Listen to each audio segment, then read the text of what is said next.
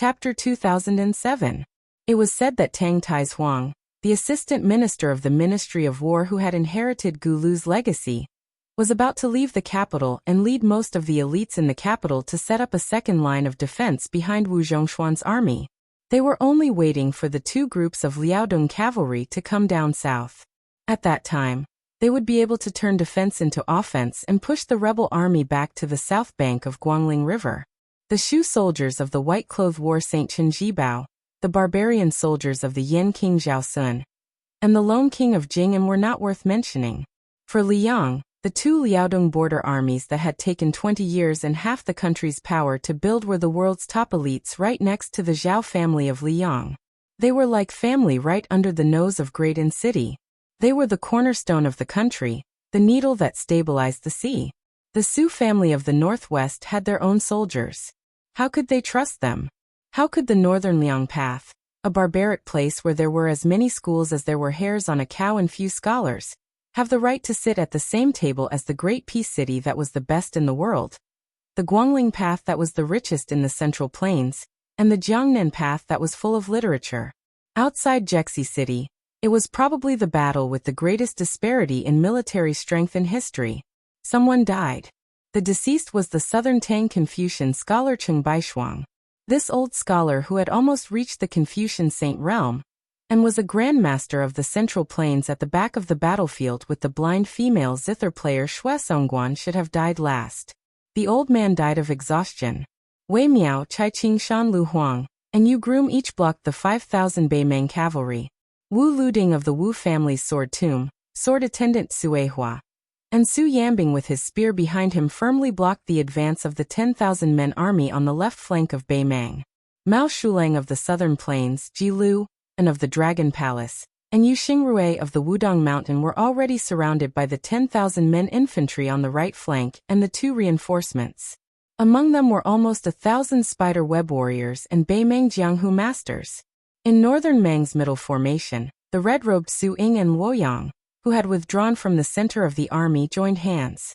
Together with Sui Shigu, whose sword energy crisscrossed, providing support from the rear, they finally managed to hold back the surging tide that surged south. During this period of time, even though Luoyang had made a trip to northern Meng's crossbow base and unleashed a great slaughter, when faced with more than 2,000 catapult carts that were located in a long arc, it still seemed like the will was willing, but the strength was lacking. Moreover, if she targeted these siege weapons, with just Su Ying and Sui Shigu blocking the infantrymen in the middle, as well as the cavalry army that continuously charged through the two wide corridors, it was extremely likely for the two of them to completely sink into the mud. After Su Yanbing and Yu Xingrui had to go to the left and the right flank, Su Fengnian had to confront Tuoba Bodhisattva, and Dong Tai had to face the celestial being to ensure that the young king could fight Beimeng's god of war without any worries. Otherwise, Tuoba Bodhisattva, who was already blessed by nature, and had the celestial being constantly fanning the flames above his head, once he successfully climbed to the peak of martial arts. Even if Tuoba Bodhisattva only took 30 minutes to become the first person in 500 years, Su Fengnian, who always had to be distracted, would have no chance of surviving. Not to mention killing Tuoba Bodhisattva, even returning to North Resisting City alive was a luxury. In this way, Luoyang had to deal with the awkward situation of being a clever housewife who could not cook without rice. She had to be restrained. Otherwise, with her cultivation realm, under the premise that Xianyuan Qingfeng had already entangled Deng Mao, Murong Baoding, and Zhongliang did not come to stop her, it was not impossible for her to enter Beimeng's army as if she was invincible. Not only could she destroy half of the catapults, but she could also retreat successfully. Previously, Xue Songguan plucked the strings with his fingers, and the old Confucian scholar with white hair on his temples used his noble spirit to block round after round of catapults, and wave after wave of arrow rain besieging the city. Whether it was the thrown boulders or the locust-like arrows, the most fatal thing was not the aggressive and overwhelming kind, but the dense and rapid way in which they were thrown. At that time, Xue Songguan, who was sitting cross-legged, saw the drops of blood on the guqin on his legs, the broken strings, and the bloody flesh on the fingers of the blind female guqin master. All of these silently told the truth that she, who was not known for her strong physique, was almost at the end of her rope. Therefore, Cheng Baishuang told Xue Songguan not to force himself and let him, an old man, carry the burden. In the old man's words, there was no reason to let a young woman like Miss Xue take on such a heavy responsibility. A young woman like her could only be considered a good thing in the world if she could take care of her husband and children. Not only that, when the old Confucian scholar noticed that his old friend Ji Lu and the other grandmasters on his right were in danger, he made a prompt decision and asked Xue Songguan to go and help. They must not let the large number of Beimang infantry reach the city walls too early. The young blind female Guqin master was hesitant. Although she could not see the old man's haggard appearance with her own eyes, how could Xue Songguan, who was ranked in the top 3 in the finger xian skill, not sense the old man's dying breath and the old man's dying breath? She knew in her heart that if she left, the old man would certainly die. She could not bear to. Although the old man and the young woman had only met for a short time and fought side by side without asking for reasons, Xue Songguan already saw this old man from the distant southern Tang kingdom as her own elder. Perhaps he was as old-fashioned as this old man's son Zhao Dingxiu and had a scholarly spirit that she was unfamiliar with. But in the end, he was a kind and benevolent old man. Miss Xue, you must not delay the war. Cheng Baishuang took a deep breath and forcefully swallowed a mouthful of blood that had already surged up her throat. When she saw the young woman stand up with her guqin, she tried her best to speak gently with a smile. Miss Xue, there was once a famous writer in Jiangnan who was exiled to our country. Before he died in a foreign land, he left behind many poems that were not widely circulated. Among them, there were 2 lines that this old man must pass on to Xue Songguan. I eat 300 lychees a day, and I travel the most in my life. Miss Xue, if you have the chance in the future, you must go there and take a look. If you don't want to enjoy the scenery, lychees that are as expensive as gold in the north are only a few dozen copper coins a caddy in our country. At this point, Cheng Baishuang suddenly stomped her foot and her strength penetrated deep into the ground. She raised her arm and waved her sleeve, like a calligraphy master splashing ink on a piece of paper. Then she seemed to have thought of something interesting and laughed loudly. After a few breaths, she slowly said, Miss Xue, if you don't have someone you like in the future, you might as well find a scholar to grow old with. Although it's hard to avoid sour words, at least there's no need to buy vinegar at home. Xue Songguan, whose back was already to the old man, did not turn around. She only nodded vigorously. She flashed away. Cheng Baishuang retracted her gaze and sat cross-legged with her eyes closed. At this moment, the old man with a head full of frost and snow could no longer hide his exhaustion. Although every time he waved his sleeve, it would bring about a heart-wrenching turbulence in Qiji, the old man was always calm. He muttered to himself, but if I feel that there are ghosts and gods in the song, how can I know that I'll starve to death to fill the ravine? Therefore I can't do it. Don't think about your homeland in front of an old friend, and try a new tea with a new fire. But I can't do it. Cheng Baishuang felt the magnificent sword rain above her head. The old man who was holding his breath to prevent his dantian from drying up was too weak to turn his head and open his eyes. He could only vaguely feel that the sword rain fell in the Beimang formation on the side of Xue Songguan. The old man smiled with relief. The country's misfortune is the poet's fortune. First, I hope that there will be no more frontier poems and no more great poets in the future. Second, I hope that the scholars in the future will be happy and forget their worries. They don't know that old age is coming. They don't know that old age is coming. Cheng Baishuang raised her arm for the last time. She was wearing a long robe with wide sleeves, looking like a scholar. The child asked, Why is it too late to return? Why is it too late to return? When her arm fell down, the old man's lips moved slightly, but he could no longer raise his arm. The old man lowered his head silently in front of the hundreds of thousands of Beimang troops with his back facing the Beimang city, which was the northwest gate of the Central Plains. During Cheng Baishuang's lifetime, Beimang had never let a huge rock or a crossbow arrow fall into the Beimang city. Who said that a scholar was a useless scholar? Sui Shigu, who was the closest to this remnant of the old southern Tang, did not turn his head. He sighed softly. Originally, with the place where he stood as the center, there were more than 100 snow-white sword auras that were as thick as the mouth of a bull within 20 feet. Suddenly, the sword auras expanded to 10 feet, and there were 60 more sword auras. More than 80 shield-wielding infantrymen, who were cautiously moving forward, were killed instantly. Their ending was even more miserable than being torn apart by 5 horses.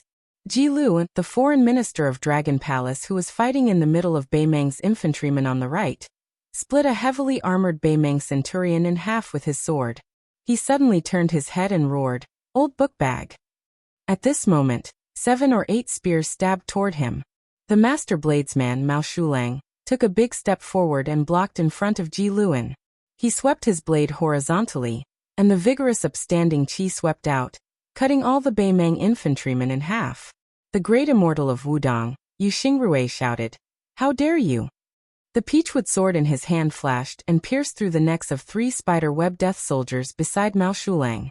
The power of the sword was so powerful that the flying sword of the immortals took their heads. On the left side of the battlefield, Yu Groom and Lu Huang, the 2 apprentice brothers of Martial Emperor City.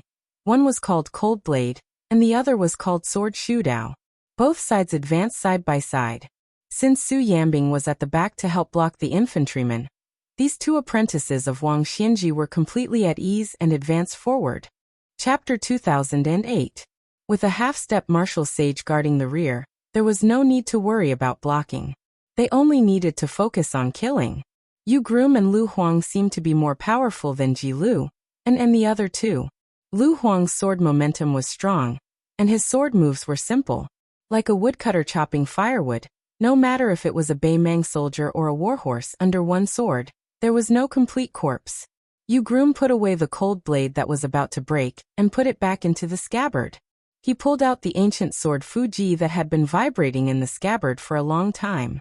He still casually pointed and pointed. Yu Groom moved like a hare, and a falcon fell like a falcon, appearing and disappearing like a ghost.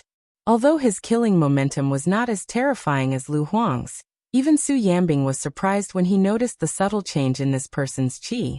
As expected of Wang Xianji's first disciple, Yu Groom actually showed signs of breaking through in the battlefield. Naturally, he was only one step away from becoming a land sword immortal. Although even after stabilizing his realm, he was still not a real land immortal. As long as his realm reached that level, it would not be comparable to a mysterious celestial and celestial swordsman who accidentally comprehended 1 or 2 sword immortal sword moves. He would probably be the second person after Dong Tai. Bridegroom Yu's sword pressed against the space between the brows of a northern Mang soldier. He didn't look at the corpse that fell off the horse, instead jumping onto the horse's back. He looked forward and reminded Lu Huang in front of him with a sunken voice. Northern Mang has another 1,000 elite cavalry that is currently hurrying over. Lu Huang was about to speak, but Yu Groom had already rushed forward with a laugh. "Let me fight him first." On the far right, just as Chai Qingshan and Wei Miao were changing their positions at the critical moment, a silhouette as swift as a startled swan smashed down from above. A fist as powerful as a thunderbolt hammered into the chest of Chai Qingshan, who was just about to retreat. Even though this sword master whose name Shuk Li Yang had already subconsciously placed his sword horizontally in front of him, and used the tip of his sword to meet the enemy, hoping to make the uninvited guest retreat in the face of difficulties, he didn't expect that the fist still collided with the tip of his sword without any hesitation. The Dongyue sword pool sect master, who was currently taking a breather, and had already fought for a long time, was caught off guard, actually being injured by his own longsword.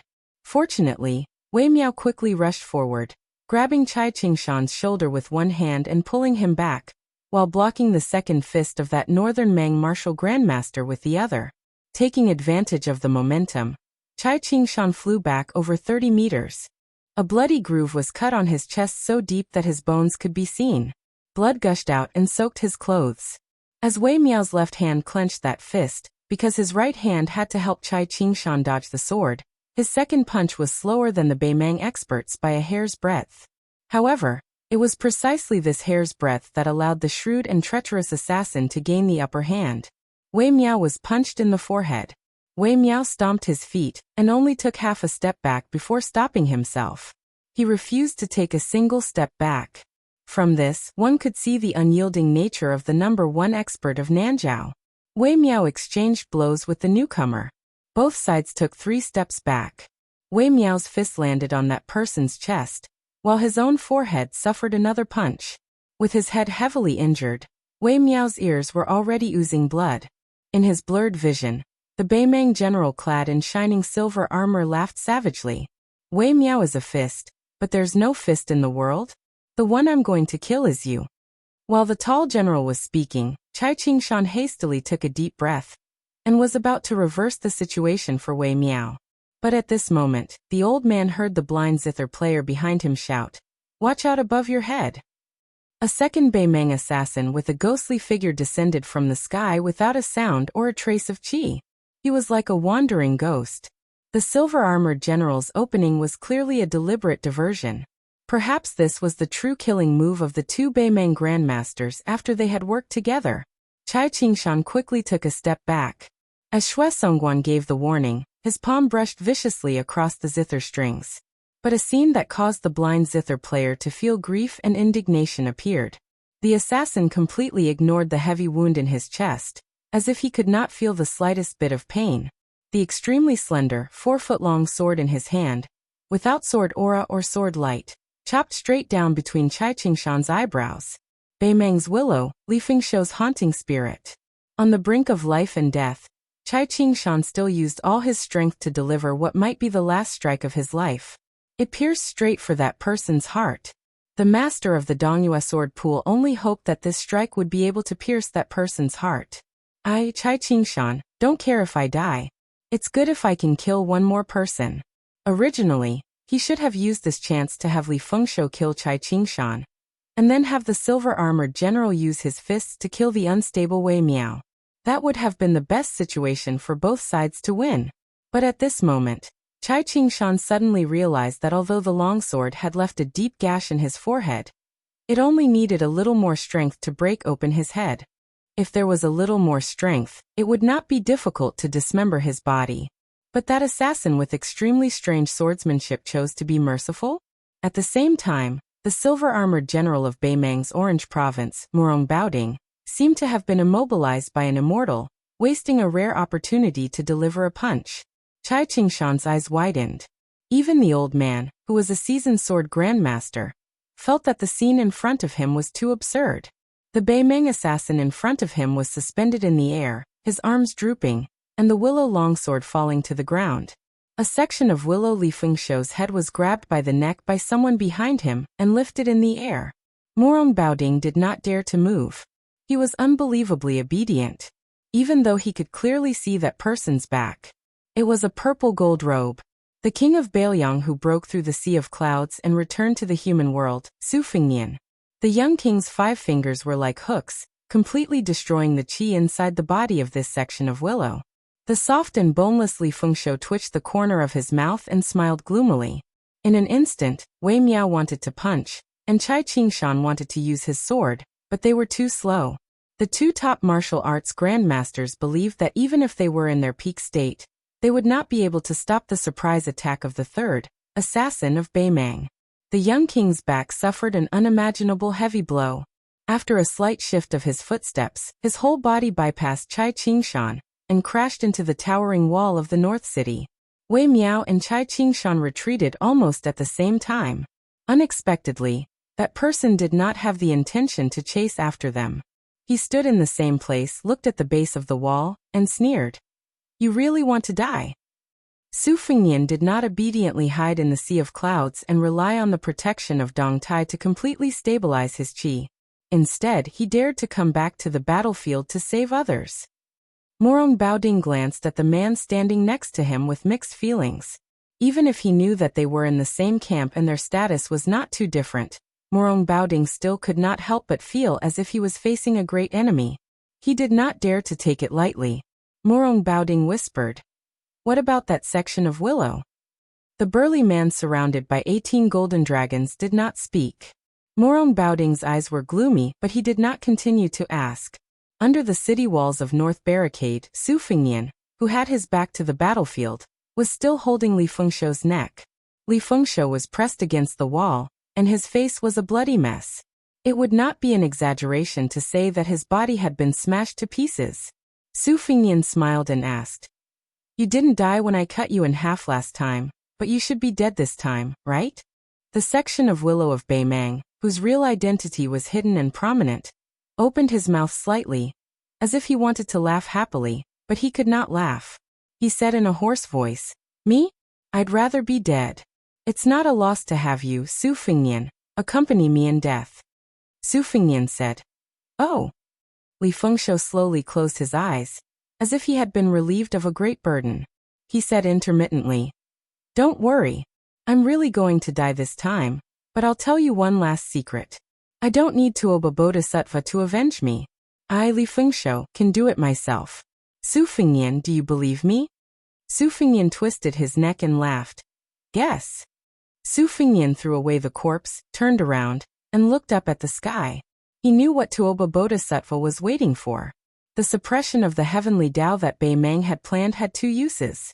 First, it would wear down his Baoyang destiny. This was what the immortals in the heavens cared about the most. Next, it would destroy his body, and add flowers to the brocade of the Bei Meng military god.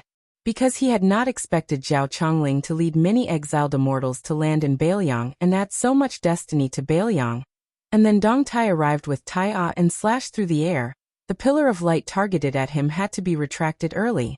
As to where half of the heavenly Tao was, Su Fingnian did not know and did not care, but it definitely had something to do with this dead branch of the willow. Li Fengshou was more or less the primer. Whoever killed this illegitimate son of Li Mibi would attract the next suppression. Su Fingnian was sure that even if he did not kill Li Fengshou, this madman would stretch out his neck for him to chop. Maybe Li Fengshou had a deeper identity, and was a banished immortal. In his previous life he was the ruler of a country destroyed by Su Shao, or traced back to before the Great Qin. In short, it was an old debt that could not be settled by reason for several lifetimes. Su Fingnian had long seen through it. Too much debt was not a burden, but since there was no next life, he would resolve it completely in this life. Su Fingnian walked out of the shadows step by step. On and below the city walls, this Liang Wang tore off the python robe. His clothes were like snow, just like when white robes left Liang'o. This young man who no longer wanted to be some bullshit Liang vassal king smiled brightly for no reason. Then he raised his head and said in a clear voice, "Su Zhao's eldest son, Su Fingnian, seeks death here." Chapter 2009.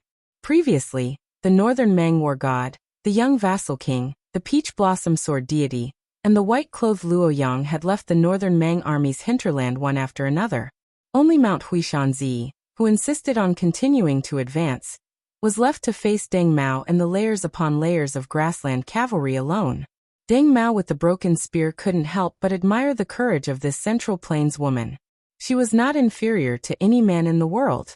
Deng Mao, who had always been a man of few words, couldn't help but ask, "Xianyuan Qingfeng, why do you have to do this?"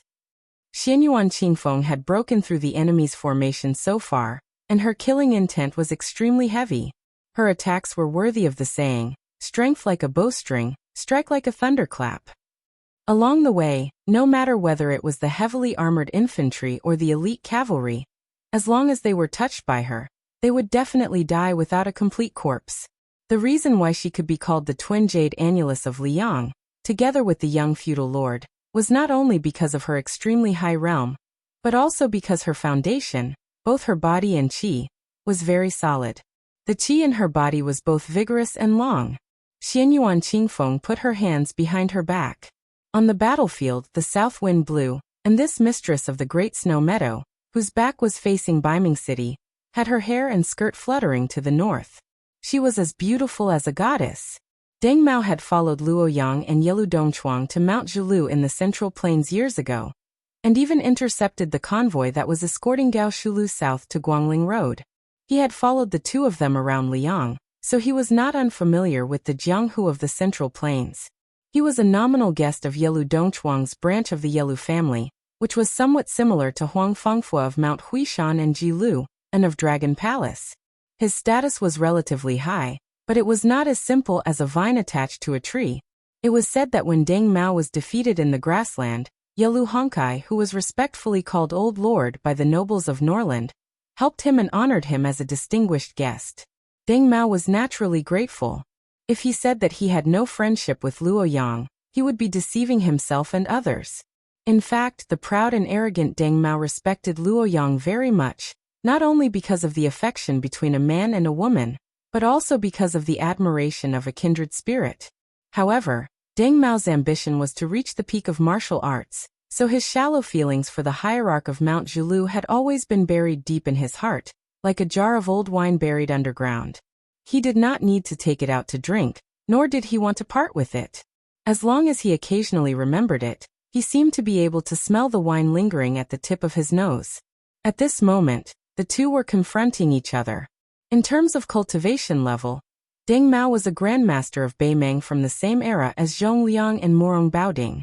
As a senior of Mount Huishan, Deng Mao was actually half a realm lower than Xianyuan Qingfeng. He was only an ordinary heavenly phenomenon cultivator, far from reaching the threshold of earth immortal. However, even someone as conceited as Xianyuan Qingfeng did not act rashly. She did not think that she could easily surpass this man and take the head of the crown prince of Beimang. From this, one could see her fear of Deng Mao. Of course, Xianyuan Qingfeng also had the intention of accumulating his qi to recover to his peak, so he didn't deliberately conceal it. Deng Mao's not stopping him might seem like he was underestimating his opponent, but it was actually a kind of trade-off. Xianyuan Qingfeng's qi was indeed steadily rising, but the momentum from before was slightly decreasing. Deng Mao actually did not want to see this legendary woman die prematurely. However, seeing Xianyuan Qingfeng's attitude, Deng Mao knew that it was useless to say more. Since he was able to be placed near the Tianyuan of this chessboard by Beimang's peace order, as the most important chess piece to keep the king of Bailiang in check of Su Fengnian, how could Deng Mao's trump card, which he did not have time to use against Su Fengnian, be judged by common sense? Xianyuan Qingfeng's black hair fluttered wantonly. Her heart was as calm as still water. If the peach blossom sword god Dong Tai was at the highest point of the battlefield, then she was undoubtedly at the northernmost point of the north resisting city. Deng Mao finally laughed loudly and asked, "You really don't regret it?" Xianyuan Qingfeng's expression was indifferent. She did not say any heroic words. Xianyuan Jingqing's daughter never knew what regret was in this life. Deng Mao took a heavy step forward. Xianyuan Qingfeng, whose purple clothes were stained with blood, rushed forward almost at the same time. Both of them tacitly chose to fight in close quarters. Life and death would be decided within 10 feet. The Beimang banner fluttered in the wind, stirring up waves of ripples and flapping noises. Beimang's crown prince Yelu Hongkai, who was clad in golden armor, had a gloomy expression. The magnificent beam of light, which symbolized the majesty of the way of heaven, had descended from the sky and landed in the open space in front of the crown prince. Yelu Hongkai had not expected that under such terrifying suppression, the young king of Liang had not been reduced to powder and could still escape. This was tantamount to slapping the crown prince in the face. He did not forget to say "see you later." Yelu Hongkai had been forced to endure and lie dormant for more than 10 years due to the circumstances, and had developed a considerable shrewdness. However, at the peak of his life, when he felt that the entire Central Plains was already in his bag, the new King Liang had shouldered the way of heaven with his own strength. This caused Yelu Hongkai, who had an army of 400,000, to feel a strong sense of resentment. Every blade was carved into his heart. People in the world were most afraid of comparison. Beauties, famous generals, power, and wealth were all like this. Before Yelu Hongkai had met Su Fengnian, he had heard so much about the news of the butchering eldest son in recent years that calluses had formed in his ears. As for Su Fengnian, who had successfully ousted Chen Jibao and eventually succeeded in inheriting the throne, Yelu Hongkai actually felt a kind of complex sympathy and sympathy for each other deep in his heart. This was why he had the Beimang princess, who had assumed the pseudonym Fan Bainu, sneak into Liangzhou and take the initiative to convey his goodwill to the young king of Liangzhou. Chapter 2010. Yelu Hongkai glanced at a rider in the distance. She was gathered with 4 or 5 people from the chess and sword music school. They were probably discussing how to stop those grandmasters from the Central Plains. Yelu Hongkai looked at her without the slightest gentleness. Even though she had shared a bed with him for more than 10 years, she still maintained a respectful relationship with him. She suddenly turned her head and looked at him. Yelu Hongkai immediately squeezed out a warm smile. She nodded at him and then turned back to continue her discussion with the others. When she withdrew her gaze, Yalu Hongsai's expression quickly became ice-cold. When a timid imperial guard Shui stealthily arrived at his side, the gentle expression that appeared on Yalu Hongsai's face this time came from the bottom of his heart. In this vast prairie, the only person this northern Mang crown prince could share some intimate words with was actually this person at his side. Different from the Fergana horse that Yalu Hongkai rode, the retainer's mount was a tall, snow-white steed that exuded a glossy luster similar to fine jade. The young rider wore a slightly large helmet that covered his eyebrows, revealing half of his extremely feminine and handsome face. Yalu Hongkai looked at the retainer, carefully maintaining a distance from him, his eyes revealing undisguised affection. He smiled softly and said, "Come closer, there's no harm." The young rider narrowed his naturally charming eyes and looked at the battlefield in the south. He slowly said, "Horses galloping from the north are full of arrogance, singing from the south is full of death. The first half is appropriate, but the second half is not." The Bei Mang crown prince, who was not familiar with poetry and disdained to pretend to be cultured, couldn't help but ask curiously, "What do you mean? Is there an allusion to it?" The personal retainer with the title of bodyguard Shui rolled his eyes boldly and said angrily, "Even if we conquer the Central Plains in the future, with your little knowledge, how are you going to deal with the refugees of Liang in the future?" Yalu Hongkai laughed loudly and suddenly lowered his voice. "Don't I have you?" The young cavalryman curled his lips and looked at the eye-catching bright purple dress in the distance. He clicked his tongue and said, "A woman should be content with her life." Yalu Hongkai followed his retinue's line of sight, and saw Xianyuan Qingfeng fighting Deng Mao with the broken spear. He said disapprovingly, "So what if he's good at martial arts?" Including Su Fingnian, there are a total of 18 martial arts masters outside the northern city. They won't be able to escape death even if they fight against our grassland cavalry. The best ending for this alliance chief of the Great Snow Plateau was to die under Deng Mao's broken spear, or die in the charge of the cavalry. Otherwise, surviving on the battlefield would only be worse than death. With her status and appearance, once she becomes a prisoner and her cultivation is destroyed, I'm afraid that even some old tycoons in the western capital will buy her for thousands of taels of gold. Not to mention the Duke of Norland. The young cavalryman's face darkened as he lamented. If that day really comes, Xianyuan Qingfeng would already be dead the moment he lost his martial arts. It's like the generals and ministers in the imperial court. As long as they lose their official status, it's the same as having their backbone pulled out. Yalu Hongkai didn't believe that Xianyuan Qingfeng could be a threat to him at all. He said calmly, "The beauties of the world are like the weeds on our grassland. There are more every year. Although Xianyuan Qingfeng's beauty is indeed rare, we can still find many peerless beauties in the grassland and the Central Plains in the future if we search hard." To be honest, the women who made it into the Rouge Review in the past all had prominent identities without exception. It's as difficult as ascending to the heavens for women of ordinary birth to make it into the rankings. So in the end, the men who hold power in the world like women's faces, but they like the clothes they wear even more. For example, the young cavalryman glanced sideways at the Bei Mang crown princess who had met with the two officials at some point and sneered. For example, her. Yalu Hongkai said half-jokingly, "Her? She'll probably only make it into the next Rouge Review after she becomes the empress." After a moment of silence, Yalu Hongkai turned and said seriously, "You're different. You're different from her and them." The cavalryman didn't turn to look at Yalu Hongkai after hearing this. He only raised his head slightly and said arrogantly, "Of course." There was once a prophecy that was widely spread in Jianzhou at the southeastern border of Liang. However, after the dust settled at the Bull Mound, it had long since disappeared. A female brings back a male. The female is capable of toppling cities and the male is capable of toppling countries. Both of them fly into Wutong Palace.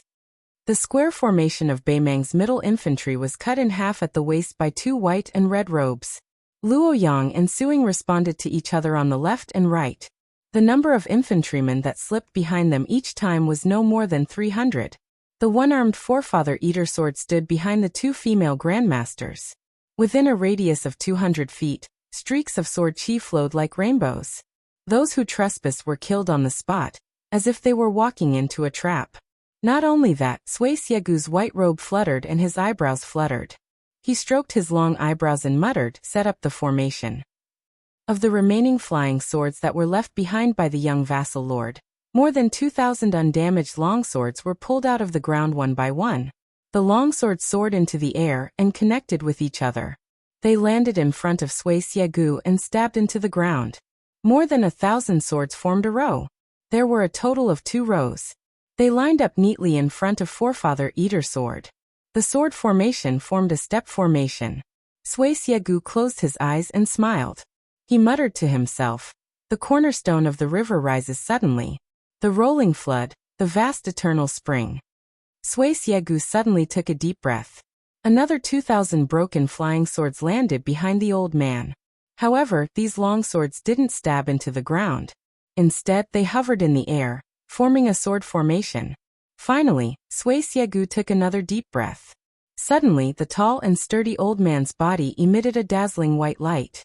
Sui Siegu, who had swallowed countless famous swords in the world, scattered the sword chi that he had accumulated for 100 years into the 2 great formations. Every flying sword was imbued with a strand of sharp sword chi. In a split second, it was as if they had gained spirituality. Regardless of whether it was the step formation or the crossbow formation, the 4,000 swords of the 2 great formations trembled and wailed at the same time. The old man muttered softly, "Li Chungang, you broke 2,600 swords at the Guangling River. I, Sui Siegu, am not willing to lose to you." The old man who had exchanged an arm with Li Chungang of the Spring and Autumn sword armor passed away with a smile. The 2 sword formations were formed in tandem. 100 years of spirit was exhausted in 3 breaths. Chapter 2011. Bei Meng's God of War and the Young King of Vassal State, the 2 enemies who might decide the fate of countless people in Liangmang, intentionally or otherwise, moved the battlefield away from North Resisting City. The former was probably afraid of Su Fengnian's fate of Bailiang that had not been exhausted by the way of heaven. Once he had North Resisting City as his backing, he might be able to suppress Tuoba Bodhisattva's trump card. The latter was more worried that once the 2 entered North Resisting City and fought, it was very likely that the victory of the 18 Grandmasters would be completely nullified by Tuoba Bodhisattva's wanton destruction.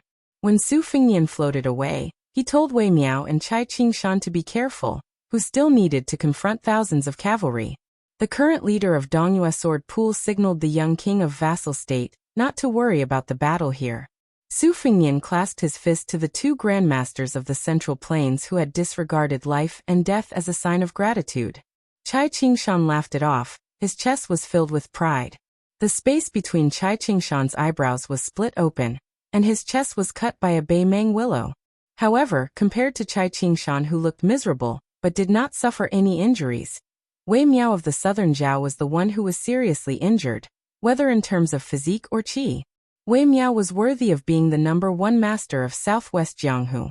Whether in terms of physique, martial arts attainment or improvisation, he could be said to be the world's top martial artist.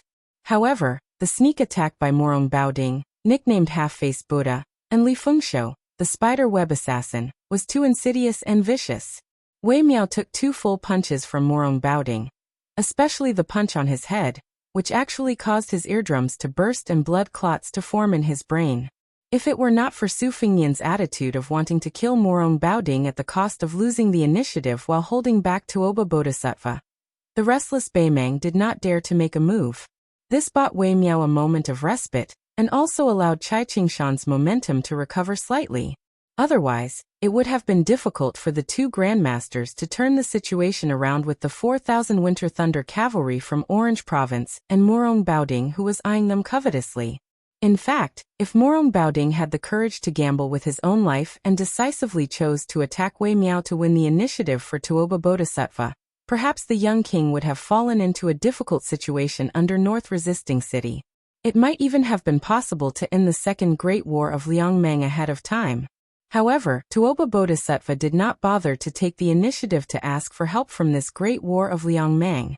Secondly, Morong Baoding, who was ambitious and wanted to be in the Central Plains, finally obtained a great victory that shook the world outside Liangzhou Pass. He defeated Lu Dayuan's left cavalry, and his great military achievement was enough to compare to the First Great War of Liangmang when the king of the Southern Academy, Dongzhou, broke through Huta City. How could Morong Baoding be willing to take the risk for others? Lastly, in the ambush on the Longyan Plains, the king of Nuliang killed Hong Jingyan right under Tuoba Bodhisattva's nose. This made Morong Baoding have to think carefully. Morong Baoding was not in a hurry to make a move. He looked at the two martial masters of the Central Plains, Wei Miao and Chai Qingshan, and said in a clumsy Central Plains official's accent, "There is Lu Deyuan on the battlefield, and there is Wei Miao and Chai Qingshan in the Jianghu. God has treated me, Morong Baoding, badly for more than 40 years, and finally treated me well for once. There is a saying in the Central Plains that goes, 'Mountains and rivers repeat, but there is no way out.' Very wonderful, it really sets the scene." After Tuoba Bodhisattva and the young vassal left the place, Morong Baoding, who was wearing silver armor, suddenly had an imposing manner. In the Beimang Jianghu, this member of the royal family, who was originally only known for his rough skin and thick flesh, was ranked very low even if he was on the list of previous martial arts evaluations. This was because Morong Baoding was known to be good at defense and not good at offense. Compared to Zhong Liang, who had directly entered the finger mystery realm from a second-grade master, they could be said to be the two extremes of Beimang's martial arts. However, Morong Baoding had brazenly injured Wei Miao with 2 punches. It was obvious that he had been hiding his strength for so many years. Even when he joined forces with Zhong Liang to ambush Su Fengnian in Qingsong City in the early years, he still deliberately hid his cultivation from beginning to end. When it came to tolerance, Morong Baoding was indeed well versed in it. Wei Miao was silent and slowly inhaled and exhaled. Since this Beimang was willing to talk loudly, Wei Miao naturally would not take the initiative to seek a quick battle. Chai Qingshan held the meter-long sword with a calm expression. The poem from Morong Baoding's mouth was very popular in the Central Plains. However, this half-baked northern Mang prince probably did not know where it came from. It was the poem Banishing Liang O to Die of Old Age, written by the son of the poet family who won first place in the last years of the Great Feng dynasty. Mountains and rivers repeated, willows dark and flowers bright. Just from the words alone, it had always been the most fascinating scenery of Jiangnan. The spring sun was bright and beautiful, the grass was long and the birds were flying. The scenery was pleasant. How could it not make people forget to return? On the other hand, the northwest of the Great Wall was barren, the yellow soil was barren, and the ravines were crisscrossed. The sky was high and the clouds were low.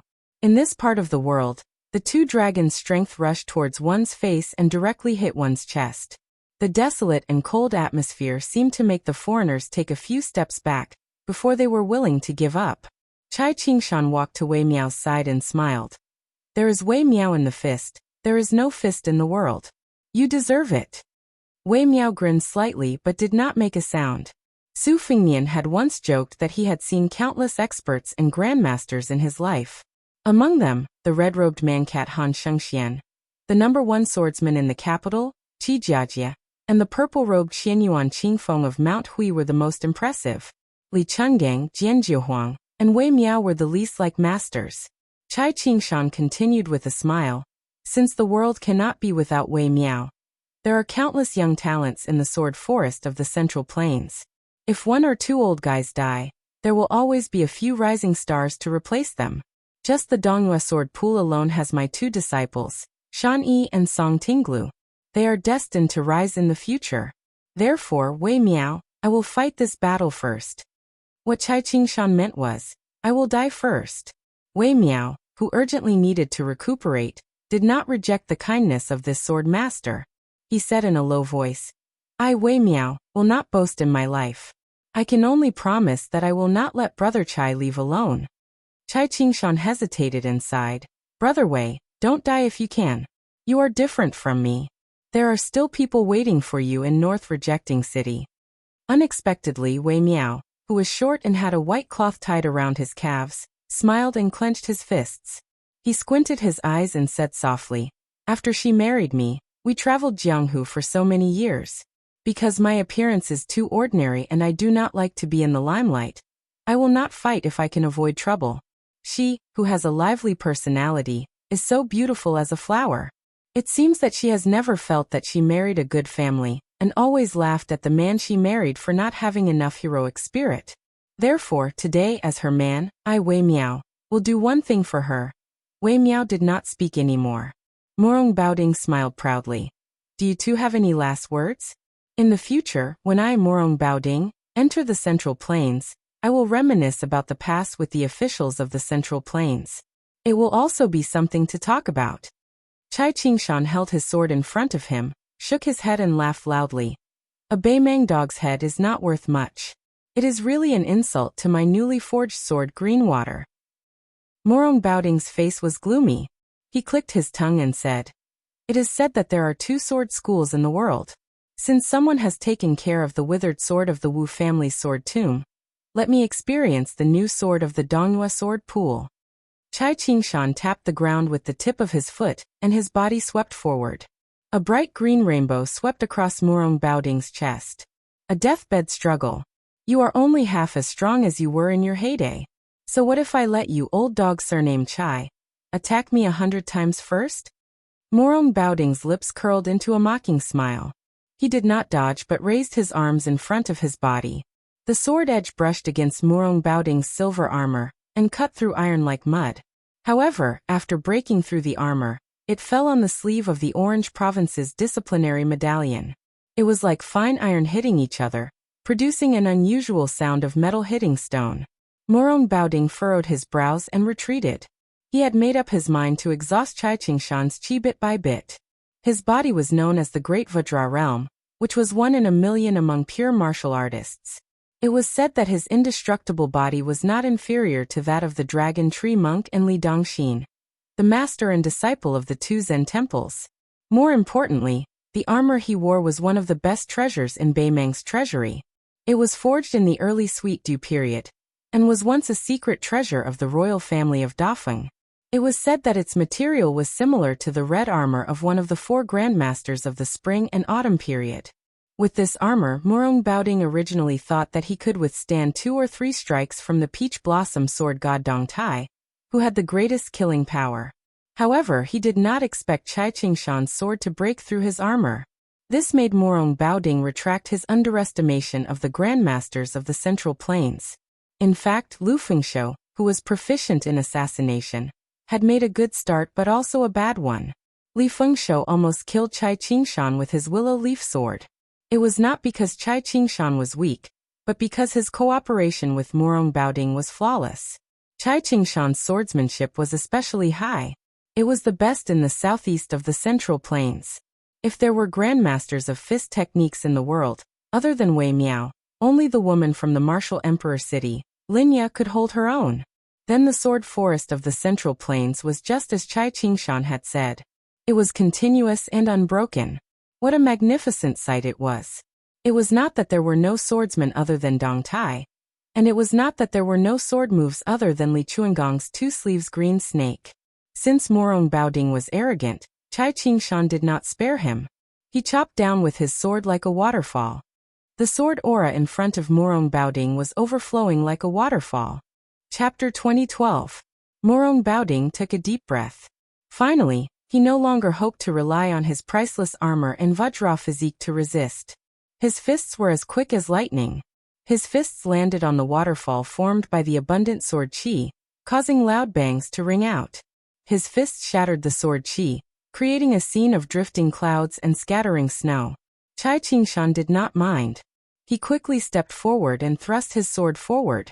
Although the 3-foot-long sword in his hand was aimed at Morong Baoding's forehead, at the same time, no less than 40 sword chi appeared around the green water sword between the two. The sword chi surged forward, but the sword intent was of the same origin. Chai Qingshan had comprehended this sword when he was 30 years old. He had seen a spring in the old Donghua kingdom. It was the 3rd best spring in the world. The middle path was blocked by a protruding rock, causing the water to stagnate. Hundreds of thin streams of water flowed into the spring.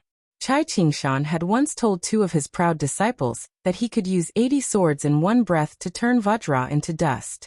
Unfortunately, this sword master could only produce 40 swords in one breath at this time. Even so, the power of the sword was extremely grand and shocking. Morong Baoding snorted angrily. He actually wanted to retreat. As his burly figure retreated, he stretched out his arm. His 5 fingers were like hooks as he controlled his chi to grab a rider and his horse. He blocked the curtain of sword rain formed by the majestic sword chi.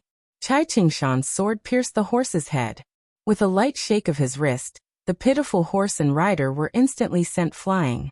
Taking advantage of this opening, Murong Baoding was still one of Northern Mang's few martial arts masters after all. He heavily stepped out, stamped his foot, and took half a step back. The aura around his entire body instantly reached its peak. He was certain that Chai Qingshan would definitely continue to charge forward, so he punched out towards the air in front of him. Facing Murong Baoding's overbearing fist aura, Chai Qingshan and his sword did not stagnate. They continued to float forward. The old man tilted his body slightly and allowed the fist aura to explode his left shoulder. His sword was as fast as a rainbow as it accurately pierced Murong Baoding's chest. Injury for injury, death for death. Murong Baoding's chi sank into his dantian. At this moment, he realized that he had no power to fight back and chose to defend with all his might. The chi in his body circulated rapidly, and his face glowed with a dark yellow color. His feet were rooted to the ground, and he was as immovable as a mountain. The sword chi of the 3-feet-long sword pierced through the armor like a hot knife through butter. After the tip of the sword was pressed against Murong Baoding's chest, the long sword bent like a crescent moon. In the end, it was almost a full moon. Chai Qingshan, whose shoulder had been shattered and whose body was covered in blood, laughed loudly. Scram! The tall and sturdy Murong Baoding was sent flying by the sword like a kite with its string cut. Murong Baoding's face turned pale after he landed heavily on the ground. He didn't lower his head to look at the old swordsman. He just stretched out his hand and wiped his face. His palm was scarlet red. Chai Qingshan, who was surrounded by the Beimang cavalry, had no choice but to draw his sword and kill the horsemen who were swarming towards him. Thus, the line of sight between the two of them was blocked. Murong Baoding took the opportunity to slap the ground with his palm. He stood up again with some lingering fear in his heart. This old fellow was somewhat difficult to deal with. Murong Baoding, who didn't want to meet force with force, kept retreating and said angrily, "Smash him to death." With Chai Qingshan at the center, the Northern Mang cavalry began to rapidly charge forward, charging forward. The horsemen at the outermost edge finally had the chance to show off the grassland cavalry's riding and archery skills. The aristocratic generals, who were frightened to death, had already given the order to kill regardless of whether they were friend or foe. Chai Qingshan, who had to stop the cavalry's charge and break through the rain of arrows, swung his sword like a dragon. When he was trapped in a hopeless situation, the old man still tried to break through the cavalry formation and chase after the governor of Orange Province who was avoiding the battle. However, his chi pulled at the wound on his chest, and the blood turned into a strange dark green color. He was only a hair away from rushing out of the encirclement that the Beimang cavalry had built with their lives. Murong Baoding, who had retreated again and again, had already retreated to the front of the Winter Thunder elite cavalry. His face was ferocious as he spat out a mouthful of blood. If it wasn't for the poison on his willow sword, he might have been chased to this place by Chai Qingshan. It didn't mean that he would lose. Murong Baoding still had the confidence to slowly exhaust this old man to death. However, how could Chai Qingshan's life be compared to his own? He paid more attention to Wei Miao. If that guy wanted to abandon Chai Qingshan and retreat to North Resisting City, with Murong Baoding's injury, he was confident that he could stop him. If one looked towards the north from North Resisting City's city walls, or if one looked towards the south from the Winter Thunder elite cavalry on horseback, they would see that the great circle the elder was in had layers upon layers of Northern Mang cavalry continuously charging towards the center of the circle. Chai Qingshan stood alone with his sword. There were corpses all around him and piles of bones. Murong Baoding suddenly raised his head. There was a sudden explosion, and then a figure fell from the sky. Murong Baoding could only tilt his head and cross his arms to block above his head. Half of Murong Baoding's body was smashed into the ground by this punch.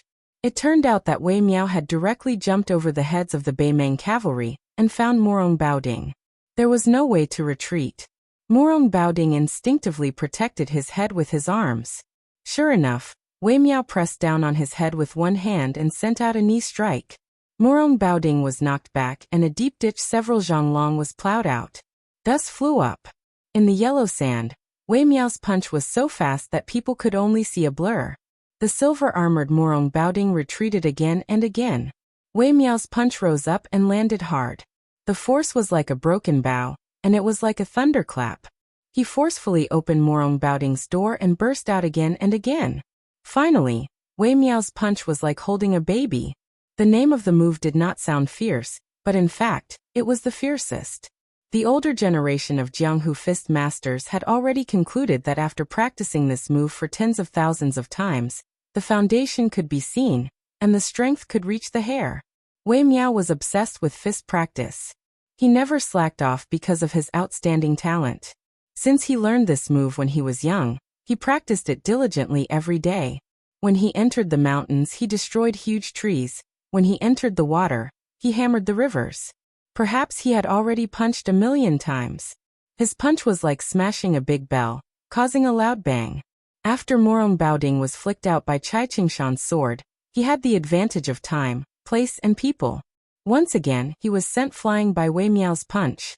Dozens of Winter Thunder elite cavalrymen who could not dodge in time were killed on the spot. This southern Zhao Marshal Dao Grand Master, who should have displayed extraordinary brilliance in the Central Plains Jianghu, on the battlefield outside northern Barricade City, under the gaze of several thousand northern Mang cavalry, beat Morong Baoding until he was in an extremely sorry state, his aura swaying. He had beaten Morong Baoding's armor until it was full of holes and almost completely destroyed. Morong Baoding, who was on the verge of collapsing, roared, "Again!" Wei Miao followed him like a shadow. He stretched out his left arm and circled it to Morong Baoding's ear. He placed his palm on Morong Baoding's temple and patted it casually. Morong Baoding, who was much taller than Wei Miao, was lifted off the ground. Wei Miao's right fist smashed into Morong Baoding's abdomen like a thunderclap. Morong Baoding's body, who was originally flying backward, was pulled back by Wei Miao's left hand and punched his abdomen again. It was a comical and tragic scene. Morong Baoding's body, which was hanging sideways in the air, did not fall to the ground. Wei Miao walked forward step by step and punched his abdomen repeatedly. Wei Miao's last punch, which was also the last punch of his life, landed heavily on Morong Baoding's abdomen. Morong Baoding finally fell to the ground. He was thrown 70 to 80 feet away, bleeding from his 7 orifices. The so-called invincible body, even with the protection of the armor, was still a big joke. Wei Miao stood proudly in the same place and gently turned his head to look back. He looked at the cavalry circle but could not see Cai Qingshan, who had fought side by side until now. He raised his gaze slightly and looked at North Jiebei City. It was destined that he could not see that graceful figure. Wei Miao's vision was gradually blurred by the blood that flowed out of his eyes.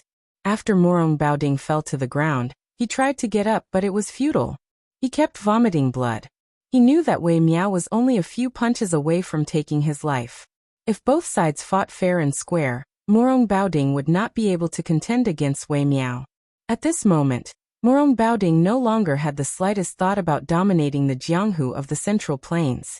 Morong Baoding got up 3 times in a row, but gave up halfway. He could only lie on the ground dejectedly. His face was pale and colorless. He had completely lost the ability to fight. This Beimang, whose heart was higher than the sky, held the edict with a bitter expression. He cursed softly, F***ck the Jianghu of the Central Plains. Not far away, Wei Miao stood silently in the same place. Nanzhao Grandmaster Wei Miao, all the tendons and veins in his body were broken, but he did not fall down. Since the world fist has Wei Miao, how can I, Wei Miao, be afraid of death and withdraw my fists? There is no such reason. She was watching. Before Wei Miao died heroically in battle, the Beimang cavalry circle was strangely still. That old man had killed them until they were terrified. Moreover, the corpses of the cavalry and the war horses had formed a natural barrier, which was not conducive for the cavalry to gallop and kill. The old swordsman, who had been hit by several arrows, spat out a mouthful of black blood. He knelt on one knee, using the long sword in his hand to support his body from falling. Cai Qingshan did not want to die kneeling on the ground, but he also did not want to fall down and die. In the end, he sat cross-legged with the sword across his knees. Since the sword was named Greenwater, the sword blade was naturally green, just like the spring scenery in Jiangnan of the Central Plains. The ripples of the sword light under the sunlight were just like the ripples of the Dongyue sword pool in the spring breeze. Chai Qingshan used his sleeve to gently wipe off the black blood on the sword blade. Before the old man died, he smiled with a trembling voice. My Dongyue sword pool has been established for 500 years. With a sword in hand, I looked at the Jianghu. The mountains are high, the water is deep, and the sword aura is long. I, Chai Qingshan, have never let the 3-foot sword be humiliated. After Cheng Baishuang and Sui Xiegu, the 2 grandmasters of the Central Plains, Chai Qingshan died in battle. Wei Miao followed him, silently meeting his death. Chapter 2013. The martial emperor cities Yu Groom wielded the famed sword Fuji, and charged directly at the 1,000 family elite cavalry. His sword fell. This sword was completely different from the previous one, which killed people with a light touch. It was brilliant, and the sword chi was so strong that it blotted out the sky. Wang Xianji, who was never willing to praise anyone, once joked with the green-robed girl that Yu Groom was the only one who stood out among the tens of thousands of martial artists in Donghai.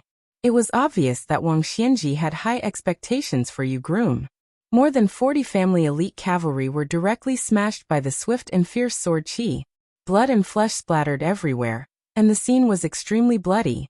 One of the armored cavalrymen who should have died under the sword chi suddenly retreated, and stepped on the warhorse's head accurately every time. He leaped like a rabbit and swooped down like a falcon on flat ground. In an instant, he pulled a large distance away from the unstoppable Yu Groom, and finally fell between 2 warhorses that continued to charge forward.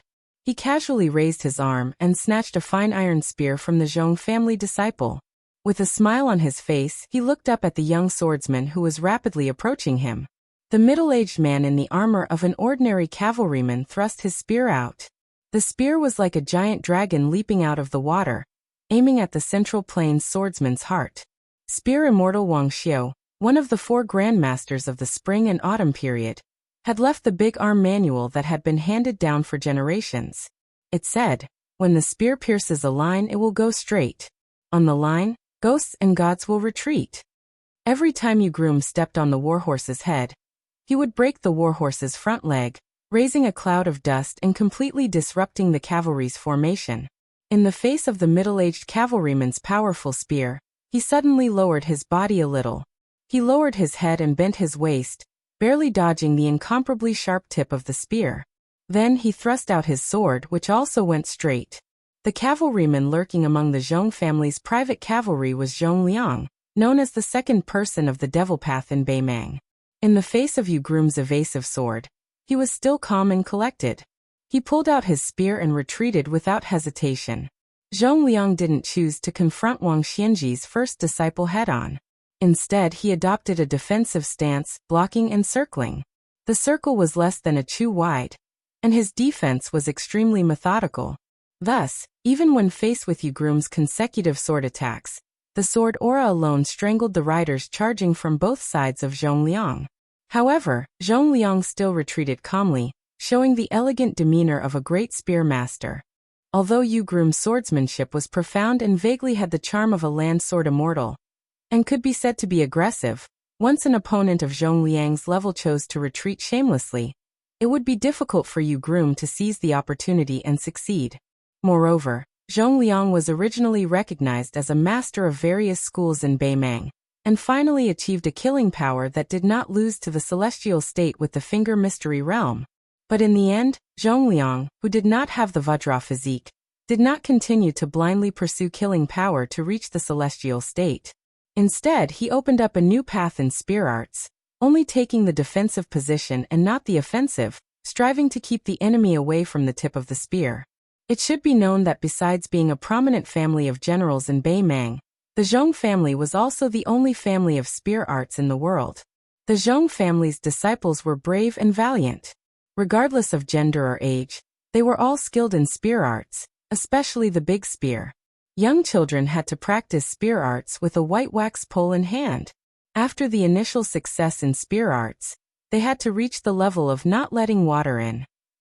That was, the family's 10 riders would run in a circle at a distance of 30 paces, and the person holding the spear would have to deflect all the arrows that were shot at him.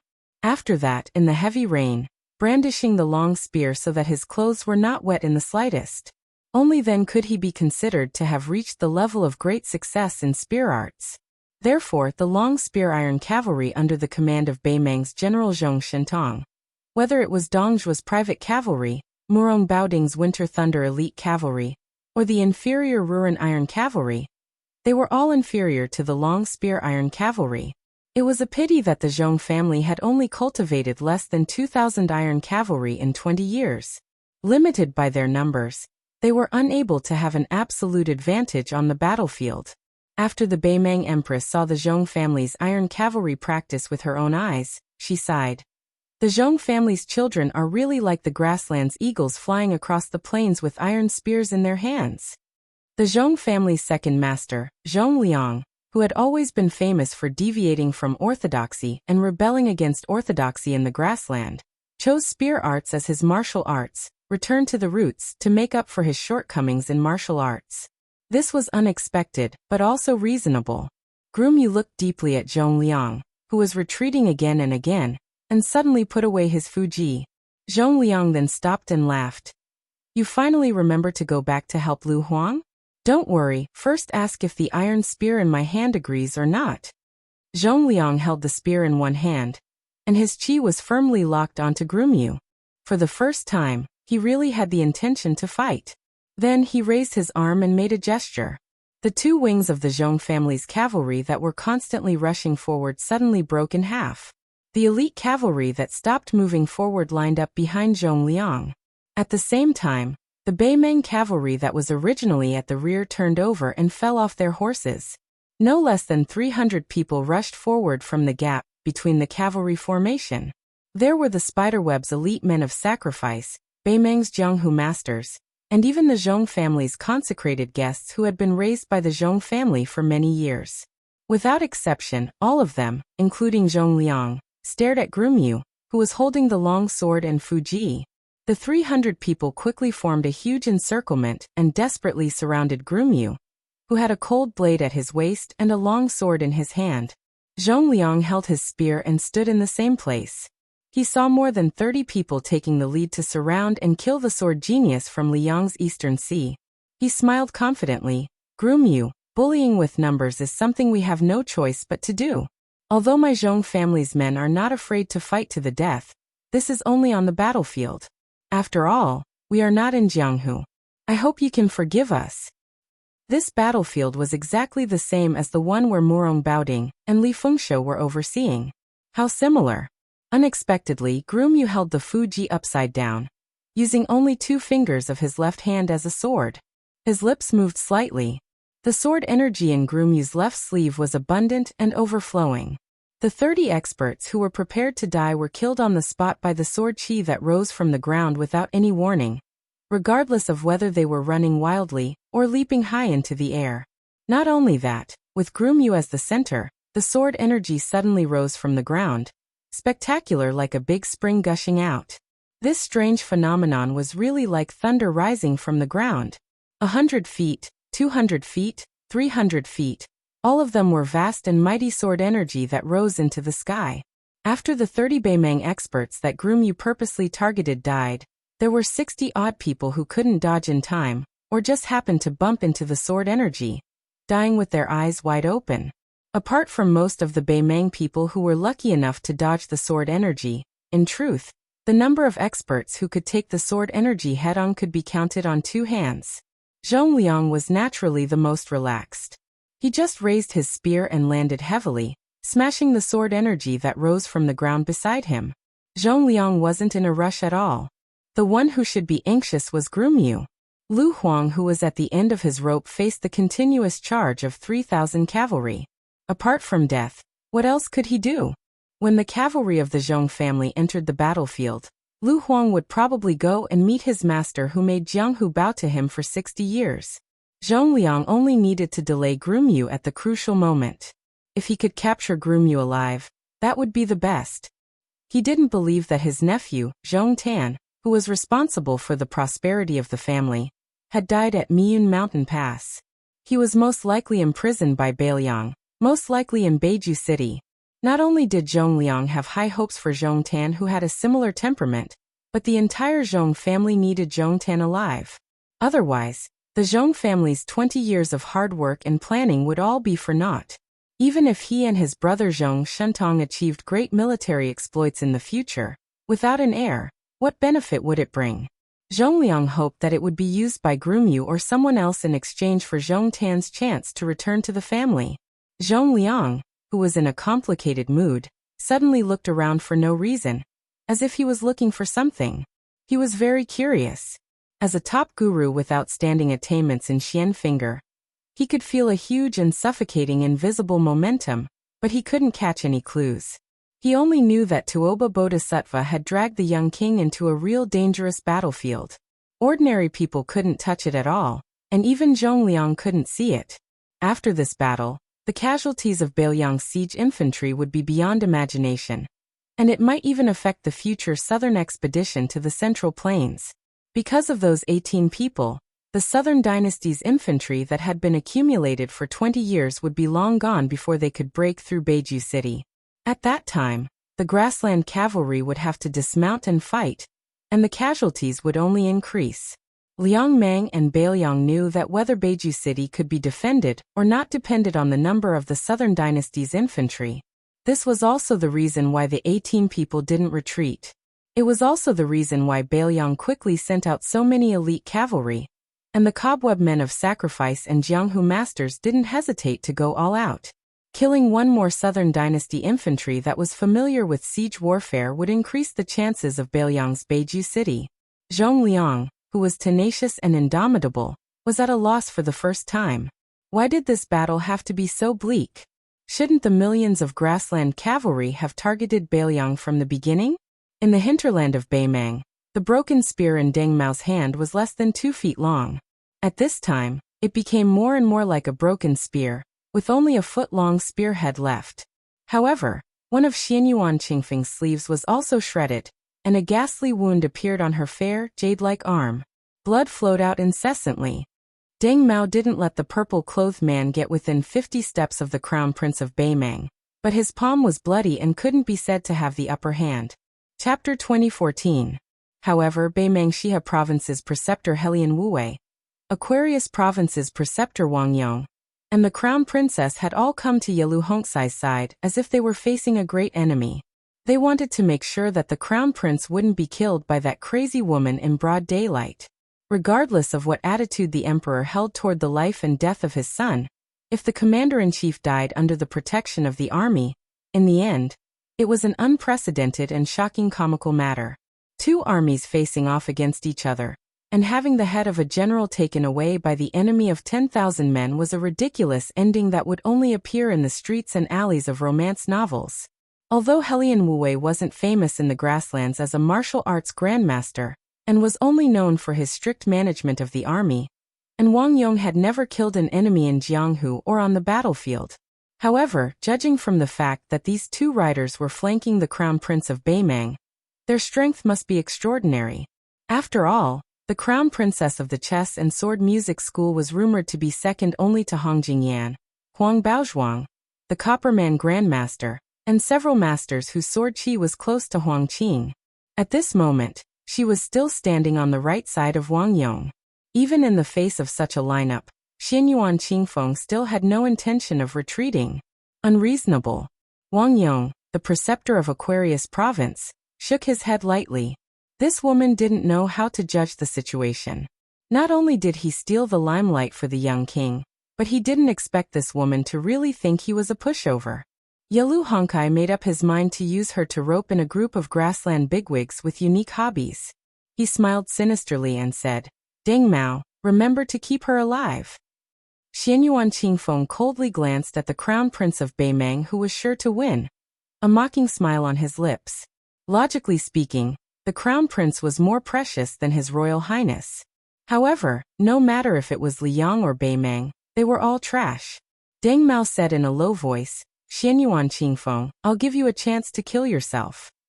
Broken Spear Deng Mao didn't deliberately lower his voice.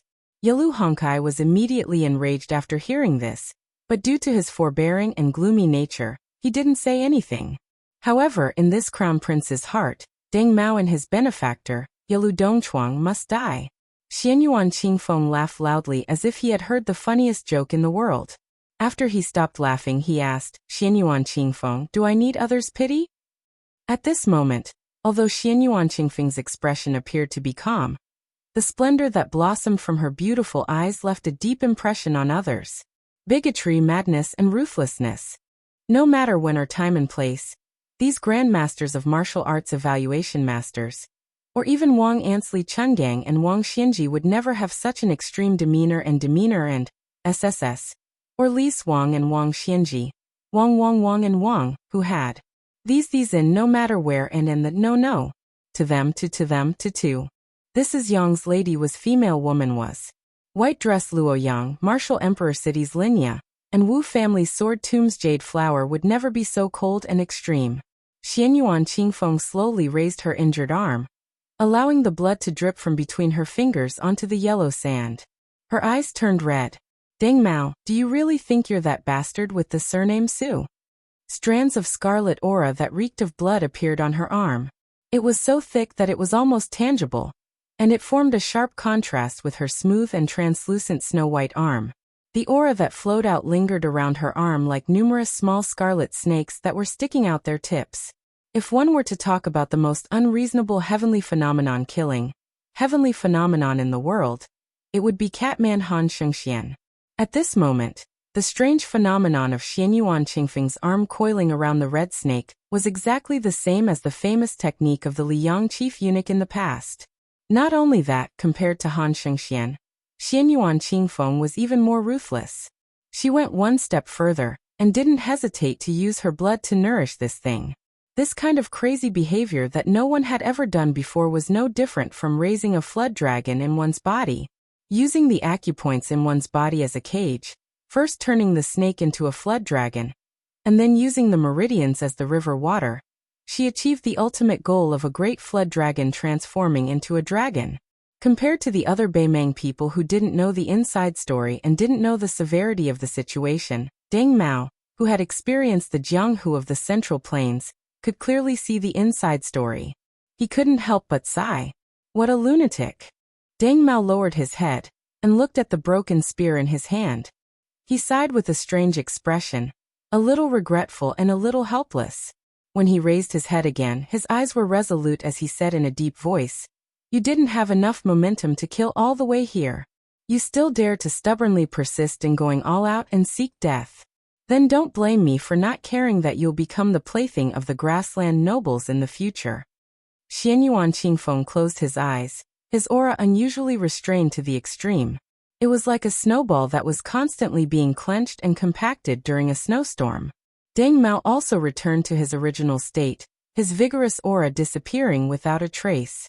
Obviously, the two of them were going to choose to fight to the death in one move. Behind Deng Mao, the corners of Wang Yang's mouth curled up. Seeing that Xianyuan Qingfeng was actually so conceited as to think that he could kill Deng Mao in one move, this Aquarius Prefecture's disciplinary magistrate was completely relieved. This Liang Jianghu female alliance chief really doesn't know the immensity of heaven and earth. What a pity for that profound fortune.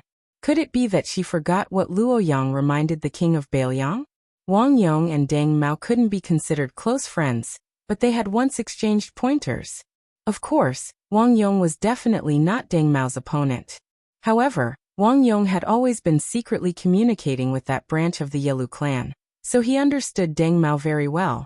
This unconventional grandmaster of Beimang, in terms of battle prowess, was perhaps inferior to Hong Jingyan, inferior to white dress Luo Yang. His defense might even be inferior to Morong Baoding's, and his lethality was inferior to Demon Zhong Liang's. It was as if he had a cultivation of celestial phenomenon, but he didn't have any outstanding points. It was really hard for ordinary people to imagine why when Hong Jingyan entered the martial ranking for the first time, there was a strange comment of ashamed to be behind Morong Baoding, ashamed to be ahead of Deng Mao. However, Wang Yong was well aware that Deng Mao had nurtured his qi with that broken spear for 20 years. When he abandoned the spear, he was able to kill an earth immortal with a cultivation of celestial phenomenon. And Xianyuan Qingfeng was only a fine line away from becoming an earth immortal. Deng Mao killing her was just right. As expected. On the battlefield, After the magnificent scene of wind, clouds, and thunder, the two of them stopped confronting each other. Dang Mao's broken spear had pierced Mount Huishanzi's abdomen. Although it didn't come out of her body, it was clearly a fatal wound. Dang Mao allowed Xianyuan Qingfeng's fingers to press on his forehead. Her fingertips had also pierced deeply into Dang Mao's scalp. Dang Mao's hands hung by his side. Blood seeped out of the corner of his mouth. He smiled with difficulty, as if asking the two words, "What's the matter?" Xianyuan Qingfeng forcefully swallowed the blood in her throat and asked, "What's the matter?" Dang Mao was already powerless to speak, but Mount Huishanzi could still speak. It was obvious who was superior. However, on this battlefield, there was only a single figure in purple clothes. She was only 80 steps away from the Beimeng banner. Victory and defeat had been decided, but it wasn't necessarily a matter of life and death. Helian Wuwei didn't make any moves. However, two riders beside the Beimeng crown prince had already charged forward. One of them was Wang Yong, the abbot of Aquarius State, who held an iron spear. The other was the Beimeng crown prince consort, who had drawn a long sword and was known as Han Gu. Both of them wanted to quickly kill Xianyuan Qingfeng to prevent future trouble. It was obvious that neither of them took Yalu Hongxai's decree seriously. In fact, after seeing this scene, the Beimeng crown prince no longer had any thoughts of sparing Mount Huishanzi's life. This Central Plains woman was too terrifying. Xianyuan Qingfeng withdrew her fingers, and Ding Mao fell to the ground at her feet. Just like the countless men of the Central Plains, they all fell to her feet. She closed her eyes and listened to the rapid, drum-like sound of horse hooves. The wind blew and her sleeves fluttered. She was still as graceful as an immortal. At that moment, Xianyuan Qingfeng recalled a certain someone holding up an oil paper umbrella in the heavy rain at the Great Ox Hill. He recalled how they looked at the snowmen piled up in the courtyard together at the Damayai post station in the capital. A certain someone spoke with an inexplicable sadness about their dreams. She slowly fell backwards. She was a bit tired. Something strange happened. In a certain inconspicuous battlefield in the heart of the Northern Mang army, a petite and exquisite figure had actually emerged from the ground mysteriously. She arched her back and sprinted as fast as lightning, practically passing through the bellies of the Northern Mang warhorses. In a short few blinks of an eye, she arrived at Xianyuan Qingfeng's side of the battlefield, and then disappeared in a flash. Sensing a strong sense of danger, the Beimeng crown princess abruptly stopped her horse. She widened her eyes. She was already behind the Aquarius Prefecture's provincial governor, so she was in disbelief. In her line of sight, Wang Yong was still charging forward with his spear in hand. He was unstoppable. However, a young girl had unknowingly squatted on the back of his horse. This prefecture's provincial governor, who had great authority, had his chest pierced by a karate chop. After the young female assassin pulled out her karate chop, she glanced back at the Beimeng crown princess, who was shivering all over. She seemed to chuckle before she disappeared again. In the next moment, she happened to carry Xianyuan Qingfeng, who had fallen to the ground. After a brief moment of shock, the crown princess no longer cared about breaking the rules of etiquette. She angrily shouted at the surrounding cavalry with a ferocious expression, "Stop the assassin!" No one knew why this young girl appeared on the battlefield. Even the young vassal king of Bailiang did not know. Su Fingnian only knew that she had promised him that she would not go to the battlefield outside Beimeng City. She also promised him that if the battle did not go well, she would take the young cat out of the city and go to the western Shu where the sea of bamboo billowed.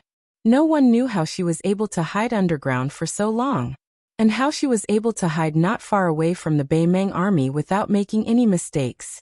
Previously, in Beimeng City, everyone only knew that there was an extremely interesting and strange young girl who liked to hang outside the young prince's study or sit on the eaves in a daze. The new Prince Liang also never restrained her. Even when they were discussing matters in the meeting hall, the young girl would also sit on the roof beam, seemingly bored. On the roof. Therefore, she knew the general arrangement of the Beimeng army. She silently memorized it in her heart before silently disappearing into Beimeng City, her whereabouts unknown. Her name was Jiajia. Su Fingnian liked to call her Miss Hehe. She had killed Wang Mingyin and Lu Haoshi. Chapter 2015. She had even stopped Wang Xianji all the way to Bailiang's border. Again and again, she was unwilling to back down. Today she had killed another Beimeng official. Xianyuan Qingfeng, who felt the warmth of that delicate back, whispered, "Don't worry about me." The girl, who was running all the way to the north barricade, pulled a long face and said softly, "Don't die. If you die, he will be very lonely. He said that you are the most like him among all the men and women in the world." Xianyuan Qingfeng, who was still bleeding from his abdomen, couldn't help but laugh. He tried to open his eyes and looked at the sky, murmuring, "Is that so?" In a situation where Northern Meng's top-notch experts were all hurrying to the battlefield, especially in a situation where she wasn't being deliberately targeted and was being chased down and besieged, with this young lady's nimble figure that moved like a crafty rabbit, even if she had to pass through half of Northern Meng's army, as long as she didn't continue fighting, it was still extremely possible for her to safely return to Northern Meng in the city. But when she had to carry Xianyuan Qingfeng out of the battlefield and dodge countless arrows along the way, especially the girl on her back, she was in danger.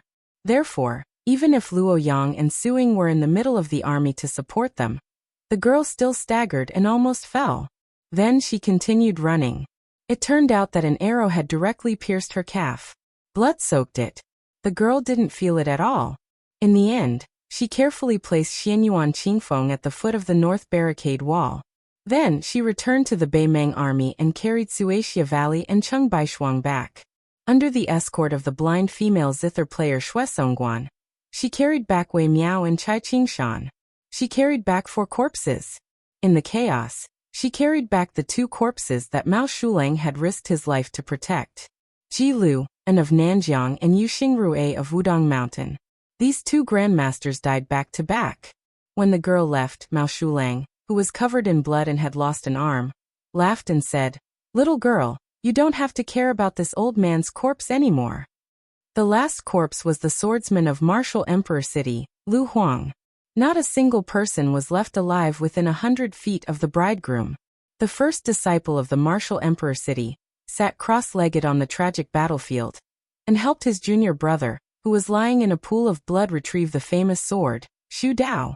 Lu Huang, who was hit in the chest by Beimeng, hugged the long sword.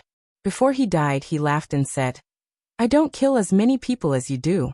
I still can't make you call me senior brother."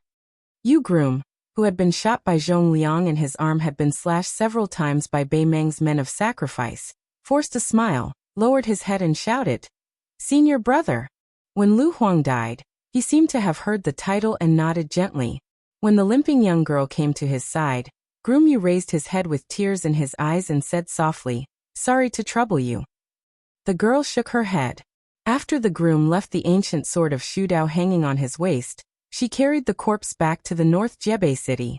To the right of her and the groom, Su Yambing was forcefully dragging Wu Luding and sword attendant Chui Hua out of the battlefield and throwing them towards the city walls of North Jebei city. Then Su Yambing finally turned around and walked towards the iron spear inserted into the ground. With his back to the girl, Groom Yu pulled out the Shu Dao sword that had just been sheathed. At this time, he was holding the sword with both hands. He looked into the distance. Zhong Liang, whose hand had been cut off, was desperately rescued by his family's men of sacrifice. He was escaping towards the center of Beimeng's army. Groom Yu, with 2 swords, slowly moved forward. In the center of Beimeng's front line, Luo Yang, whose white clothes had long been dyed scarlet by blood, finally stood there alone after persuading Suing to return to North Jebei city. One-armed Mao Shulang, who had been leading the charge, also died after killing 700 people in a spurt of energy. He died without an intact corpse. He died without a burial place. Under the city walls, the corpses that Jia Jiejia carried away from the battlefield were placed into hanging baskets and returned to North Jebei city. Outside North Jebei city, there were 18 grandmasters. Cheng Baishuang, Sui Shiegu, Wei Miao, Chai Qingshan, Yu Xingrue, Ji Lu and Lu Huang, Mao Shulang. All 8 of them were dead. The 10,000 infantrymen of Beimeng's 3 divisions had long been wiped out. The 10,000 cavalry on the 2 wings had suffered heavy casualties. More than 2,000 of the cobweb men of sacrifice and various Jianghu experts had died in battle.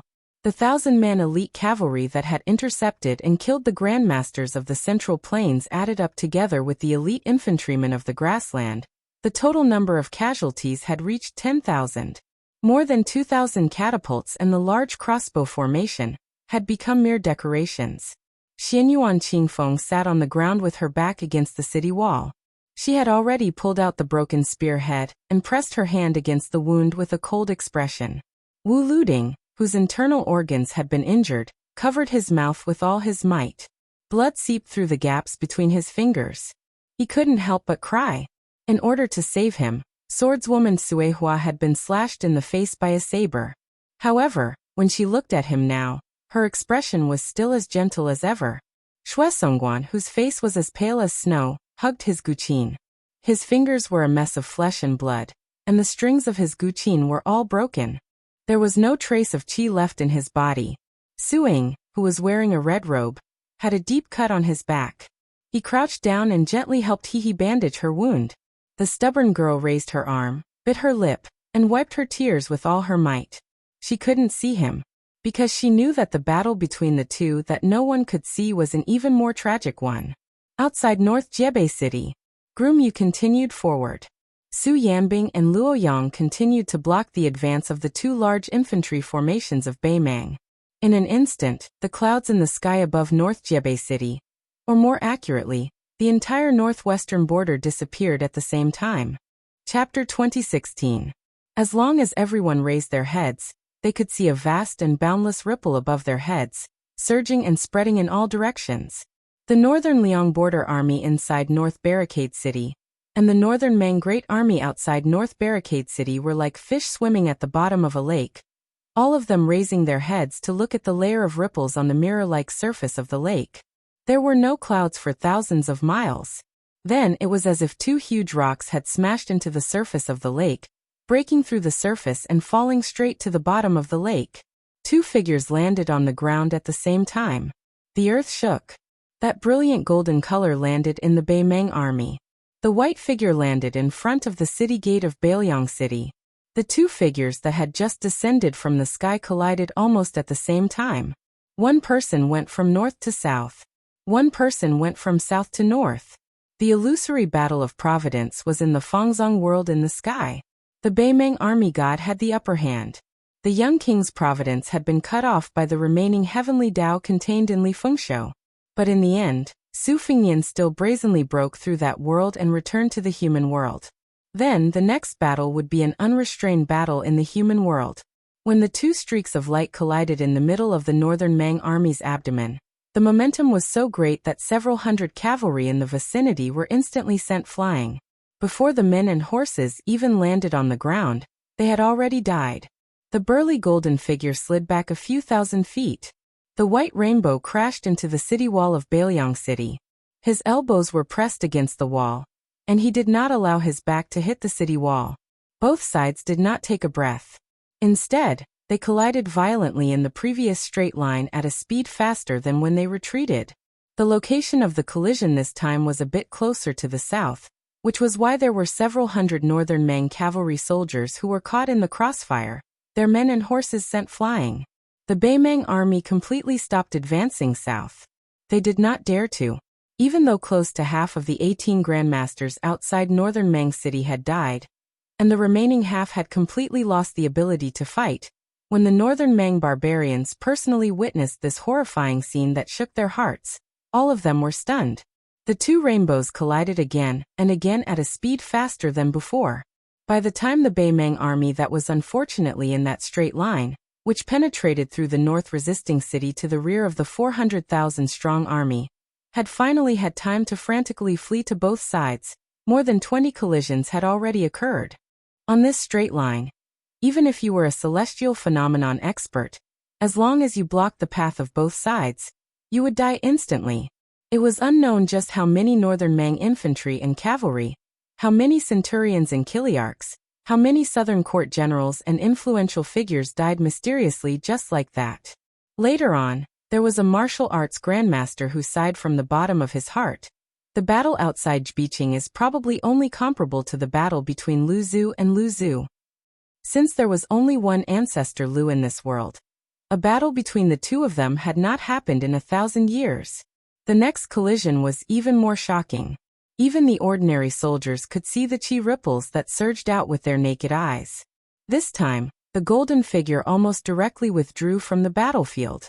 The Beimang army god paused for a moment, then stepped forward step by step. His roar and footsteps were as loud as thunder. Su Fengnian, I'll break all your meridians and destroy all your acupoints. Tuoba Bodhisattva was obviously enraged. He rushed forward and collided with Su Fengnian, who had moved at the same time. This time, it was Su Fengnian's turn. His entire body was embedded in the north-resisting city's walls. Everyone could finally see Tuoba Bodhisattva's burly figure clearly. 18 golden flood dragons as thick as bowls circled around his body rapidly. He sneered loudly, "Let's see how many pounds of blood you have left to boil and convert into qi." Su Fengnian, who was dressed in white, landed at the foot of the city. There was not a speck of dust on his body, and there was indeed no trace of blood. On the drum platform at the top of the north-resisting city's walls, the drumming never stopped. Jiang and I, who was beating the drum nonstop, had tears all over her face. She did not dare to look at Su Fengnian. She suddenly shouted, "Beiliang's millions of poor families are wrapped in iron clothes and withered bones. Come, come, come, let's see who's the butcher of the Yang realm. Come, come, come, let's see who's beating the beauty drum." With his back to the north-resisting city and the remaining grandmasters of the Central Plains, the young man who had already torn off the vassal king's robe stood barefoot outside the city. After hearing the voice from the top of the city wall, he said with a hoarse voice, "Don't worry, I won't lose." Su Fengnian raised his head and took a deep breath. He shouted angrily, "Dong Tai." Laughter came from the distant sky. "I'm already outside the divine gate. You can fight to your heart's content." Dong Tai, the peach blossom sword god, had ascended to the sky step by step. He held his sword and arrived outside the divine gate alone. Dong Tai stopped in midair.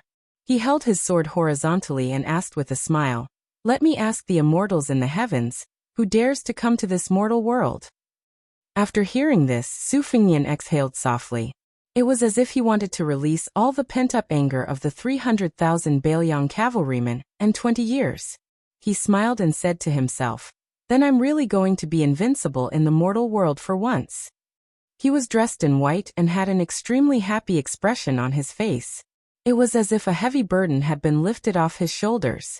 "For the time being, I don't care about how many wisps of smoke there are in the Central Plains. I don't care about the outcome of the war between the two countries. I don't care about the Liang imperial court scolding. I don't care about the million cavalrymen of Beimang. I don't care about how many famous stone tablets there are in Mount Qingliang. I, Su Fengnian, will only be Su Fengnian for once." Su Fengnian laughed loudly and said, "Heaven, earth, and mortal world. Wait for me, Su Fengnian, to stretch my body."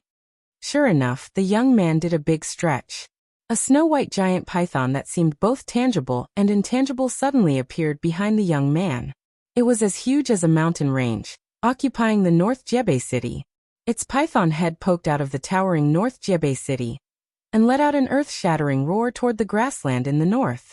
Chapter 2017. The Great Python entrenched itself in the human world. On the battlefield of Beimang, Tuoba Bodhisattva shouted angrily, "Su Fengnian, how dare you steal the fate of heaven and earth and use it for yourself?" On Mount Qingliang in Liangzhou, Tantai Pingjing stood outside Tide Listening Pavilion and saw a young lady with a pale face walking out of Tide Listening Pavilion. Tantai Pingjing had seen everything in the human world. It seemed that only a few people, including Bai Huer Face, Chen Yu, and Jiang and I, could be compared to this young lady. However, this young lady with a bit of childishness was naturally far from those women with obscure backgrounds and rough experiences. Standing in front of Tantai Pingjing, she was timid and weak, like a little flower that quietly grew and died in a secluded corner. No one saw or appreciated her, but once one met her, regardless of gender, one would feel pity for her. Tantai Pingjing looked around. In her eyes, Mount Qingliang was empty. The people and things were still there. However, the fate that the Su family had accumulated in the northwest of Liang for 20 years was gone. In the world, everyone had fate. It was just a matter of quantity.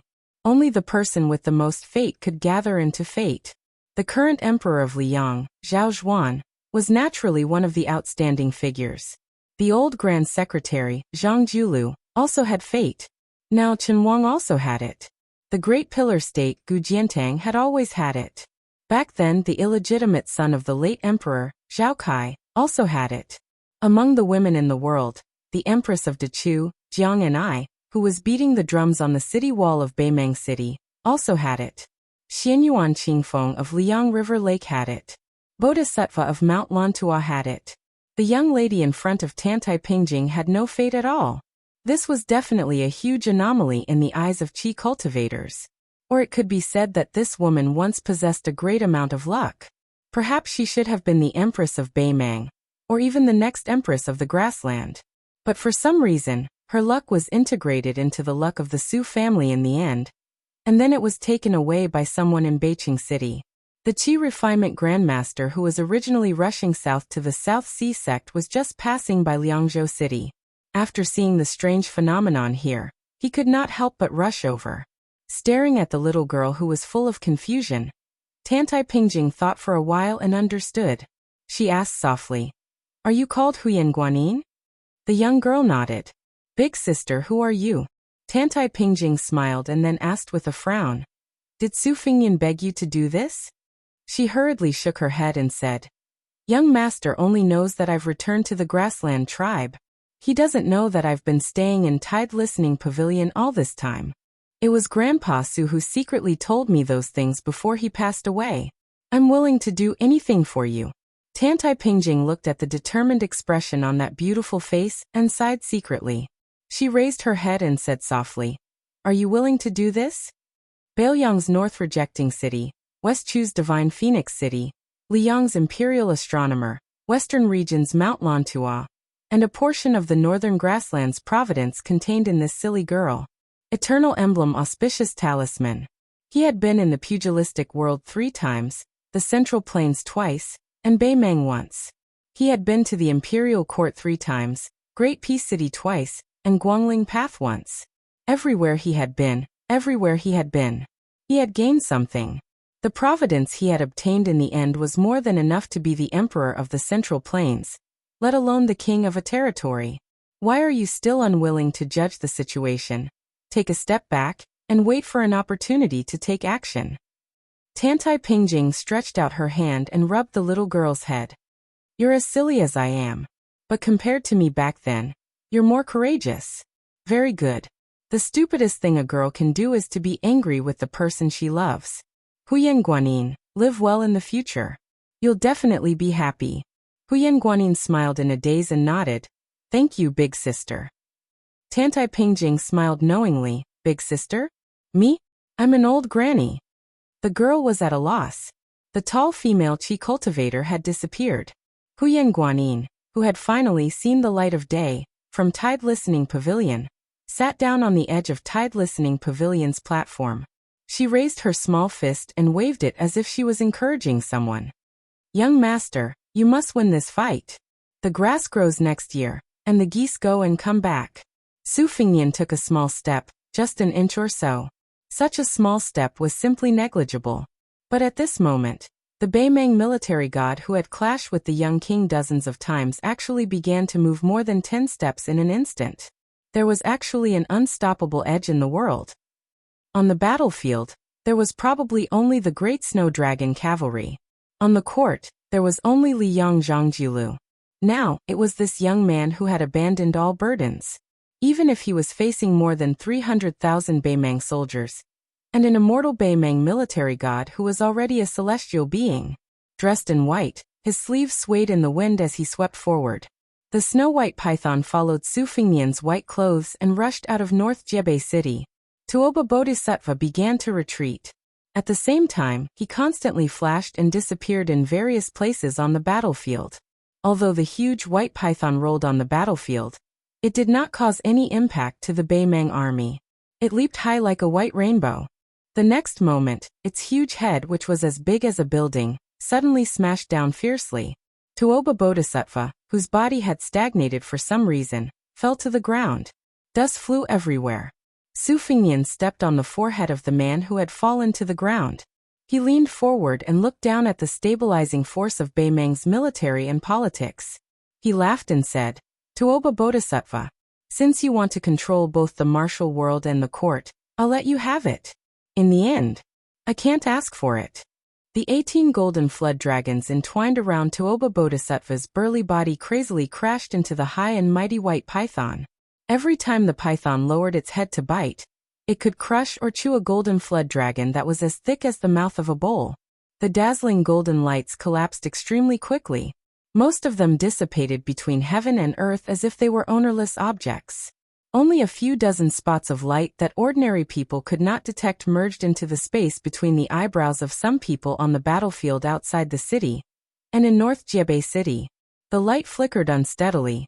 Some fell silent, while some still bounced out of the space between the eyebrows and gradually disappeared. How could 18 slender bamboo poles support the force of a mountain peak? After more than 10 times, Tuoba Bodhisattva, who had been lying on the ground, suddenly roared. He sucked the remaining 7 flood dragons into his 7 orifices like a big dragon drinking water. However, there was still a 20-foot-long flood dragon that was held in the palm of Su Fingnian. It was like a snake that was held by its 7 inches. It struggled desperately and its head and tail crazily slapped Su Fingnian's body. Tuoba Bodhisattva, who was stepped on the forehead, took the opportunity to slide back 300 feet and escaped from Su Fingnian's control. The latter twisted hard and the flood dragon was broken into 2 parts. The dazzling golden light scattered in all directions. Then the white python that was entrenched beside the young king opened its mouth and gently swallowed the golden light into its stomach, as if it had eaten a full meal. Tuoba Bodhisattva, who had golden blood flowing all over his body, stood in the distance. He was panting. His eyes were gloomy as he carefully watched the young king's movements. Su Fingnian did not take advantage of the victory to chase after him. He just stood there and said sarcastically, "Half of your luck has already been used by others. Tuoba Bodhisattva, do you feel sad?" Tuoba Bodhisattva sneered. "How long can you maintain this peak state? 15 minutes? Or 30 minutes? But you will definitely collapse earlier than me." Su Fingnian casually shook his cuffs and said with a smile, "Take a guess." Tuoba Bodhisattva took a deep breath and spread out his hands. Through his skin, his veins and bones showed a rich golden color that was clearly visible. He gradually recovered his state of mind. He raised his head and said in a deep voice, "You will regret it." Su Fingnian looked back at Jbiching City and looked back to the south.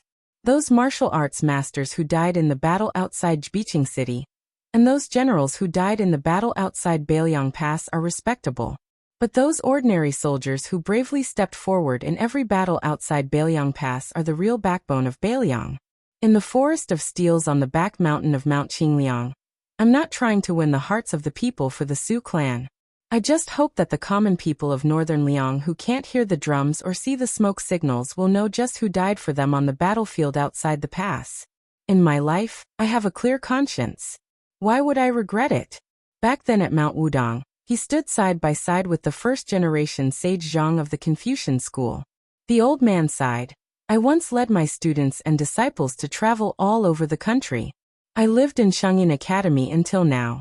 I like to boast that in the past 800 years, I have read the most books and traveled the furthest. But now you, Su Fingnian, have traveled the furthest." Before that, Su Fingnian really didn't think about how far he had traveled in Bailiang, Liang and Beimang. If there was a tombstone on Mount Qingliang in the future with the name Su Fingnian engraved on it, he wouldn't be lonely. Left, right, front, and back, they are the heroes of Bailiang. Su Fingnian turned his head and smiled at Tuoba Bodhisattva. "Don't worry. I will definitely beat you up until your parents can't recognize you." Tuoba Bodhisattva's figure flew backward and laughed. "Come and fight." Su Fingnian's hands hung down naturally. In each of his palms, there was a purple heavenly thunder surrounded by electric light. Looking at Tuoba Bodhisattva's retreat, he curled his lips. "Why? Not only do you want to stall for time, but you also want to use Dong Zhuo's troops to kill me at Huaiyang Pass? To be honest, you are worse than Wang Xianji." After Su Fingnian disappeared in a flash, he only left a sentence that lingered on the battlefield. 108,000 miles. The rumbling of thunder continuously resounded in the vast area outside of the northern Mang army's northern borders, continuing without end. At this moment, the north gate of Bailiang City opened wide. Bailiang cavalry rushed out and crashed into Baimang's infantry formation. The east and west gates opened as well. 5,000 men of sacrifice rushed out from each gate. About an hour later, a burly figure fell into the heart of Baimang's army like a meteorite. He was thrown here from afar. In the big pit, Tuoba Bodhisattva was badly mutilated. No one knew if he was dead or alive. Above the mortal world, outside the gate of heaven, there was a total of 81 immortals, and after walking out of the heavenly gate as immortals, they were all reduced to banished immortals without exception. The Peach Blossom Sword Deity. Chapter 2018. How was his swordsmanship? His swordsmanship was heavenly. Previously, he had been forced back 30,000 feet by the 12 immortals, including 4 sword immortals in the sky. However, in the end, only the Peach Blossom Sword God returned with his sword. Dong Tai held the Taiya sword in one hand and raised his other hand to knock on the door. He smiled and asked, "The guest has arrived. What should we do?" Finally, there was no movement from within the glorious gate of heaven. At this time, Grumyu had already returned to Baimang City with the head of Zhongliang from Baimang. Su Yambing asked for a horse from the Bailiang frontier army, and left the city with his spear. Sword attendant Suehua left behind the young Wu family sword crown with heavy internal injuries. She wore armor and carried the ancient sword Su of Gojoseon on her back. She opened the path for the right-wing cavalry of Baimang City. Red Robe Suing and Lady Hihi rode on the same horse and hid in the left-wing cavalry. The grand battle of North Jiebei City's defense had finally begun. Ending Chapter 1. There is no Central Plains. The third year of Xiangfu. The end of autumn. The king's tent army that participated in the annual autumn hunt did not go south to Liangzhou Pass. Instead, they went north and returned to the capital of Baiting. During the autumn hunt, His Majesty did not show up except for one night during a meeting in Painted Ash. Tai Pingling and Yelu Chukai accompanied him all the way. In the night, there were many palaces. In a small room that was far from being luxurious, the candlelight swayed gently. Not only did it not illuminate the room as bright as day, it added a bit of gloominess. This was probably the so-called "the forest is too quiet." An old woman with a serene expression was lying quietly on her sickbed. She seemed to be reminiscing about the past and her youthful days. Beside the bed, Tai Pingling, who was the teacher of Baimang, sat on a small stool. He lowered his head and stared at the old woman with protruding cheeks. Her white hair was like frost. Li Mibi, who had single-handedly created the Baimang spider web, behaved even more strangely. He just sat on the threshold of the house. At this moment, the Shadow Prime Minister, who had made countless Baimang nobles' hair stand on end, was truly like an old man past his prime, lonely and bitter. "Your Majesty, do you feel uncomfortable?" The Magistrate of Peace spoke calmly, without the slightest hint of nervousness or fear, nor the slightest hint of sorrow. Instead, there was a rare gentleness that was out of place at this time. The old woman didn't answer his question. Instead, she asked softly, "Are you wondering why I don't want to accept the gift from the celestial being, and why I don't want to live for another 4 to 5 years?" Tai Pingling nodded, then quickly shook his head and said gently, "It doesn't matter." The old lady laughed it off and asked, "Do you think that foolish son of mine, with his heart higher than the sky and his life thinner than paper, will be able to take down the North Resisting City with his 400,000 soldiers?" Tai Pingling answered cautiously, "As long as Tuoba Bodhisattva defeats Sufingnian, the situation is set. Not to mention a dozen or so martial grandmasters of the Central Plains. Even 10 more would be useless. Even if Tuoba Bodhisattva loses, we may not lose. Your Majesty, you don't have to worry too much about the war." The old lady gently placed her hands on her abdomen, the corners of her mouth twitching slightly. "Worry? I'm not worried about the war outside Liangzhou Pass at all. After handing over the military power to Yelu Honkai, I put it down. This child has been a wronged crown prince for more than 30 years. Let him be high-spirited for once. The relationship between mother and son, as well as the relationship between monarch and subject, can be considered as not owing each other anything. As for whether the flames of war will burn into Liangzhou Pass or spread to the Southern Dynasty, I'm a dying person. What do I have to worry about? What do I have to worry about? In my life, I think I'm the best at the word ease. The guilt I feel towards others doesn't last long. I can also let go of the regret I feel towards myself. In this life, the first half of my life was like walking on thin ice, but at least the second half of my life was comfortable and comfortable. It's quite good. Moreover, as a woman who wears the dragon robe and sits on the dragon throne, I'm the first person in all of history. Whether I'm remembered for hundreds of generations or infamy for tens of thousands of years, my name is destined to not be forgotten in the history of each dynasty. What great regrets do I have in this life? Probably none. It was rare for the old lady to be so long-winded, and it was even rarer for her to be so calm. The old man made a sound of acknowledgement. This chess and sword music school's Taiping commandant had angrily left the grasslands back then, and went to the central plains of Liang to live in seclusion for 20 years. She had changed her identity more than 10 times, traveling north and south of the Great River. She had seen all kinds of things in the world and studied the mountains and rivers to her heart's content. There were tens of millions of scholars in the world. Perhaps only the great demon Huang Sanjia, who had caused chaos in the spring and autumn period, was more, read 10,000 books and traveled 10,000 li, than this Beimang imperial tutor whose real name had long been forgotten. The old lady took a deep breath and asked, "If Zhao Bing and Chen Jibao work together, will they be able to fight their way north to the outskirts of Tai and city?" The old man nodded and said, "Definitely. If nothing unexpected happens, the two rebellious kings will purposely hold back their troops and wait for the battle between us and the Beiliang frontier army to be over. Otherwise, if they take the capital of Liang too early, they will be worried that we will retreat back to the grasslands. They are even more worried that we will simply abandon the territory of the southern dynasty and decisively retreat to Norland. Then, it will be the awkward situation when the Zhao clan of Liang unified the central plains. With the temperament of Yan King Zhaobing, he will not let his efforts go to waste. At that time, Su Fingnian will really be the next Beiliang, and Beiliang will still be the powerful Beiliang. It is not worth it. The only variable in the central plains is Gu Jiantong's Liang frontier army. He has 300,000 elite soldiers openly and secretly.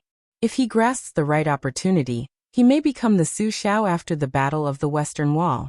Furthermore, Gu Jiantang will not let go of this opportunity. After all, Liang no longer has the wise old Emperor Zhao Li. The world today is no longer the world of the past. At that time, Su Shao ruled by drawing rivers and was unpopular. However, once Gu Jiantang successfully takes over Tai and city, he will comply with the will of the heavens. It will be very different. The old man saw that the old woman's spirit was still good, so he tried his best to be concise and to the point. The Central Plains is in troubled times. Among the generals, Liang's Lu Sheng and Su Gong are few and far between. They are outside of the storm and still have the opportunity to choose a tree to live in. Tang Taizhuang and the others who are in Tai and city will most likely end up in a more miserable state. As for the civil officials in the imperial court, the short-lived Emperor Zhao Sun won't say much. Zhao Bing and Zhao Zhu, father and son, no matter who usurped the throne, would be willing to treat those scholars well. Only Chen Wang, the regular attendant of the left-scattered cavalry, has an unfathomable future. The key is whether the new emperor is truly magnanimous or not. The old woman mocked herself. I gave up the chance to live for 4 or 5 more years, just to not see that magnificent scene. Am I wrong? The imperial decree of peace said softly, "If your majesty." The old woman seemed to know what the imperial preceptor wanted to say. She smiled broadly and said, "Forget it. There is no medicine for regret in the world. I don't care for it." The imperial decree of peace smiled. "Your majesty is a true hero." The old woman suddenly said something off-topic.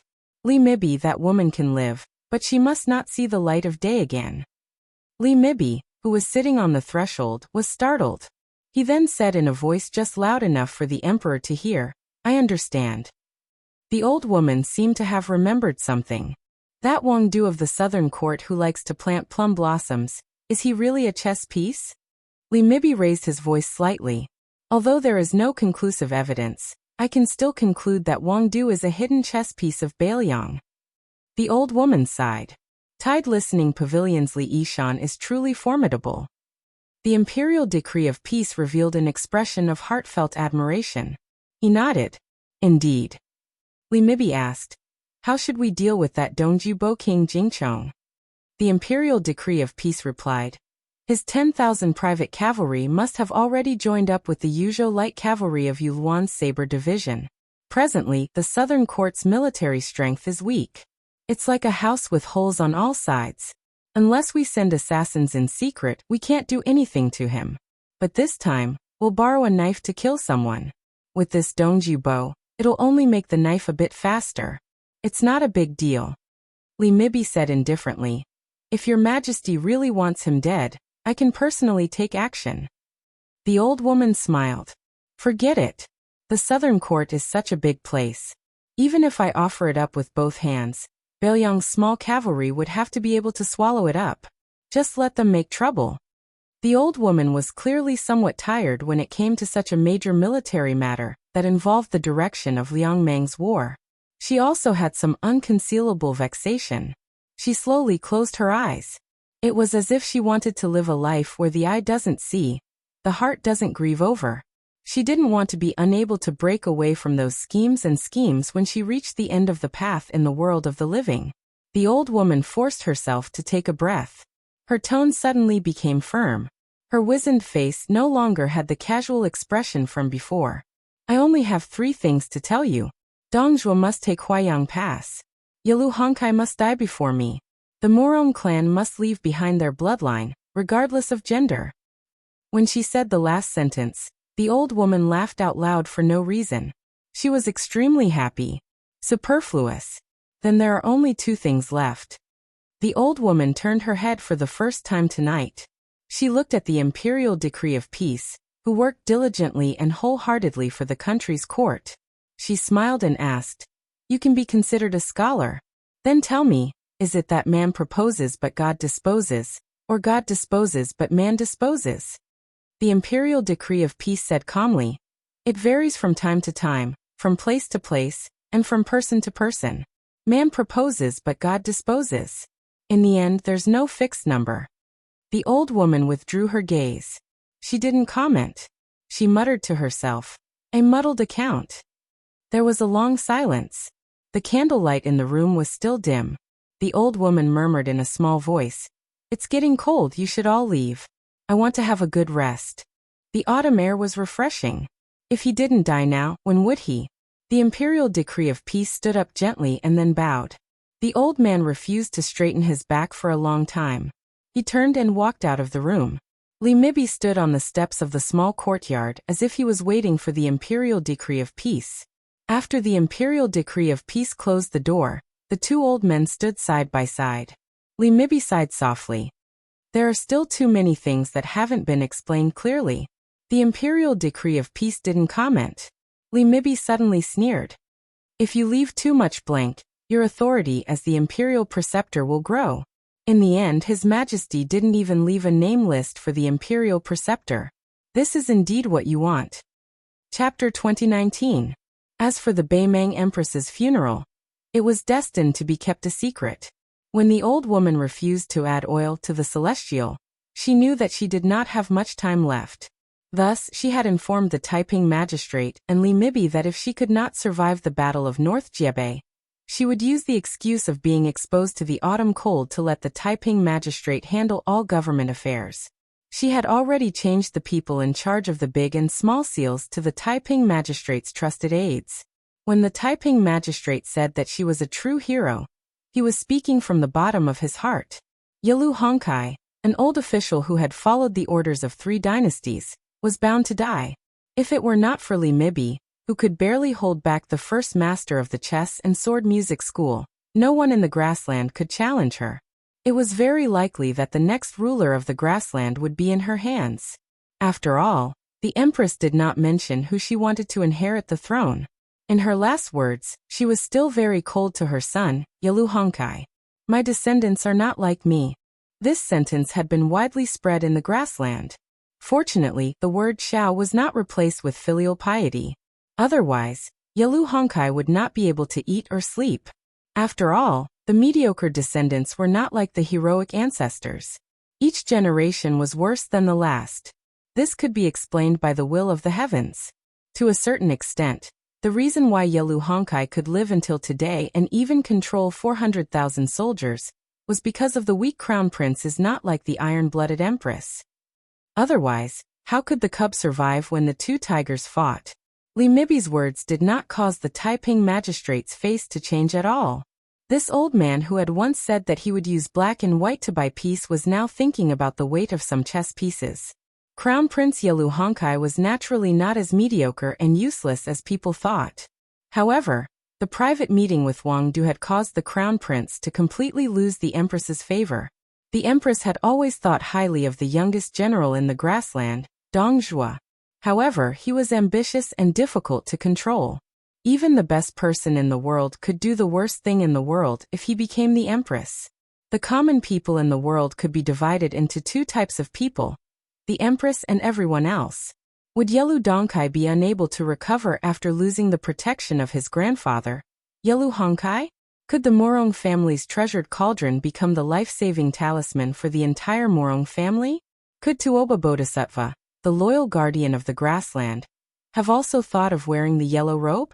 After all, to Tuoba Bodhisattva, the presence or absence of His Majesty made a world of difference. Taiping Ling finally came to his senses and turned his head with a smile. You Su Huainan, and I seem to have all lost.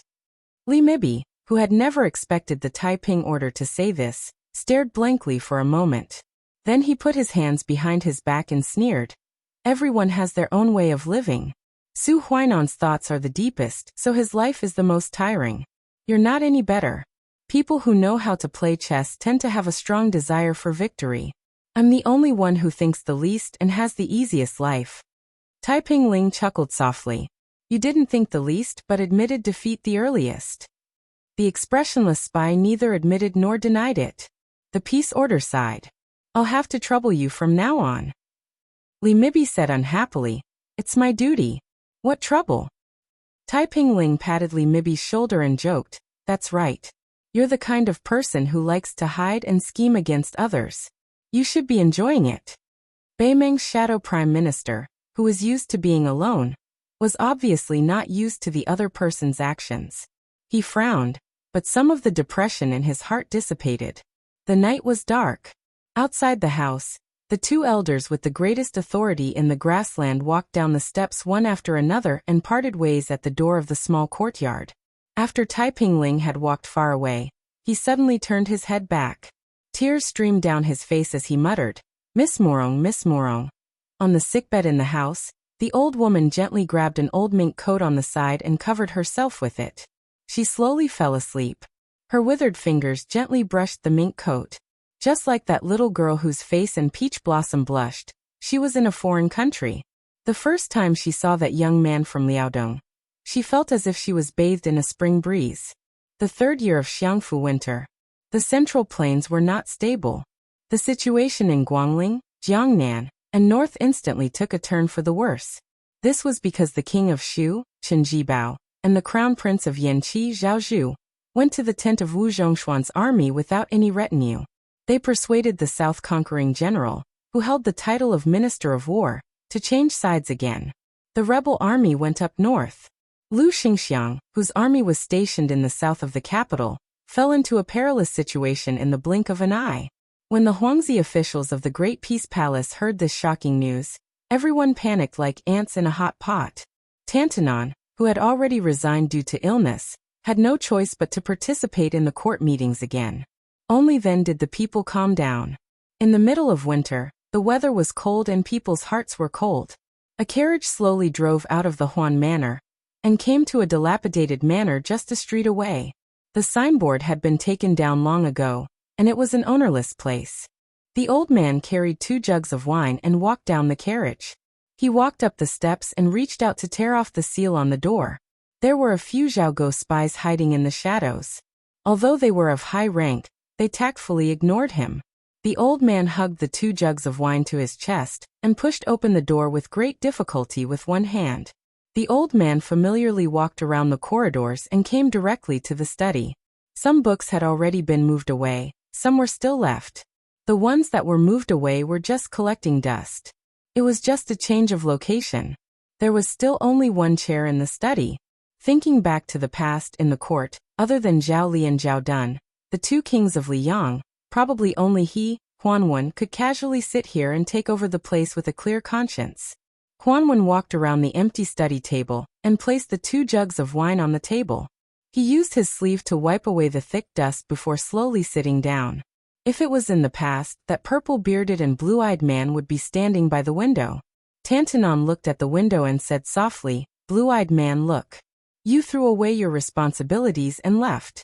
You didn't get the peace and prosperity in your heart.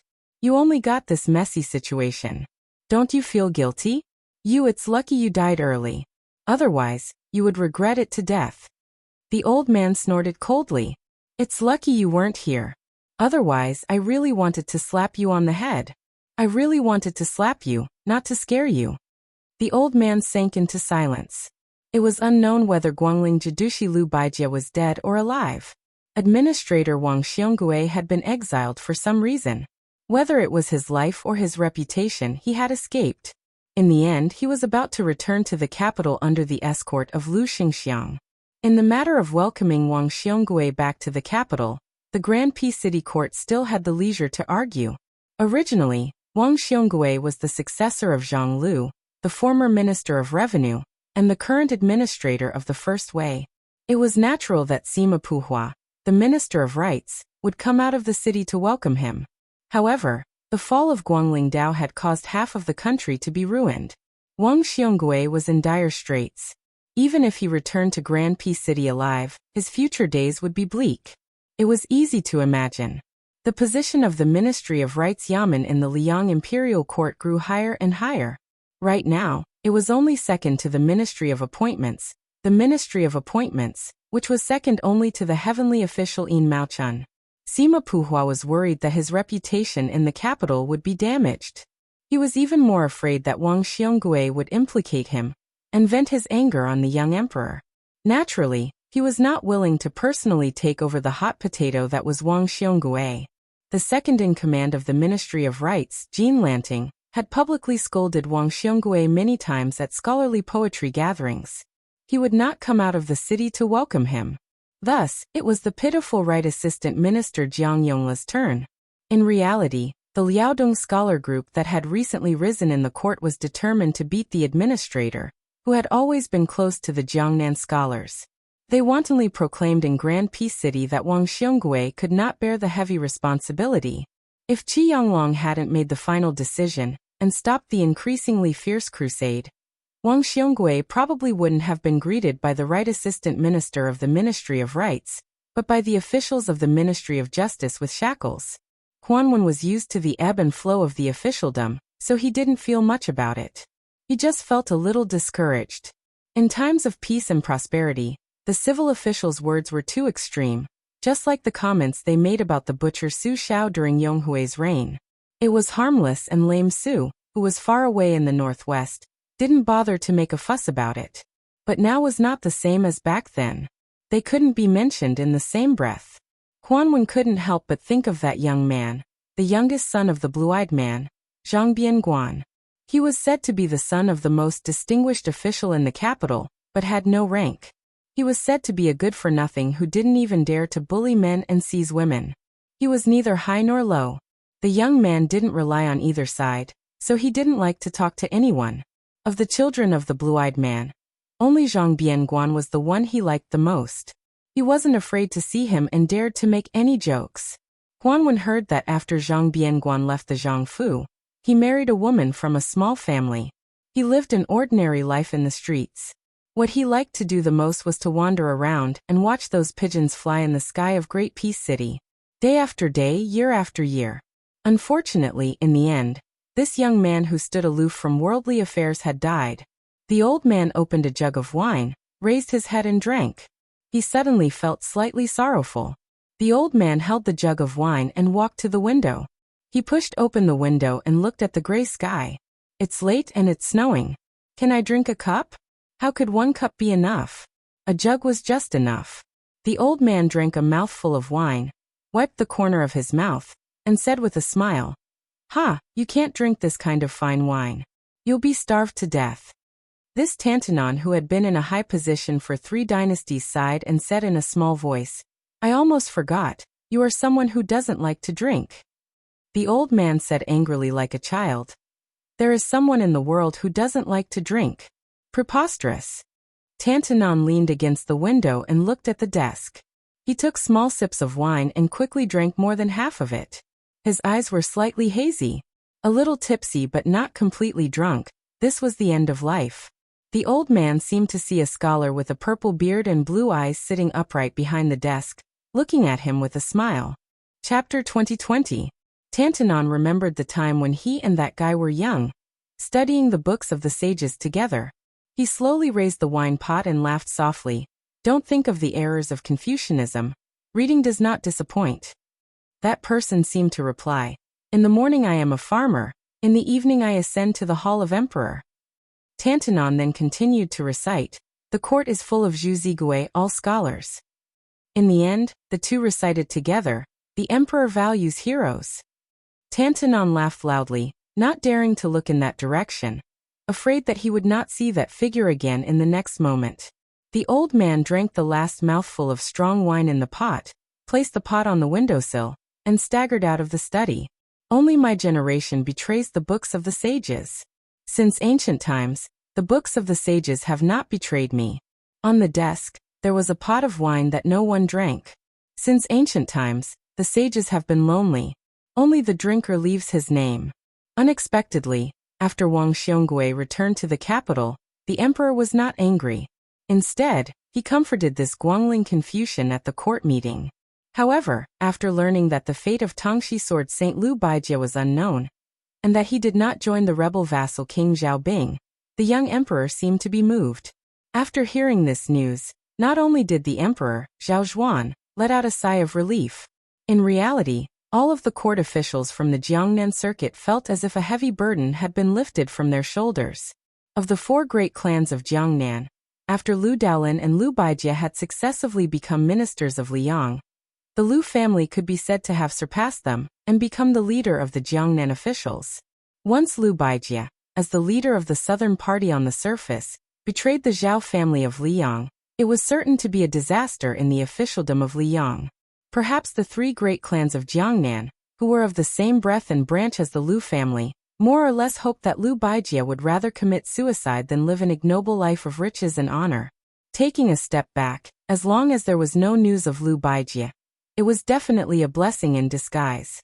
In fact, after the incident of the spring snow building, the performance of the generals was too disappointing. Jizhou General Yuan Tingshan betrayed them. The old general of the spring snow building, Song Li, who had become a new nobleman of the Liang imperial court by quelling the remnants of West Chu, a general with real power, had rebelled. Qi Shentz, a disciple of one of Guangling Dao's great clans, was a first-rate talent of Shangyin Academy. He had just made a name for himself when he turned traitor. Moreover, it was rumored that the three of them led a cavalry as the vanguard, and were about to force their way into Lu Xingxiang's army south of the capital. It was not that there was no encouraging news. The newly appointed Jidushi Su Gong of the Lianghuai Dao had deployed troops to the south, in preparation to form a north-south defensive line. He had already firmly secured several major passes and military towns, so that for the time being, there was no need to worry about Jingji's western gate. The two Jizhou deputy generals, Han Feng and Yang Huchen, each personally led their elite riders to gallop down south, coordinating with the newly appointed Jinggan Jidushi Ma Zhongxian in the north and south, so that the central plains north of Guangling River would not be in turmoil. The original Jidushi Kai Nan's adopted son, Kai Bai, under the strong recommendation of Administrator Han Lin, was promoted to Hezhou general. He quickly led troops to Jizhou to assist Su Gong, without any intention of shirking his responsibilities. They were both local generals who held military power. On one side, there were traders who wanted to help the dragon. On the other side, the wind knew the strong grass, and the board knew the loyal officials.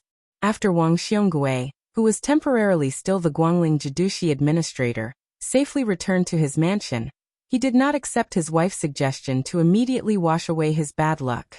Instead, he summoned two of his housekeepers and separately invited two people who had not interacted with him for many years. One was the assistant minister of the secretariat, second only to the current grand secretary, Qi Yanglong, Zhao Yuling. The other was Yin Maochun, who was appointed as the Minister of Personnel from the Hanlin Academy. Wang Xionggui's two trusted housekeepers were greatly surprised. It had to be known that not only had their master made it clear that he did not have any contact with those two officials, in reality, although the Crown Minister of Eternal Hui, Yin Maochun, and Zhao Yuling were relatives by marriage, their relationship had always been shallow. After the marriage alliance, they had even less private contact. Therefore, after the two of them left the deserted mansion, they both felt that they had made a wasted trip. However, the two of them did not expect that one person would come to visit right after they left, and his identity was prominent. Yuanghua. They both came from the spring of Eternal Hui. They were both officials who had a bright future in Zhonglu.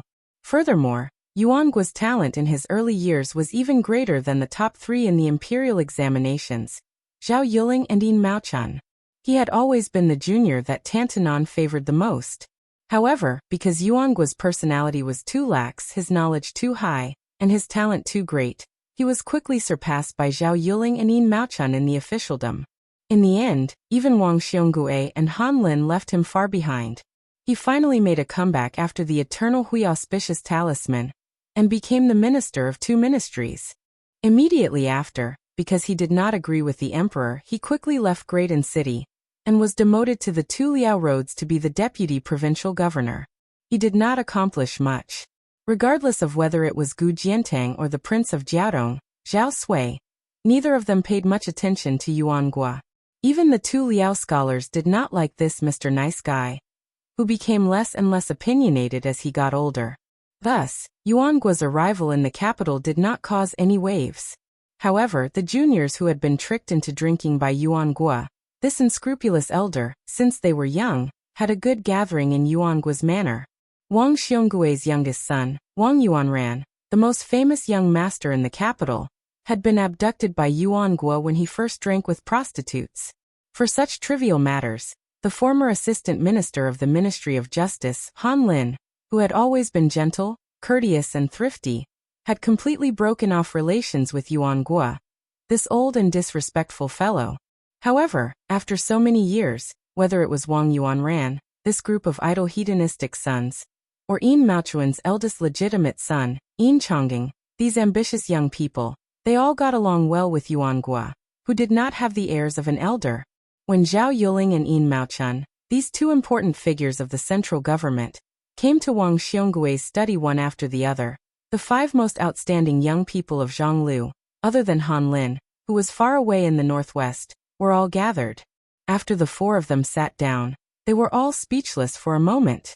As the host, Wang Xionggue raised his teacup and said with a light laugh, "I will use tea in place of wine.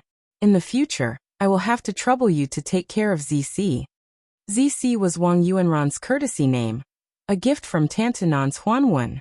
However, the 4 of them all knew that there was another secret matter involved. In the beginning, Wang Xionggue had hoped that their teacher, Zhang Julu, would bestow him a courtesy name. However, Grand Secretary Zhang had never been interested in this type of icing on the cake, never opening his mouth to anyone. On the other hand, the knowledgeable Tantanon had always never refused anyone.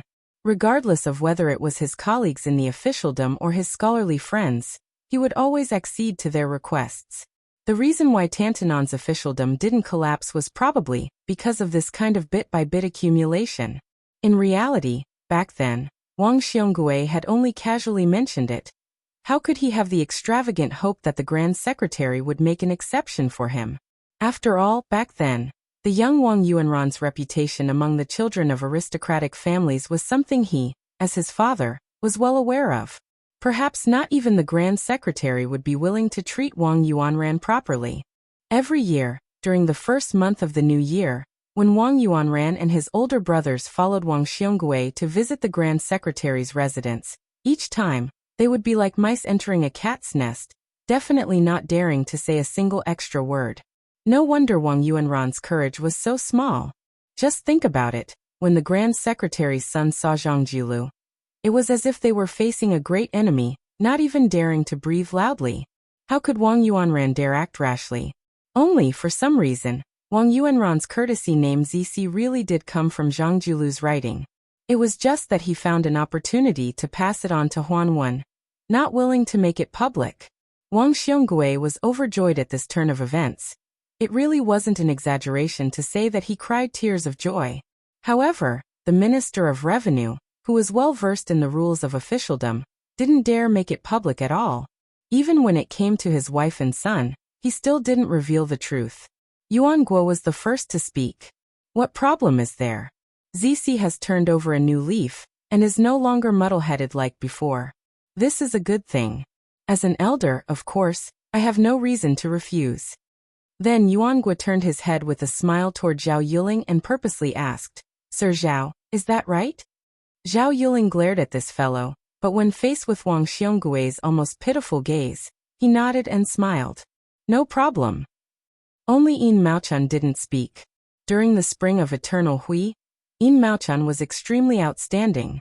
Otherwise, he wouldn't have been raised as a prime minister by Li Yang's previous dynasty's imperial teacher, Yuan Bunshi. He was even more valued than the other person, Song Dongming. Yin Maochun, who had been in charge of the Hanlin Academy for more than a decade, was also the most famous official in the world who deserved the reputation of having students all over the world. In a sense, Yin Maochun had more potential than Zhao Yuling, who was, for the time being, slightly higher in rank and more powerful than himself. Wang Xiongui saw that Yin Maochun didn't speak, so he didn't force it. He didn't dare to force it. Unexpectedly, after Yin Maochun put down his teacup, he said sparingly, very well. Wang Xiongui suddenly said, My teacher once said that scholars are duty-bound to rule the country. Scholars save the country are within their power, but scholars must not cause chaos. Yuan Guo made a sound of agreement. If I remember correctly, he did say that. Wang Xiongui was silent for a moment. At that time, the rebellion in West Chu was quelled. The three of you didn't see the chaos in the Jiang Temple in Guangling Path with your own eyes. You probably don't know that scholars are only willing to show the various states of the human world at the critical moment of life and death.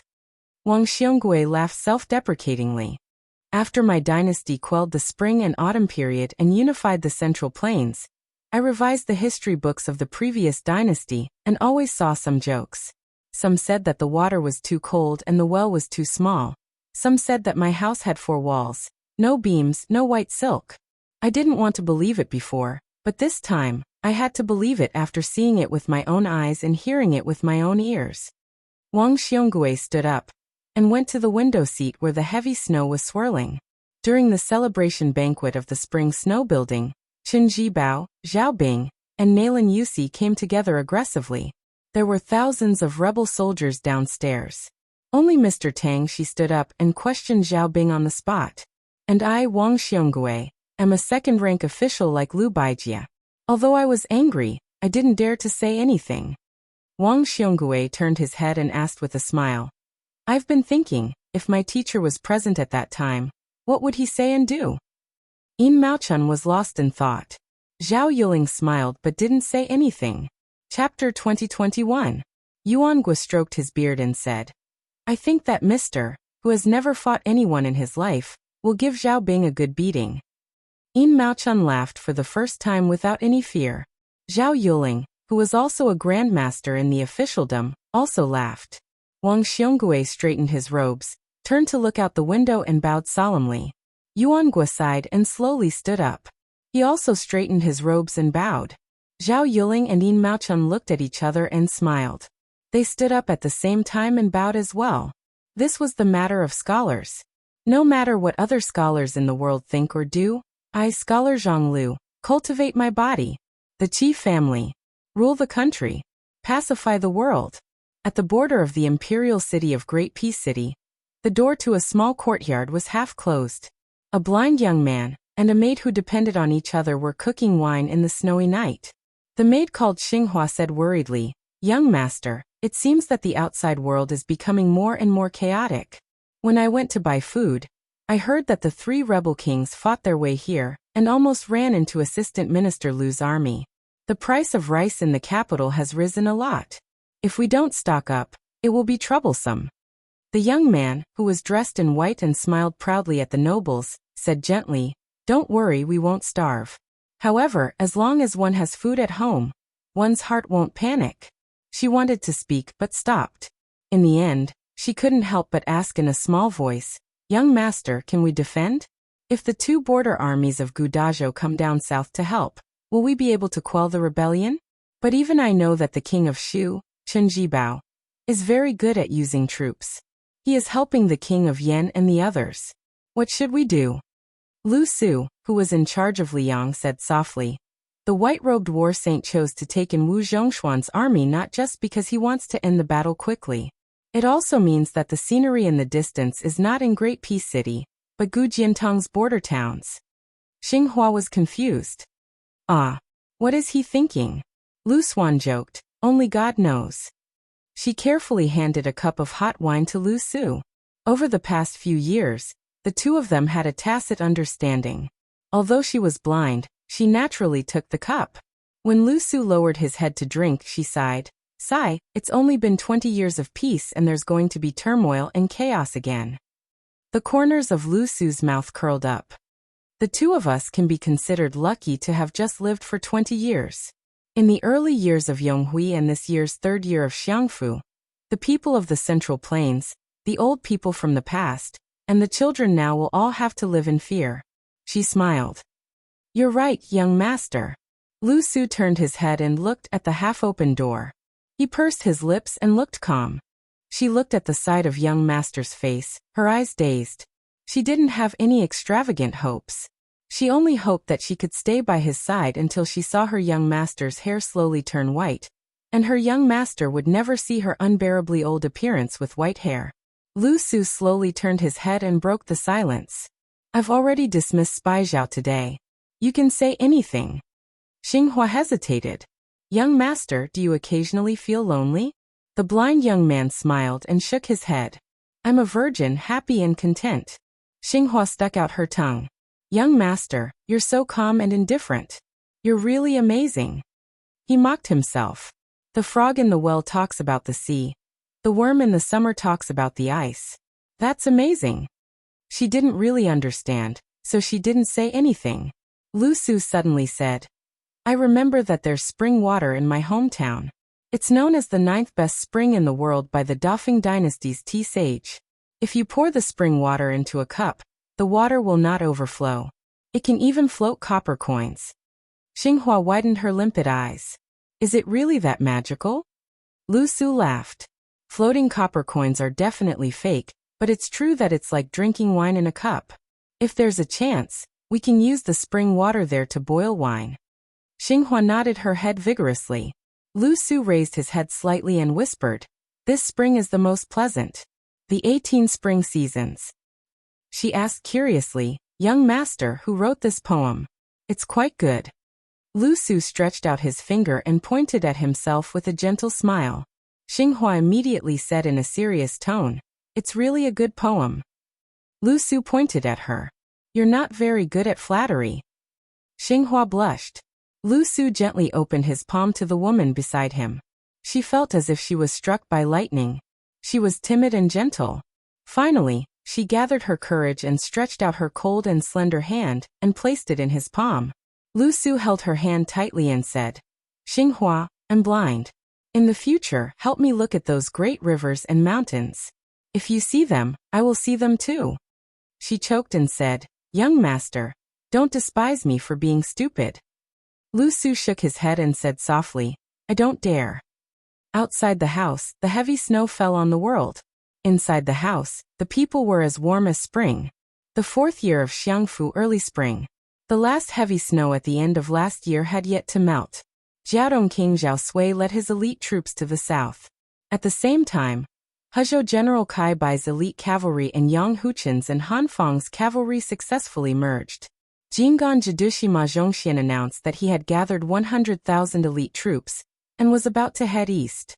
These good news added a festive atmosphere to this year's first court meeting. After the court meeting, Sun Yin found Fan Zhongho in the crowd. He said that he had recently picked up an incomplete chess piece. It was true that he had achieved great success. His chess skills had skyrocketed. He would definitely be able to teach this 10th level chess saint a lesson. Fan Zhongho was originally walking side by side with Song Kelly, who was also in the Hanlin Academy. The two of them had a good relationship. The young phoenix of the Song family, whose family had declined, had always been silent. Only Fan Zhongho and he often talked at night. After hearing Sun Yin's provocation, Fan Zhongho smiled and agreed. They agreed to meet tonight at Sun Yin's house. Sun Yin repeatedly reminded this great national player to not forget to bring the liuji mutton from the horse stop. Fan Zhongho had to promise that even if he did not show up, he would not miss the mutton. Only then did Sun Yin give up. The top scholar of the last imperial examination, Li Jifu, ran all the way. When he reached Sun Yin's side, he was slightly out of breath. After being glared at by Sun Yin, Li Jifu smiled shyly.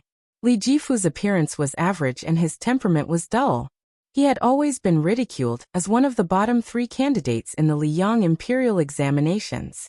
He was neither a distinguished scholar nor a military strategist. Not to mention the distinguished and outstanding leader of the Yonghui's court officials, Yin Maochun. He was far inferior to the second-place Gaoting Shu Tanhua Wu Tsongxian of the same imperial examinations. His family background, his career prospects, and his prospects in the capital were all like this. Li Jifu had done nothing for 3 whole years and was not famous. Now they were about to welcome the next court examination. Even though there were no results, Qin Guanhai from last autumn's autumn assembly had surpassed Li Jifu in both style and bearing. Qin Guanhai of a noble family was already famous in Great Peace City. With the help of Jin Lanting, Gao Tingshu and the others, Li Jifu naturally became a supporting character. Occasionally, he would be mocked and ridiculed. The only thing that attracted attention about Li Jifu, this honest person, was that he was willing to be a follower of the Bailiang's mad scholar, Sun Yin. For no reason he would go find Sun Yin, who had just been transferred to the Ministry of Rights. Every time he left court, he would follow behind Sun Yin as if he would not be at ease if he did not do so. The civil and military officials of the court were used to this. On the other hand, Sun Yin was a person who did not stop. After the debate at the Imperial College, he quickly lost his position. Within a year, he had been transferred from the Ministry of War to the Ministry of Rights. Not long after, he was scolding a minister, second assistant minister, and third Longzhong. The only remaining Longzhong, who had luckily escaped, was chased and questioned by the leaders of other ministries every time he went to court. Questions such as, Longzhong Ma, who blocked the door and scolded you yesterday? Will you be able to escape today? Official Ma, you have to hold on, I bet that you will be fine this month. Whether or not you can get your salary next month depends on you. Soon, Assistant Minister Ma inexplicably became a well-known figure in the court. It was enough to show the arrogance of the minor official of the Ministry of Rights, Sun Yin. At dusk, in the small house rented by Sun Yin Quangren, the two people playing chess were not Fan Zhongho and Sun Yin Quangren, who boasted of his godlike chess skills. Instead, it was an ordinary scholar from outside the country who was playing chess with the world-famous Xiangfu chess sage. Moreover, after more than 60 moves, the former was still not at a disadvantage.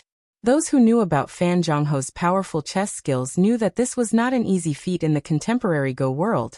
Fan Zhongho, who was publicly recognized as the Fanzi, had already surpassed the Westchu's Guosher Li Mi. It was very likely that he would be able to catch up with Huang Sanjia and Chao Chongqing. Therefore, there was a humorous saying that Su Weisheng is not in the capital. Fan Zhongho is within one arm's reach. The national players of Liang Go waiting for the imperial edict were thoroughly convinced of their loss. Among them, Yuan Mei, the famous Go master of the Peach Spring Go manual, admitted that Fan Zhongho's invincibility was a misunderstanding. It was only because no one in the capital was truly able to drag the game into the middle game. In addition to Sun Yin and the two players, Li Jifu and Song Kelly were also in the room. Sun Yin was squatting on a small stool, holding a large plate of peanuts in his hands. A gentleman would watch the game without saying anything. Sun Yin, who was not good at Go, would watch the game and talk nonsense. Fortunately, the young scholar did not listen to his advice at all. Song Kelly did not watch the game. He was flipping through an ancient book that Sun Yin had picked up from somewhere. Li Jifu, who had no chair to sit on, squatted directly next to Sun Yin. Occasionally, he would pick up a peanut from the plate and chew it slowly. If he picked it up too quickly, Sun Yin would slap it away. Li Jifu could only look resentful. After more than 80 moves, that young scholar threw in his chess piece and admitted defeat. Even though this person's strength was already extremely shocking, the only flaw was that no matter if it was the pick or the placement of the chess piece, his posture was too unpresentable. It had nothing to do with that confidence and ease. Fan Zhongho raised his head and looked at his peer who was staring down at the game. He asked gently, "Brother Liu, may I ask how long you have been learning Go?" Chapter 2022. The young man surnamed Liu raised his head and smiled. "Less than 3 years. I only learned it after I came to the capital for the imperial examinations. I haven't played much. After my good friends left the capital last year, no one was willing to play chess with me." Fan Zhongho smiled bitterly. "Brother Liu is like a god on the chessboard. Amazing." Sun Yin laughed heartily. He felt even happier than when he had defeated Fan Zhong. This scholar with the surname Liu, who was going to take the imperial examination, was only able to obtain this residence after much effort. Even so, if it were not for Sun Yin's identity as Northern Liang, this fellow would most likely not have come to stay here. The young man's surname was Liu and his name was Huai. He was also from Beiliang and was the only scholar to participate in the autumn exam last year. However, his ranking was very low and he could barely participate in the court exam. If it were based on the results of the exam, he would definitely be a jinshi. However, Liu Huai could not be considered unknown because there was a middle-aged scholar surnamed Zhang, who had helped Liu Huai copy scriptures at the entrance of the Imperial College. After Liu Huai settled down here, he lived in seclusion and devoted himself to studying. When Sun Yin was studying in his hometown of Beiliang, he was already known for his outstanding writing skills. At that time, even Yao Baifeng, who was the left chancellor of the Imperial College, this kind of leading literary figure, was willing to make a name for himself. Later on, Tantanon Huanwen, who sat firmly on the top seat of the secretariat, had also personally verified this matter. He had no choice but to teach Sun Yin to be low-key while pinching his nose and saying angrily, "This child won the imperial examinations. It was easy for him to win." Liu Huai was preparing for this spring's court examinations, so he naturally benefited greatly. In addition, even though Liu Huai's personality was strict, he wasn't arrogant. He spared no effort in seeking advice. There were several times when he burned the midnight oil to read something that he couldn't understand, so he would remember it one by one. Then he would wait until early in the morning when Sun Yin, who had to attend the morning court, woke up and opened the door, and then he would ask questions one by one. However, even though Sun Yin would answer all of his questions, the rather grumpy Sun Yin would still scold Liu Huai a few times. "You're more diligent than Li Jifu, but your aptitude is a bit lacking. You can't even compare to that idiot Li Jifu," and so on. If he wasn't so grumpy when he woke up, he would also pat Liu Huai's shoulder and say a few words of encouragement. "It's fine, your writing is on par with Li Jifu's, so it's not too embarrassing.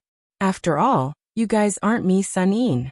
Liu Huai and Li Jifu, the likes of which only appear once every 10 years, but I Sun Yin, only once in 100 years. Brother Liu Huai, the ability of a scholar doesn't depend on the court examinations. Yin Maochun was the Zhuang Yuan, right? But what rank did his esteemed teacher, our Grand Secretary Zhang, get in the court examinations? Look at Li Jifu, didn't he also become the top scholar? How can he be compared to someone like me who didn't even participate in the court examinations?" Li Jifu, who often stayed here, would always smile and not say anything. Motherf although Li Jifu's career wasn't smooth, his essays for the imperial examinations were truly flawless. 3 years ago, a certain senior top scholar admitted defeat in public and said, "How lucky am I to not participate in the court examinations in the same year as Li Jifu? How unlucky am I to be the second in the imperial examinations?" Luckily, Li Jifu didn't refute him. At first, Liu Huai thought that the gentle brother Li only had the same name as the top scholar in the first year of Xiangfu.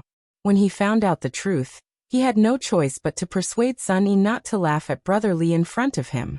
However, Sun Yin waved his sleeves and said, "There are countless people who have been scolded and humiliated by me Sun Yin. However, there are only a few people who I, Sun Yin, reluctantly acknowledge. Li Jifu is happy, why would he be angry?" Liu Huai, who got along well with Li Jifu after meeting him, was so angry that he almost moved out of the house. However, Li Jifu stopped him. After a heart-to-heart talk, Lu Huai returned to the house. After half a day, Sun Yin finally managed to suppress his impulse. However, it was obvious that he was holding back a lot. In the end, Li Jifu forced Sun Yin to swallow back the words he was about to say. He scratched his head and smiled. "Brother Sun, I'll say it if I want to. If you're uncomfortable, I'm even more uncomfortable." Sun Yin pointed at Li Jifu and looked at the helpless Lu Huai. He said proudly, "Did you hear that?" After interacting with Sun Yin for a long time, Lu Huai, who had learned a lot of unconventional catchphrases, couldn't help but mutter, "There's no justice in this world. There's no law in this world." Therefore, the three of them got along harmoniously. Lu Huai also knew that Li Jifu was truly talented. Most importantly, he had an even rarer, neutral and peaceful temperament. He had no arrogance and was proud to the bone. He was definitely not the kind of person who appeared to be loyal but was actually treacherous. Today, Lu Huai only knew that Sun Yin had a chess friend who came to his house to play chess. When the two guests arrived, Sun Yin didn't introduce himself. He only said that if he won, he would bring him and Li Jifu to the restaurant at the end of the street. They would eat a lot of fish and meat. With Sun Yin's salary in hand, he would be able to compete with Kong Fong brothers. If it wasn't enough, he could even put it on credit. How could the name Sun Yin not be worth tens of thousands of taels of gold? Therefore, Lu Huai only knew that one of them was surnamed Song and the other was surnamed Fan. At this time, when he heard the young man with the surname Fan praise him as divine and amazing, Lu Huai's expression became a bit strange. He was just a layman who had unintentionally learned how to play chess. Wasn't it inappropriate for him to praise him like this? Noticing Lu Huai's gaze, Fan Zhongho felt helpless. He wasn't Sun Yin and didn't have the face to announce his name. Sun Yin was even more delighted. He grabbed the last handful of peanuts on the plate and gave half of them to Li Jifu. After getting up, he shook his robe and said with a smirk, "Lu Huai, do you know who this guy is? Fan Zi of the chess world, the 10th Dan chess saint, the #1 national player of our dynasty, second to Chao Guanzi, the famous Huang Men of the Hanlin Academy, Fan Duanxian." Fan Duanxian? Pouring beans out of a bamboo tube, such a big nickname being shouted out by Sun Yin. Even Song Kelly, who was reading a book in the distance, couldn't help but shake his head slightly. Fan Zhongho put his hand to his forehead. Lu Huai wasn't stupid and quickly understood. He got up and bowed. "Lu Huai thanks Mr. Fan for the guidance." Fan Zhongho quickly got up and bowed back. "It's just a friendly match. I don't dare to give you any advice." Sun Yin rolled his eyes and turned to Li Jifu, saying, "See, sour scholar. 2. Before Li Jifu could speak, Sun Yin sighed and said, "Including you three." But before Sun Yin could continue, Song Kelly said, "Brother Sun, you don't have to praise me. Including me for." Sun Yin said bluntly, "Song Kelly, it's not that I want to criticize you, but since you're close to Yan Qiji, you can be considered as a friend of a gentleman. Why do you care about those gossips? Sigh, in the end, it's young Mistress Fan who has taken advantage of you too." Song Kelly, who was holding the book, took a deep breath and didn't say anything. Sun Yin was still unwilling to let the matter rest. He nagged, "Song Kelly, you must know that the more you know, the lighter you become. What a beautiful couple. Don't waste the Moon Elder's red string because of you." Lu Huai and Li Jifu looked at each other. Was there really something going on here? Fan Zhongho, who knew what was going on, tried hard not to laugh. Song Kelly raised the rare engraved ancient book in his hand. 300 taels of silver. Don't let it get burned. It's not even worth 30 taels. Sun Yin quickly gave him a thumbs up and praised. "Attacking the enemy's base directly, you use your troops like a god. I'm impressed." Song Kelly snorted and continued to read. Lu Huai asked tentatively, "Mr. Fan, can we play another round?" Fan Zhongho nodded with a smile. "Just call me by my name." The two sat back down and continued to play. Sun Yin, who was bored to death, lost interest in watching the game and could only stare blankly. Li Jifu didn't have much interest in playing chess and his chess skills were average. However, he still enjoyed watching the game between two masters. As for his chess skills, he was naturally much better than Sun Yin. Sun Yin muttered to himself, "It's a pity that Chen Xiaobao and Yan Qiji aren't here.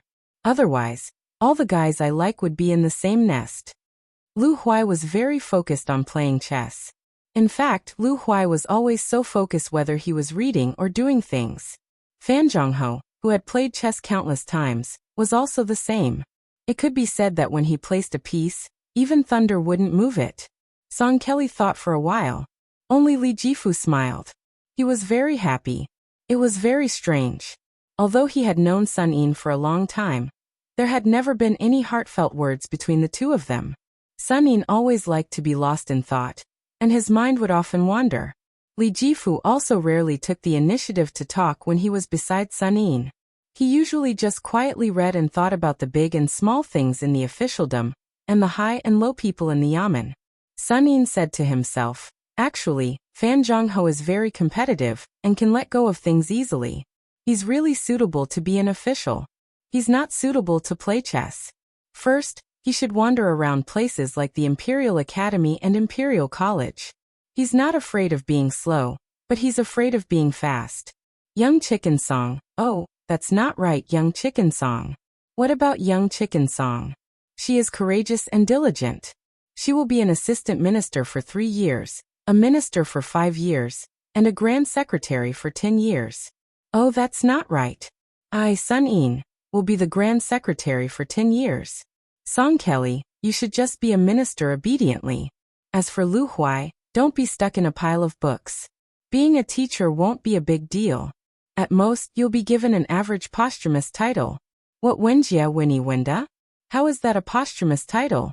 It's just cursing people. As for Li Jifu, you'll have to make do with cultivating in the government. Remember to burn incense and pray to Buddha when you're free. If you're lucky, you'll be able to get a third-rank assistant minister or a provincial governor. If you're unlucky, you'll have to borrow money from me. I don't think you'll be able to marry a decent wife." Li Jifu nodded solemnly. Well, it seemed that this top scholar took it seriously.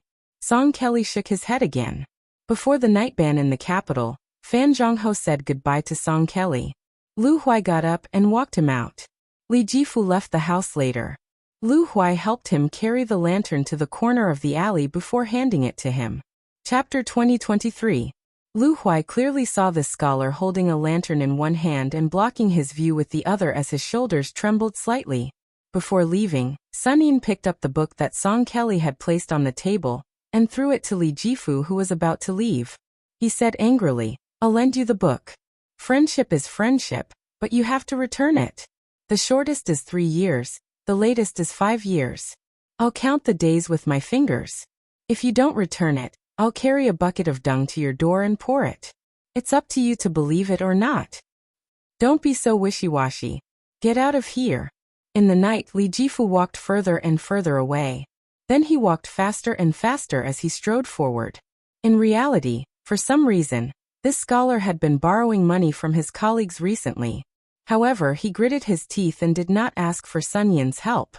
It was said that his family had sent a letter to the capital and urgently needed a large sum of money to get through this difficult time.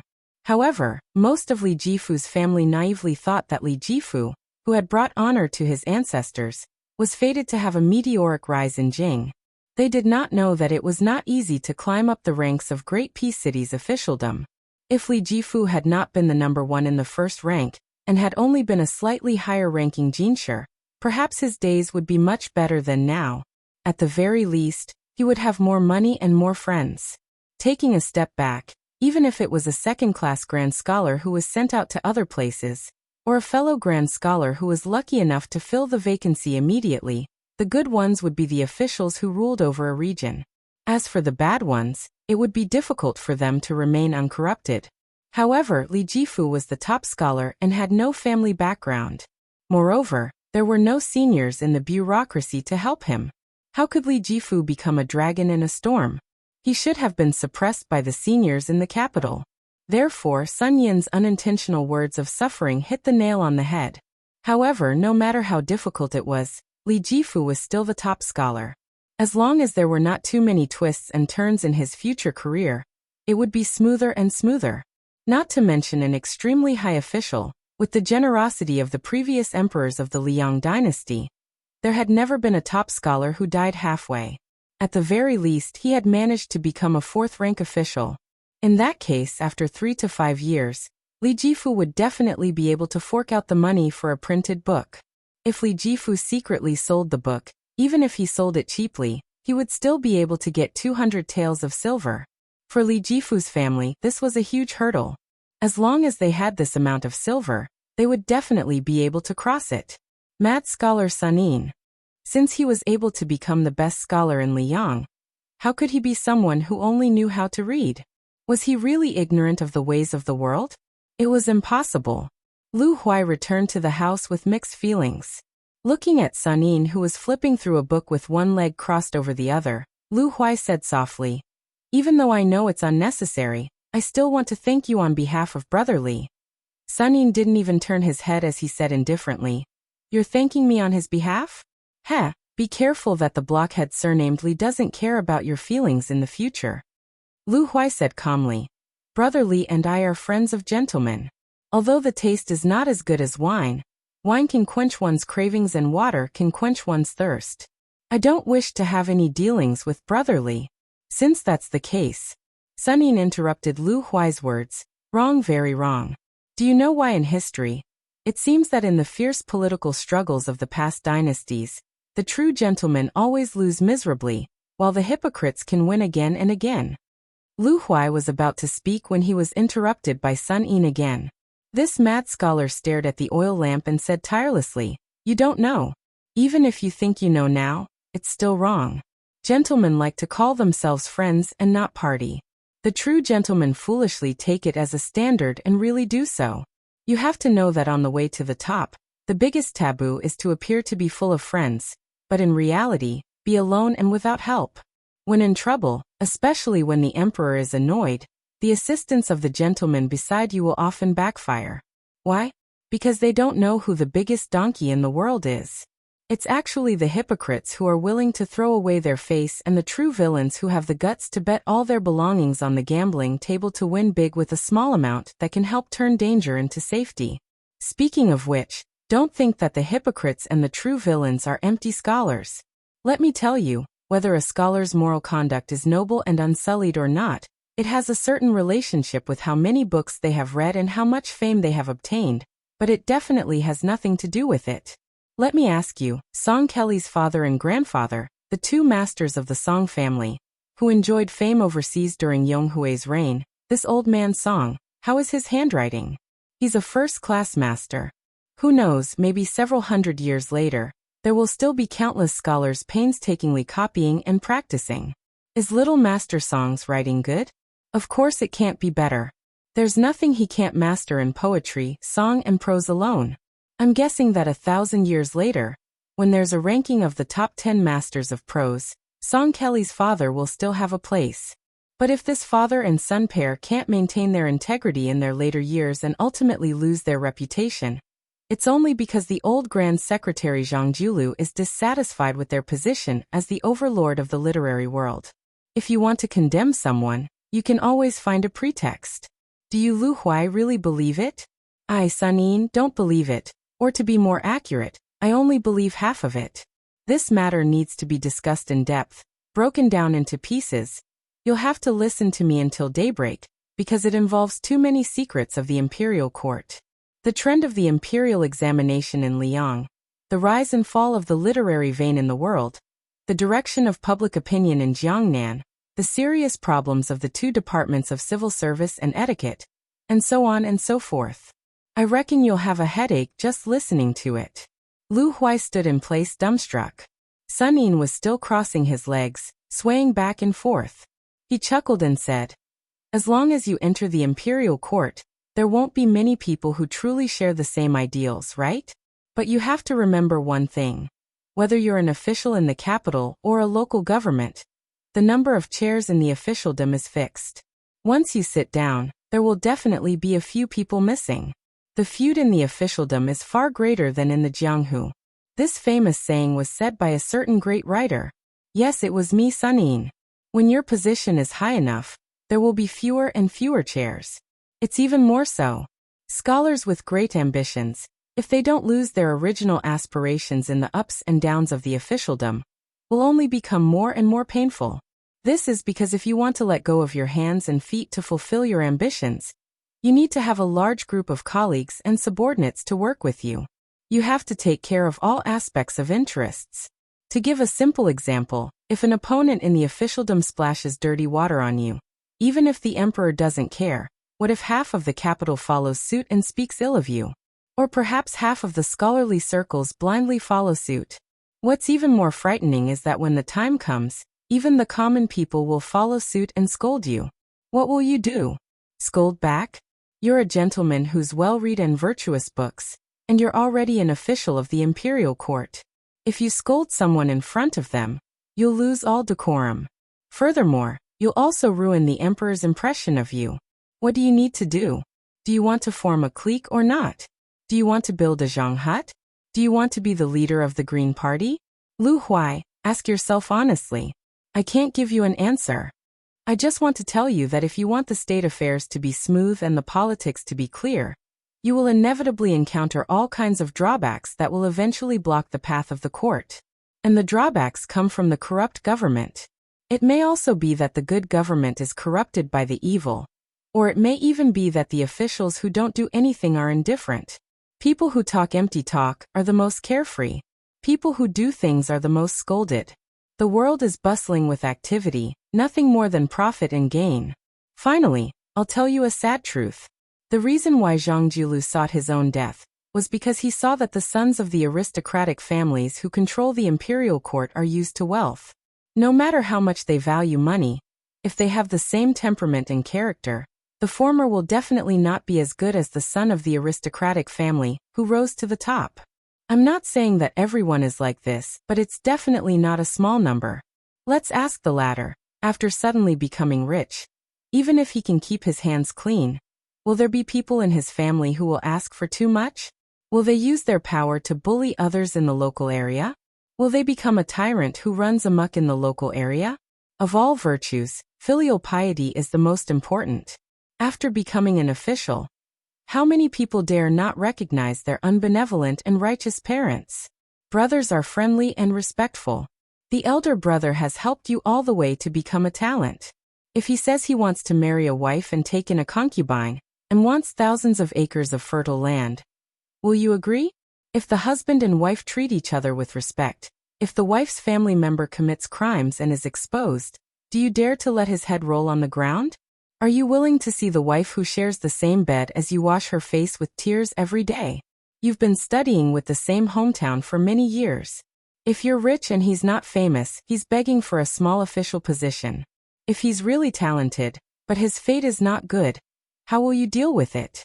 If you're rich and prosperous together, and your children marry into a family, but in the future he's corrupt and harms the country, and comes to you to give him a way out, his close friends and dozens of family members, including the scholar you gave his courtesy name to, and the young child who recognized you as his god-grandfather, but all of them are hanging by a thread. What will you do? Sun Yin finally stopped talking. Probably because his mouth was dry from talking, he began to rummage through the chests and cabinets to find wine to drink. Lu Huai was dumbfounded and sweated profusely. Sun Yin finally found a pot of green ant wine. He raised his head and drank to his heart's content. Then he glanced at Lu Huai and said with a smile, I'm not afraid of the rich being unbenevolent. If those guys die, so be it. If the tall building collapses, so be it. I, Sun Yin, may even take the initiative to find trouble with them. But the words poor and evil, poor people have low aspirations. Are you afraid? I, Sun Yin, am afraid. He, Zhang Jiulu, is even more afraid. Lu Huai did not move or say a word. Sun Yin walked up to him and waved his arm in front of Lu Huai's eyes. What's wrong? Scared silly? Lu Huai's eyes were red and there were faint tears. Sun Yin passed the wine pot to the Bailiang scholar and joked, Don't be afraid. Drink to calm your nerves. Lu Huai shook his head and smiled bitterly. I'd better not drink. I've never drunk wine before. Sun Yin rolled his eyes and withdrew his hand. He went to sit on the threshold and said with a cheeky smile, All right, then I'll enjoy the good fortune alone. Lu Huai sat quietly beside him. In early spring, when the cold and snow melted, it was the coldest to the bones. Sun Yin said to himself, Let's take 10,000 steps back and say that a person who has no relatives or friends, who has no ties, and who finally has a high position one day. Is he willing to do small good things? And is he afraid of doing small evil things? In any case, I, Sun Yin, am not willing to do these two things, but I'm also not afraid of doing them. Lu Huai sighed. Chapter 2024. Sun Yin had always been a fast drinker. He swayed the expensive half-flask of green ant wine and sighed. Oh, my head hurts. My ambition is too high. I see too clearly. I think too clearly. So I, Sun Yin, am even lonelier than you idiots. In the future, I won't waste my green ant wine with a fellow Bailiang like you. Lu Huai said softly. I've thought it through. I still want to be an official. Sun Yin immediately scolded jokingly, son of a bitch, you're even more stubborn than Li Jifeng. When did I not let you be an official? If you don't become an official, how will you help me, Sun Yin, in the future? Lu Huai said sullenly, but I only want to be an official for myself and do things for Bailiang.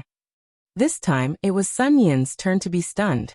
After a long silence, Sun Yin stood up, put down the flask of wine and walked towards his room. He seemed to be talking to himself. It seems that you've really thought it through. Then I didn't drink the wine for nothing. I didn't speak for nothing. Lu Huai hesitated and then picked up the wine flask.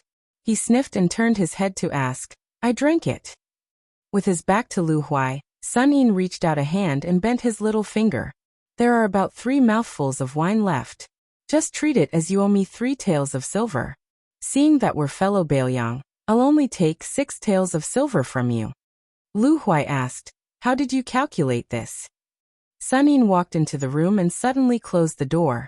He said loudly, I, Sun Yin, am number 1 in the world in terms of craftsmanship. My ability to kill acquaintances is number 2 in the world. Lu Huai turned around and took a small sip of the green ant wine. He shuddered. From then on, Great Peace City had another drunkard. However, many years later, the young drunkard did not become an old drunkard. Instead, he became a wine immortal. The 4th year of auspicious charm, the spring flowers bloomed. Bailiang's Huaiyang Pass was located at the border of Dragon Waste State to the north.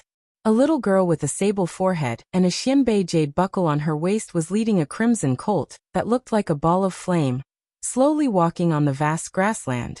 She looked like she was carved from jade, and could probably be called a top beauty in the world. Behind her were 3 old-fashioned guards. One was at the Finger Xian realm, one was at the Vajra realm, and one was at the 2nd grade Master realm. On this tranquil grassland that was destined not to have any war, just the lineup of these 3 people was enough to make people speechless. It should be noted that right now, Liang Meng was in the middle of a war, and all the experts and grandmasters had already moved out in full force. The local snake that crossed the river, the 1,000-year-old tortoise under the pond, had all followed the 400,000-strong army to the north resisting city. For a child who looked like he was in his teens to have 3 retainers, it could be seen that his status was illustrious. In fact, it was not only the 3 top experts. Behind the 4 of them, there were also 600 to 700 armored elite cavalry, and dozens of assassins who were lurking in the dark. Finally, there were a total of 60 horse retainers patrolling around in an orderly manner. They were the Crow Retainers. Before the Battle of Dragon Eye Plain, they were the only scouts in the world who could compete with the White Horse crossbowmen in Liangzhou. They were the elites that Dong Zhuo spent a lot of effort to train. These 60 horse retainers were the last seeds of the Dong family, but at this time, they were all used to ensure the safety of a little girl. But in the Dong family army, no one dared to question them, because everyone knew that in the eyes of General Dong Zhuo, this little niece of his was more precious than all the princesses of the northern and southern dynasties combined. The little girl did not like to talk, but she did not have an arrogant temperament. Moreover, she was born to make people feel close to her. Even the 3 expert retainers who escorted her aimlessly all liked this naive and unaffected girl from the bottom of their hearts. That finger-profound realm martial arts master suddenly turned his head and looked to the north. At the farthest place he could see, several Crow retainers were confronting a grassland cavalry of unknown origin. Soon, half of the Dong family's private cavalry galloped over and quickly surrounded the 4 people. The remaining 300 or so cavalry headed north. That dusty and haggard cavalry seemed to be exhausted from running for their lives. Their formation was stretched intermittently. In the vision of the 6 Crow retainers, there were at least 700 cavalry. Moreover, according to the information sent back by 2 of the retainers, there were at least 1,000 cavalry in this cavalry army. The cavalry leader in the Chiliarch attire raised his horsewhip high and shouted angrily, "Quickly get out of the way! I am chasing after a fugitive. This is the military order of the Jade Toad Province's commandant and General Huyen. Those who block me will die." The 6 Crow retainers turned a deaf ear and were completely indifferent. They did not move forward or retreat. The Baimeng Chiliarch, who was full of anger, narrowed his eyes and gritted his teeth. If it were not for the fact that he saw more than 300 cavalry rushing over, he would have led his troops and charged over. It was only 6 cavalry. No matter how powerful you were, you would still die. The young Dong family cavalry stopped his horse and asked in a deep voice, "Who is it?" The Baimeng Chiliarch turned his head and spat fiercely. "I am the commander of the Jade Toad Province's commandant, Yelu Xianping. Why aren't you getting out of the way? If you delay the important matter, not to mention a kid like you who hasn't even grown hair, even your master will die." The Dong family cavalry said expressionlessly, "I am the Chiliarch of the cavalry army under General Dong, Yelu Xiuezhen. No matter who you are, just charge forward." The Chiliarch's arrogance instantly disappeared. It was as if he had become shorter. His lips moved slightly, but he could not say a word. In the entire 13 provinces of the grassland, there were countless generals of all sizes. However, there were only 13 commandants in 20 years. Until Fatty Dong, who was once the king of the southern courtyard, became the 14th. He was also a Chiliarch with the same surname, Yelu. The Chiliarch who came from the north gnashed his teeth in hatred. He glanced at the 6 Crow retainers, and then looked at the 300 cavalry. He was sure that it was really Dong's private cavalry. Wasn't General Dong fighting to the death with the Bailiang commandant Chu Lushan at the Huayang Pass? How could there be cavalry leisurely strolling around the border of the Dragon Waste province? In the end, they even bumped into me. His face was bitter as he helplessly said, "General Yelu, to tell you the truth, I am currently under orders to kill a Jianghu expert who escaped from Dunhuang. Not only me, but there are also 3 other cavalry armies heading south. Not to mention our casualties, even the spider web spies have lost dozens of people along the way." The Dong family cavalry frowned. After thinking for a while, he said, "My young master is behind us. If you go south, you can go around 1 li away." That Chiliarch said with a sullen face, "General Yelu, on this trip to the south, we really wish we could flip up every inch of the land to take a look, afraid that we would miss that expert. Now that that person is heavily injured, he definitely can't run far. At most, he is 10 li away from us. My cavalry army has people who are good at hunting. If you are worried that we will disturb your noble, then I will only bring 100 cavalry to follow you. How about it? General Yelu, you are a magnanimous person. Don't make things difficult for me, okay? Just take it as I, Yelu Xianping, am begging you." The Dong family cavalry was hesitant. The Chiliarch put away his flattering expression and said in a low voice, "I, Yelu Xianping, have lost 223 brothers. They can't die in vain." The Dong family's cavalry general raised his head and looked over. Behind this person, there was a large cavalry force. There were 7 or 8 small cavalry groups, each with a dozen or so cavalry groups. Most of them were led by a knight who wasn't wearing iron armor. Like a large net, they galloped towards the south in an orderly manner. He finally nodded and said slowly, "I can make the decision and allow you to bring a small amount of cavalry to follow me south. 100 cavalry. If there is one more, I will kill one." Although the Jade Toad Provincial Cavalry General felt a little regretful, he was more than happy. This person was also a decisive person. He raised his arm and waved his hand. Only 90 or so cavalry followed him south. The rest of the cavalry were 1 li away on the 2 sides, continuing forward. Unknowingly, the encirclement of the 300 horsemen around the little girl had expanded by 50 paces. 3 of her personal retainers were standing side by side behind the girl. Seeing this scene, the Dong family cavalry general, Yelu Xiezhen, narrowed his eyes and didn't make a sound. In the group of 100 people chasing the cavalry army, The 3 riders who seemed to be randomly galloping would occasionally dismount and carefully observe the grassland. They would even pull up a blade of grass and sniff it. They would follow the edge of the circular formation and gradually head south. Finally, they mounted their horses. After the 3 people's gazes met, one of them shook his head at the cavalry general. Yelu Shuangping's expression was complicated. It was unknown whether he was disappointed or relieved.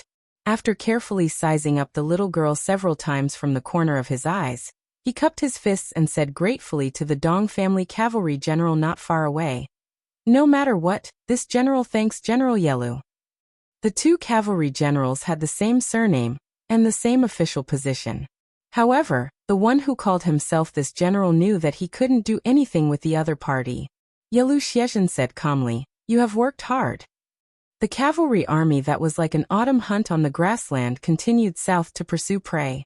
After the cavalry army disappeared from sight, Yelu Xiezhen rode his horse to the little girl's side.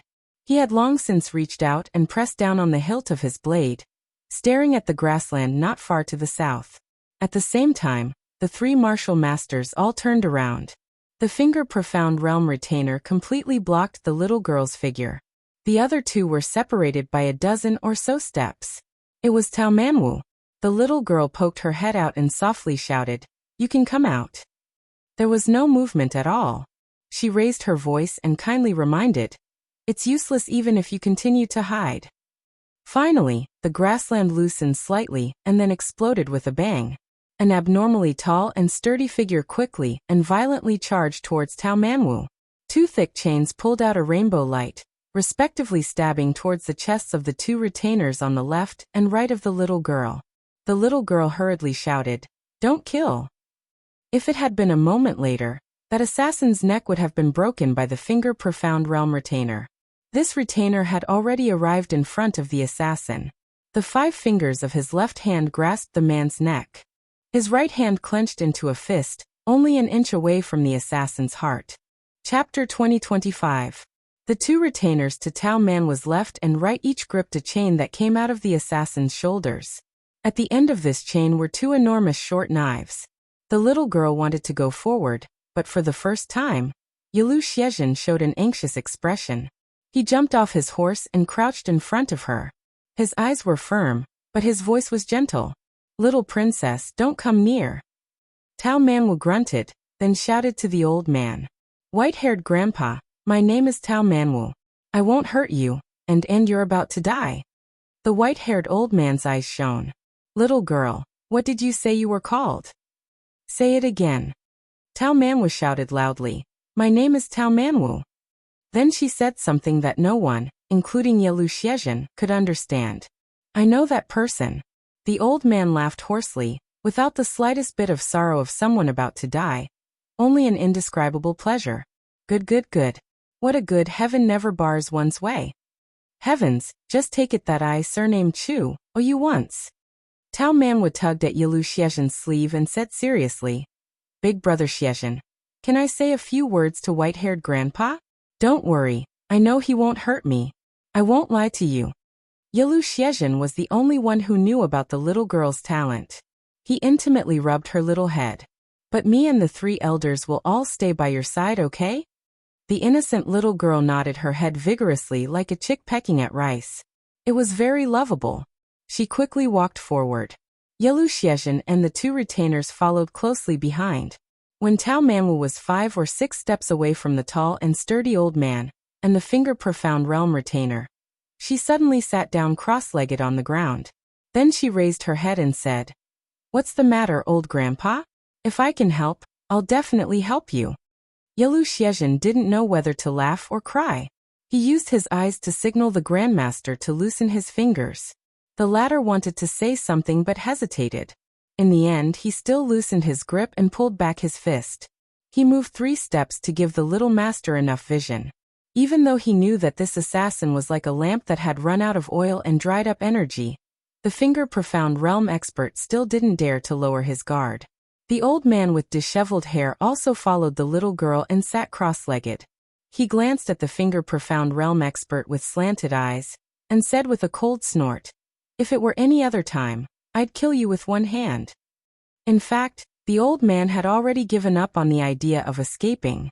The reason why he used the last of his energy to hide here was to leave himself a relatively dignified death. The world was so big, but he just had to meet this little girl called Tao Manwu. Perhaps this could only be explained by the will of heaven. The old man lowered his head and panted heavily. His broad chest heaved up and down violently. After his breathing calmed down slightly, he looked at the little girl and slowly said, "Little girl, I've heard that person mention you before. But what I'm curious about is how you recognize me." Tao Manwu didn't hide anything and said in a clear voice, "Previously, I only knew that I should go this way, but actually, I didn't know what I would encounter. I only know that you won't hurt me, and I can see things that others can't." The little girl thought for a moment and quickly stretched out her hands, drawing circles in the air in a seemingly random manner. It was very messy. The old man clicked his tongue in amazement and said, "This kind of talent is really unheard of. Before I parted ways with him, I heard him mention you unintentionally. I know that there's a little girl called Tao Manwu in Beimang." Tao Manwu blinked her eyes that were full of spirit. They were overflowing with light and color. In the depths of her eyes, there was some happiness and some sadness. The old man coughed and put his hands on his knees. He said in a low voice, "I originally had a big idea in mind. Forget it, let's not talk about these things anymore. In short, before I left Beiliang, I wanted to go to the Central Plains Jianghu.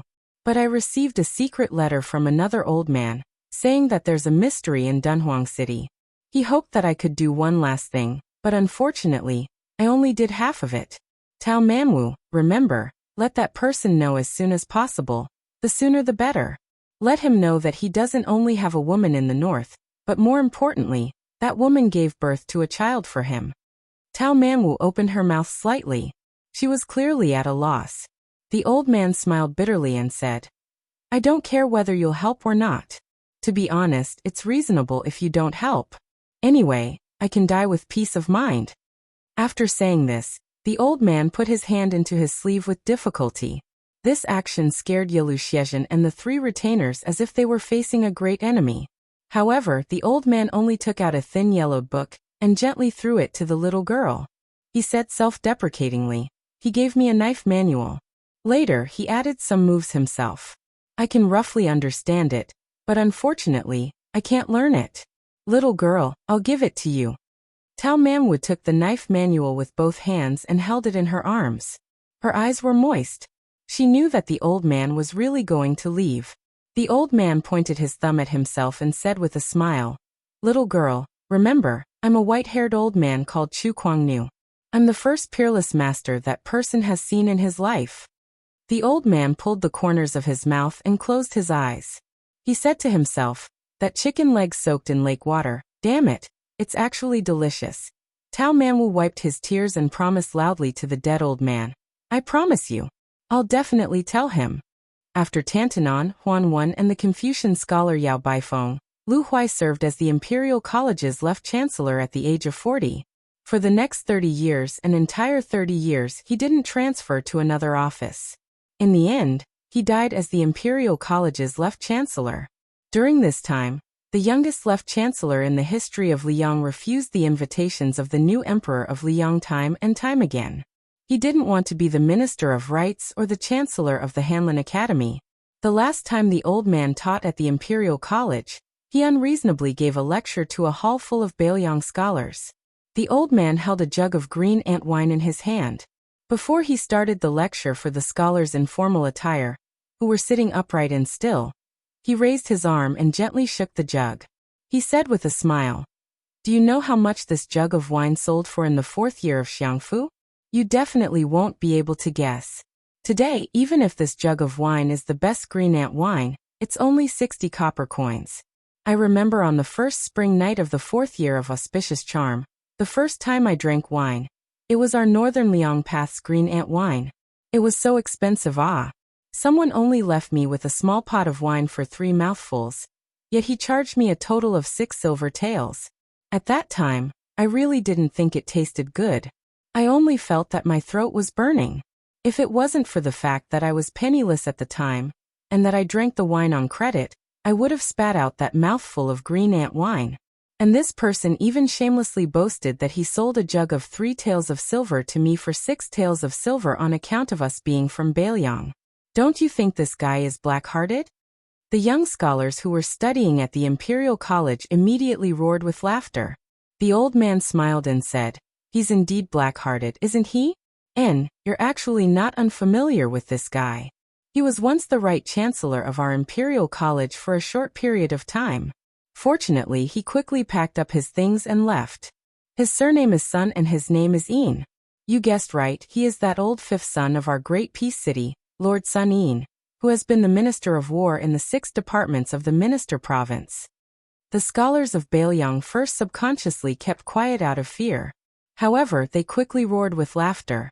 If it was other officials, not to mention a second-rank minister of the central government, even an assistant minister wouldn't dare to laugh so openly. However, old Minister Sun was different. In his words, "You juniors, as long as you don't bully me and beat me up on the spot, then it's fine. It's fine even if you scold me in secret. Ever since I, Sun Een, became a high official, I've never scolded anyone with a lower rank than me. Why? If I don't like them, I'll just tell them to leave. What's the point of scolding them? Only those with a higher rank and a louder voice than me can I only scold them to satisfy my cravings." Sun Yin's temper wasn't good. On the contrary, it was extremely bad. However, this guy either hated and feared him to the extreme or admired him to the point of prostrating himself on all fours. There were very few neutral people. It had to be known that even the emperor once said with a smile, "Every time old man Sun scolds people in court, no matter if I feel that it's reasonable or not, I'm not in a hurry to make a conclusion. Every time, I'll first listen to it. When I've completely thought it over, I'll decide whether to scold him back or give him a few pots of good wine." Sun Een, who had moved through the 5 yamens of the Minister of Administration province and become a minister, seemed very similar to the important official of the previous dynasty, Tantanon, but also very different. Probably the only person in the world who could scold people better than Sun Een was the Baelyang Taoist administrator, who had only entered the capital 3 times in his life. He was the administrator who had held the position of administrator for the longest time in the world, Qin Shiliang. He was the only one. The administrator for half his life, the left chancellor for 30 years. Today, the Liang Imperial Court used this term to describe a certain person in the officialdom who hadn't moved for a long time. The former referred to Qin Shiliang, the latter to Lu Huai. The old man waited until everyone calmed down and said in a low voice, "The scholars of your generation in Baelyang probably can't imagine the scene of the past. My memory is still fresh. The year I left for the imperial examination was the last year of Yonghui. When I entered the capital, it was the first year of Xiangfu. At that time, I was in Tai and city and met a group of scholars from other places. They were wearing bright clothes and holding fans. You seem to be about the same now. At that time, after 2 people knew I was from Baelyang, they asked and answered questions in a strange way. One asked Lianka lifts the classics and light poems. Logically speaking, the poor scholars of Baelyang had a great advantage. Why did they still have no harvest at the end of the year? How strange." One answered loudly, "Because those Baelyang barbarians don't even know how to write poems, let alone the classics and essays." The old man looked at the young faces. Most of them had angry expressions, but there were also calm and sarcastic expressions. Naturally, there were also some who were completely indifferent. The old man had seen a lot of ups and downs, so he didn't find it strange. Chapter 2026. The old man only said indifferently, "At that time, I didn't blurt out 'fuck your mother,' how strange. Not because I didn't dare, but because I was afraid of solidifying the impression that we Baelyang scholars are vulgar in the eyes of outsiders. Now you probably don't have such a chance. If it were you who ridiculed scholars from other places, such as the scholars from Nanjiang Path who have been hated by everyone for many years." The old man didn't speak frankly about the fate of the scholars from Nanjiang Path. The old man had long understood that justice was only in the heart and never in the mouth of others. Lu Huai only returned to the main topic and said slowly, "I, Lu Huai, consider myself number 1 in drinking, number 2 in teaching, number 3 in chess, number 4 in writing, number 5 in shamelessness, number 6 in quarreling, and last in being an official. The world laughs and scolds the Imperial College's old man Lu for having ulterior motives, for wanting to be the overlord of the literary world, for holding the authority of the nation's literature in his hands, and for the imperial court to be filled with yellow and purple. How could he not be my disciple? The entire hall of Bailiang scholars was silent. The old man laughed loudly and said, "Nonsense."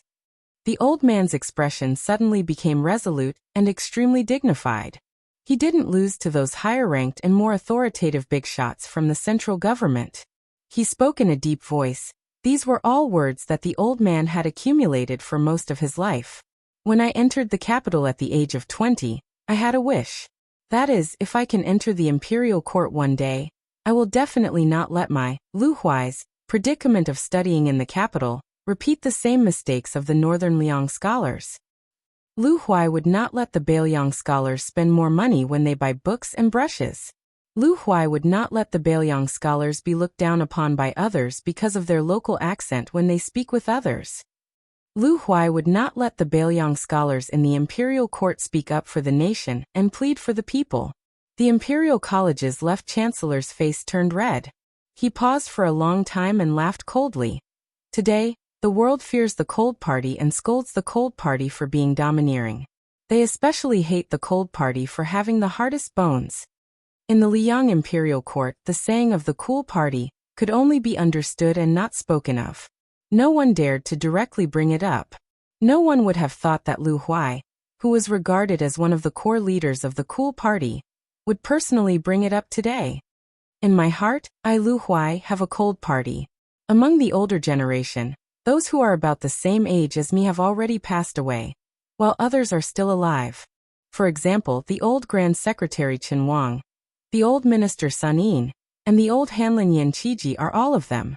Outside the capital, Ko Jianghuai Xie Shibian, Chen Shiliang, Chao Wei Yuandao Li Hanlin Lu Qingqing, Huang Fuqian, Song Yan Chang Sui Hong Xinjia, Chao Xiaojiao, Wang Ji, Hong Shuwen, Hong Yu and so on.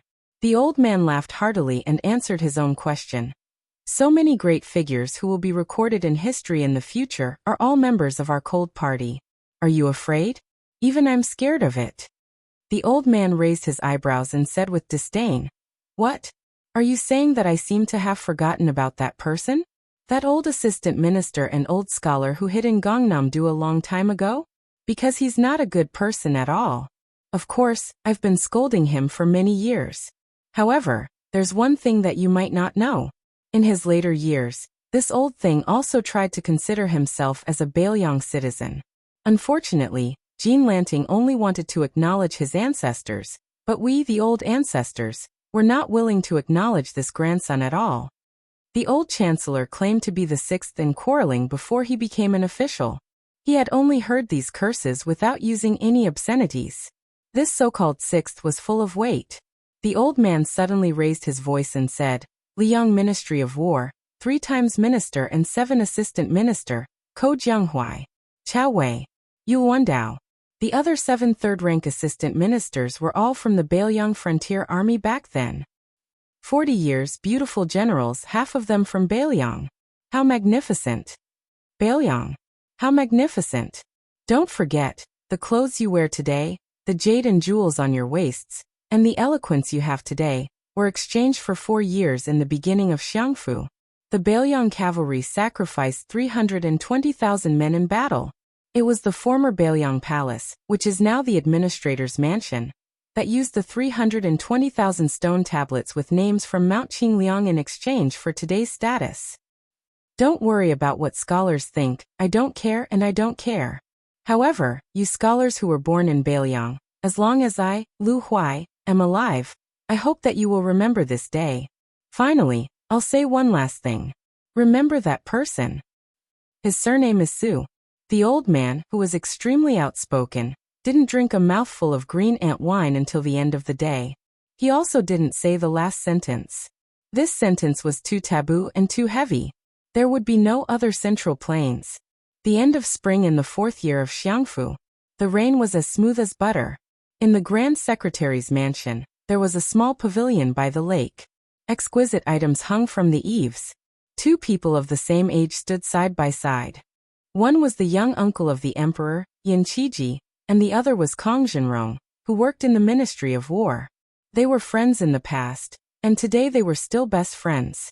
Kong Jinrong said solemnly, "The Ministry of War just received news that the Beimeng army suffered heavy losses outside of Jbibi City.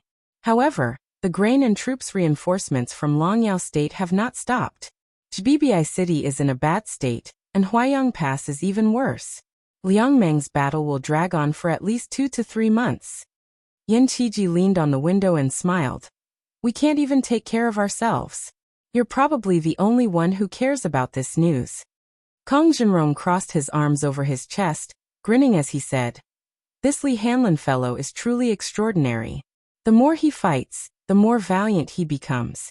After becoming the only remaining White Horse commandant outside northern Liang Pass, especially after the Battle of Old Woman Mountain last year, he, Yu Luandao, Chao Wei, and Wang Jingchong's 3 divisions of cavalry, along with Ko Jianghuai and Xieshi's 2 Liuzhou generals, beat the Southern Dynasty's soldiers inside northern Mang's Gusai prefecture until they cried for their fathers and mothers. I heard that they came and went like ghosts, completely tying down northern Mang's last 2 main field forces. In this way, the entire northern Mang Southern Dynasty, other than the front line to the north of Dragon Waste State, has been beaten into a sieve that leaks air from all sides." Yan Qiji subconsciously rubbed the stubble on his chin. It seemed to be getting pricklier. Thinking back, among the 4 of them, Kong Wuqi was the most mature. He was the first to have a beard. Li Hanlin often laughed at Yan Qiji for being a pretty boy. It was a pity that he was a bit ugly. He was worlds apart from Li Hanlin, so even if he sold his butt, he wouldn't be able to get much money. Yan Qiji asked, "What do you think will happen if we stay in Beiliang?" Kong Jinrong had obviously thought about this question. Without hesitation he said, "It's hard to say. You'll either be a military officer under Song Dongming at Mount Qingliang, or you'll be a military advisor with the identity of Bai Yi at Jbibi City. But I'm different. At the very least, I can be a White Horse lieutenant like Li Hanlin." Yan Qiji laughed and scolded, "What a moral character. It's only because those 2 aren't here that you can be so arrogant. When they were here in the early years, when didn't you, Kong Wuqi, obediently act like a taciturn gourd?" Kong Jinrong rolled his eyes. Back in Beiliang, Kong Jinrong not only had the nickname of Wuqi, but he also had a famous nickname in the brothels, Philanthropist Kong. This was because every time the 4 of them went out to drink wine, only this big blockhead was a maverick. He would never call for any beautiful courtesan or courtesan. He would go straight to the point and say to the brothel keeper, "Call out the girl who hasn't received any guests for the longest time to accompany us." The great philanthropist Kong not only asked for women who were more beautiful and cunning, but also rewarded them handsomely. He also called them over to sit next to him. Although he didn't take liberties with them, and it was likely that he really couldn't bring himself to do so, he didn't neglect them either. Kong Jinrong was a living bodhisattva who saved people from suffering. His reputation had spread throughout the northern Liang Pass flowering fields, and he wasn't much inferior to His Highness the Crown Prince, who liked to spend money recklessly. Kong Jinrong's father panicked at that time. He was afraid that his only son would marry a girl who could ward off evil spirits. When that time came, wouldn't he become the laughingstock of Beiliang's officialdom? Therefore, the fathers of the 4 pests of Beiliang had different attitudes. The old Prince Liang, Su Shao, was generous and didn't care at all. The old scholar Yin Jieshi was worried about his son's reputation. The miserly Gongda was worried about the money. Kong Jinrong's father was the most miserable. He was afraid that his future daughter-in-law would be a girl who couldn't walk at night. Otherwise it would be scary. Yan Qiji sighed. Li Hanlin's sister seems to have never married. Kong Jinrong curled his lips and said, "Li Fujian's eyes grew on her forehead since she was young. She didn't treat anyone well. Anyway, I don't like her the most. I remember that she liked to call me a bore and even called brother Nian a pervert. Li Hanlin is her brother, so Li Fujian didn't scold him much. You are the most educated among us, so you didn't get scolded much. As for your sister, well, she is better than Li Fujian." Yan Qiji was helpless. Su Fingnian, Li Hanlin, Yan Qiji, Kong Jinrong. Li Fujian, Yan Donggu. 6 people in the past. 3 people in Beiliang. 3 people in Great Inn. 3 people in their hometown. 3 people in other places. The spring rain rippled on the surface of the lake. Chapter 2027. Kong Zhenrong thought of something and said slowly, I heard that the poor scholar from Yinji County of Yuzhou was supposed to be the champion of the spring imperial examinations. However, he was targeted by a big shot and suppressed by a weak reason. Not to mention the spring imperial examinations, he almost lost the qualification of the palace examinations. Some people say that Jean Lanting, one of the imperial tutors, was one of the imperial tutors. Others say that the imperial tutor, Principal Puhua, deliberately promoted Qin Guanhai, who had won the imperial tutor title but had only gotten the lowest rank in the imperial tutor exam. Now even my father is defending him. He said that if Lu Huai hadn't made things difficult for others in the imperial tutor exam, he would have gotten first place in the imperial tutor exam. Besides, Lu Huai was the top scorer in the imperial tutor exam of the Northern Liang Path. That would be an unprecedented 3 times in a row in the imperial tutor exam of the imperial tutor exam. My father's temper is so bad that he can't even get a fart out of it. These days he has been nagging about it countless times. The wine in the residence is almost not enough to drink. In Liang, the autumn imperial examination was the local provincial examination, while the spring imperial examination was the national examination in the capital. Thus, there was a saying in the officialdom, when the autumn imperial examination is the spring imperial examination, the carp leaps over the dragon gate. Lu Huai, a poor scholar from Beiliang, actually became famous before the spring imperial examination. At that time, this person was copying inscriptions outside the imperial college. He was able to get the contemporary saint of the Zhang family of the sacred duke's mansion to help him copy. At that time, thousands of imperial college students heard the news and flocked over. In the end, Lu Huai was the last one to know the noble identity of the middle-aged Confucian scholar, which caused a sensation in the capital. However, at that time, Lu Huai, who was embarrassingly short of money, was forced to stay in a small Taoist temple. He rejected the offers of countless high-ranking officials and nobles to buy the scriptures, and also rejected the offers of some people to change his address. It was said that quite a few aristocratic families in the capital wanted to take him as their son-in-law, but they were all rejected by Lu Huai. At that time, there were many voices in the capital that said that this person was nothing more than fishing for compliments and waiting for the right price to sell. Everything was just about the 2 words, raising the prestige. As Lu Huai came in third, the articles of the imperial and imperial examinations gradually spread throughout the court. Only then did these strange words quietly disappear. As Lu Huai entered the court, the people in Great Peace City learned of the inside story. There were actually 5 Beiliang scholars participating in the autumn imperial examination, but the other 4 had given up their qualifications and returned to their hometowns. They only gave all their remaining money to Lu Huai, who stayed to stay. Kong Zhenrong's father, Kong Dashan, had been recruited by the imperial court of Liang and had chosen to leave the Northern Liang sect. The main reason was that his elder brother, who had been a businessman for many years, and his 2 daughters had accidentally married into one of Jiangnan's Taoist clans. The 2 Jiangnan families were well liked in the Great Peace City officialdom. Adding on the fact that he did not see eye to eye with the commander of the cavalry at the time, Huaihua Great General Zhong Honggu, he came to Great Peace City. He only got a mid-level official position in the Ministry of War, a 4th-rank official. He had just been promoted at the end of last year. In a few years his son would probably catch up. After Kong Dashan brought his family to the capital, he must have been ostracized. However, while Kong Dashan was a true Beiliang general, his personality was very open-minded. Otherwise, based on his son Kong Zhenrong's relationship with His Royal Highness, he would not have fallen to the point of leaving Beiliang. Kong Dashan himself was a rough man, but he was one of the few generals in Beiliang who openly admired scholars. In his early years, he did not like Li Hanlin. He was even indifferent to His Royal Highness Su Fengnian. Only Yan Qiji, who was a scholar and did not smile, would become friendly when he saw him at home. Thus, Kong Dashan was furious at the situation of the Beiliang scholar Lu Huai in Great Peace City. Yan Qiji, who had been lying lazily on the railing, stood up and said in a low voice, "There is indeed some inside story in the spring examinations. However, as the teacher, Sima Puhua had the intention to help Qin Guanhai, a junior from the same hometown. He did not try to suppress Lu Huai. As Lu Huai's teacher, the left assistant minister of the Ministry of Rights, Jean Lanting, did not belittle Lu Huai's essay. Instead, he praised it greatly. The examination paper was full of praise. Kong Zhenrong could not wrap his head around it, and was confused. The Minister of Rights and the Assistant Minister of the Ministry of Rights were respectively the President and the Vice President. Was there someone who could oppose them? Kong Zhenrong suddenly realized, and his face was filled with disbelief.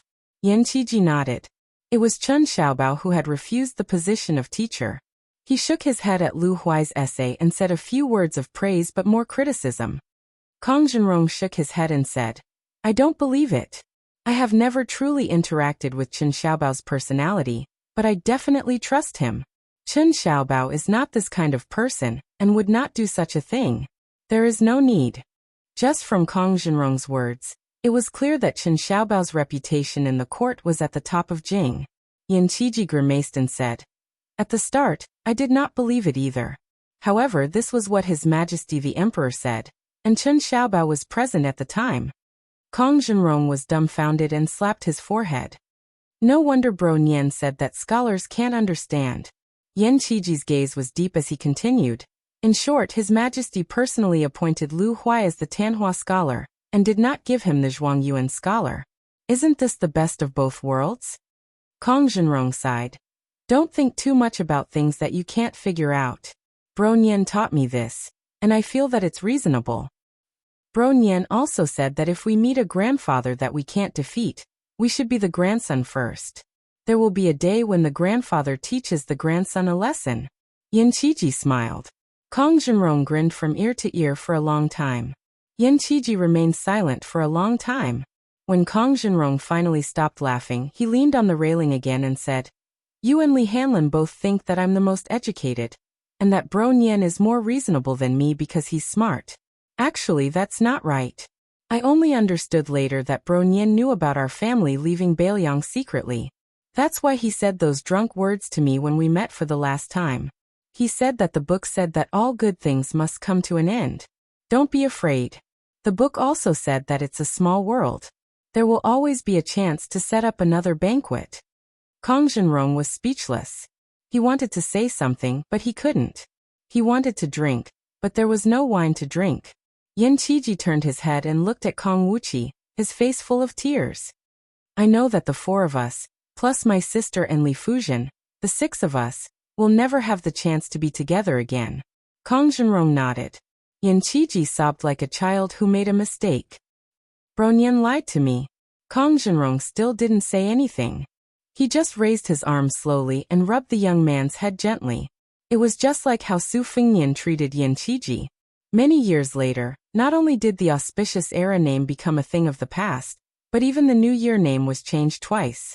The new emperor of Liang had just ascended the throne. It was still the same waterfront pavilion, still the same light rain in the spring evening. The old man who had just turned down the new emperor's invitation to stay and stepped down as the left servant of the province came here alone after playing with his grandchildren. He was a powerful official in his official career, and he would be a famous official in the history books in the future. For some reason, he was crying silently. The white-haired old man didn't look very sad, but he couldn't stop crying. The old man who was known as the second Tantanon in the court didn't wipe his tears. He was like a child who accidentally lost a cute object. First he cried loudly. After a few days he wasn't so sad anymore, but when he remembered it, he would still sniffle. Withered intestines were watered in 3 bowls, and the cool breeze grew in 2 armpits. The spring breeze brushed his hair, and the old man remembered the youth. Many years ago, in Lingzhou in the south of the Great Wall, the last king of Bailiang, who no one mentioned now, was still the absurd and carefree His Royal Highness. In those years, one could often see 4 young men walking out of the brothel drunk in the middle of the night. Li Hanlin, who hadn't joined the army to kill the enemy, and Li Hanlin, who hadn't become the White Horse Lieutenant, who hadn't become the great general of the West, must have had lipstick marks all over his face. However, this guy was the most cunning. He couldn't hold his liquor, and his drinking behavior was even worse. Every time he secretly let the courtesans help him with the water, he seemed to be drinking heroically, but he also secretly threw the wine out of the cup. His disguise was flawless. Therefore, every time he went home, he could still laugh with the courtesans and madams. He would never delay and take advantage of them afterwards as he collected some interest. And Kong Wuqi, who had become a great philanthropist, could hold his liquor, but his drinking behavior was good. Moreover, the 2 or 3 girls who were especially grateful because they hadn't had a business for a long time wouldn't agree to not drink with this burly, kind-hearted young man. Therefore, he was far less sober than that bastardly every time. However, good had its reward, and evil had its retribution. Kong Wuqi was drunk, and Li Hanlin was sober. Of course, the latter had to carry him. In His Royal Highness' words, "It was me carrying Kong Wuqi who weighed 200 caddies? Are you Li Hanlin, His Royal Highness, or am I the one?" As for the young scholar who was still nicknamed Chicken-Eating Strict, he was no longer afraid of being scolded by his father when he returned home. Every time he walked into a brothel, he would secretly encourage himself. Tonight, he must touch the chest of a certain young lady. Otherwise, he might as well pluck up his courage and kiss her lips. In short, he couldn't let those 3 brothers laugh at him for having evil intentions, but not the guts to do it. But every time he left the tender land of beautiful women, the young scholar would be drunk and unconscious. He would tell himself that it didn't matter. He would try again next time, and be a real man for once. The slender young man, Li Hanlin, carried the burly young man, Kong Wuqi, and walked unsteadily. And the young man, His Royal Highness, carried the light young man, Yan Qiji, so of course it was easier. In the beginning, Li Hanlin was not without doubts. Why didn't he just let the retainer carry Kong Wuqi back to the carriage after eating chicken? Chapter 2028. His Royal Highness said that we are brothers. The 4 youths at that time felt that there was nothing more reasonable than this in the world. At that moment the old man choked. "Brother Nian, you are lying. That person promised the Liang dynasty, or promised the world, that he would never enter Great Peace City again in this life." But at that moment, a warm hand gently rested on the old man's head. No matter how many years have passed, there was a familiar teasing laughter. Oh, Yan eating chicken crying. "Is it your father who forbids you to play with me? Or is your sister speaking ill of me again? What's the big deal, Brother Nian? I will take you to drink wine. Old rules Li Hanlin pays, Kong Wuqi leads the horse. Let's go." The old man did not raise his head, afraid that it was a dream. The hand on Yan Qiji's head gently raised and then patted down. That person laughed angrily. "Yan eating chicken, have you become stupid from studying? The 3 of us are waiting for you." Yan Qiji slowly turned around, trying his best to widen his eyes, his lips trembling. The grand scholar of the martial meritorious palace, who was the head of the 12 pavilions of the Liang dynasty, who was known as every time there is a big event, Scholar Yan is the calmest. Tears flowed down his wrinkled face. He wiped his face, crying and laughing, saying softly, "Brother Nian, I miss you very much." The guy opposite him, who only had white hair on his temples, revealed a bright smile that was still as young as before. He raised his sleeve and wiped Yan Qiji's tears, saying, I know. Not far away, there were 2 people who seemed to be whispering, but their voices were not soft. "Look, martial fanatic Kong. I've already said that eating chicken Yan fancied our brother Nian. Back then, he just couldn't take that step. It is true, I didn't think so before, but now I believe it. Kong Wuqi Yan eating chicken is already so old, isn't it too late? Sai Yan eating chicken is fine, but he is too shy. If it was me, I would have told brother Nian directly 60 or 70 years ago. Scram. At that time, you surnamed Kong had already crawled out of your mother's womb?" Yan Qiji, who was slightly deaf but definitely not deaf, was instantly infuriated. "Li Hanlin, Kong Jinrong. Scram to the side." Li Hanlin pretended to raise his head to look at the moon, while Kong Jinrong pretended to look left and right. No matter what, Yan Qiji still held the hand of the person in front of him tightly, unwilling to let go. Su Fingyan looked at Yan Qiji, then turned to look at Li Hanlin and Kong Jinrong, who were grinning, and said softly, "Everything is still here, nothing has changed. That's great. #### in the snowy Jianghu, someone has a beginning and an end. One of the passages was from the previous chapter of Bead Curtain chapter. Little sweet potato, I found you. The 4th year of Xiangfu. Yanji Prefecture in Yuzhou was very famous. It was so famous that even the entire Central Plains had heard of it. This was especially so in the scholarly Gangnam-do, and the wealthiest Guangling Path. Of course, Graydon City was the most interested in Yanji Prefecture. It was because the women of Yanji County were especially lively and lively. Women were truly made of water. They were beautiful and unordinary, naturally charming and full of emotions. Even the women of Yanji County who grew up in a remote and desolate place still had their own charm. However, there were many small towns in Yanji Prefecture that were not famous. In one of the small towns, there lived a beauty who had once been on the Yanji rankings. Pei Nanwei, the wife of the old king of Jing'an, who was supposed to have died for love. Now she was guarding a small but clean house. She rarely went out and raised a coop of chickens. Then, she would often sit under the eaves and watch the arrogant old hen take the cute little chicks and wander around the yard. She would peck here and there. Over time, although she was a bit bored, she felt that this kind of boring life was the real life. An inconspicuous young woman and an old woman who could be blown away by a gust of wind lived far away and close to each other. The former would occasionally help to pour water into the water tank, or send some small things that could not be bought with money in the small town, such as rouge, face powder, hairpins, and so on. Pei Nanwei accepted them one by one. Women in the world, regardless of whether they were rich or poor, all wanted to be more beautiful. The old woman, whose face was full of vicissitudes of life, did not send any gifts. She only visited the house every few days, chatting about trivial matters. She asked which silk shop in the town had Sichuan satin for sale. However, the old woman quickly said that it was most likely a scam. She was trying to cheat those silly girls out of their private savings. She said that the ugly wife of Lu Yao, from the blacksmith shop in the southernmost part of the town, had hooked up with a young man surnamed Zhang from Broken Gong Alley. It was hard to say who had taken advantage of it. The old woman also said that a kite fell from the roof of her house. Those children were really naughty. They were naughty.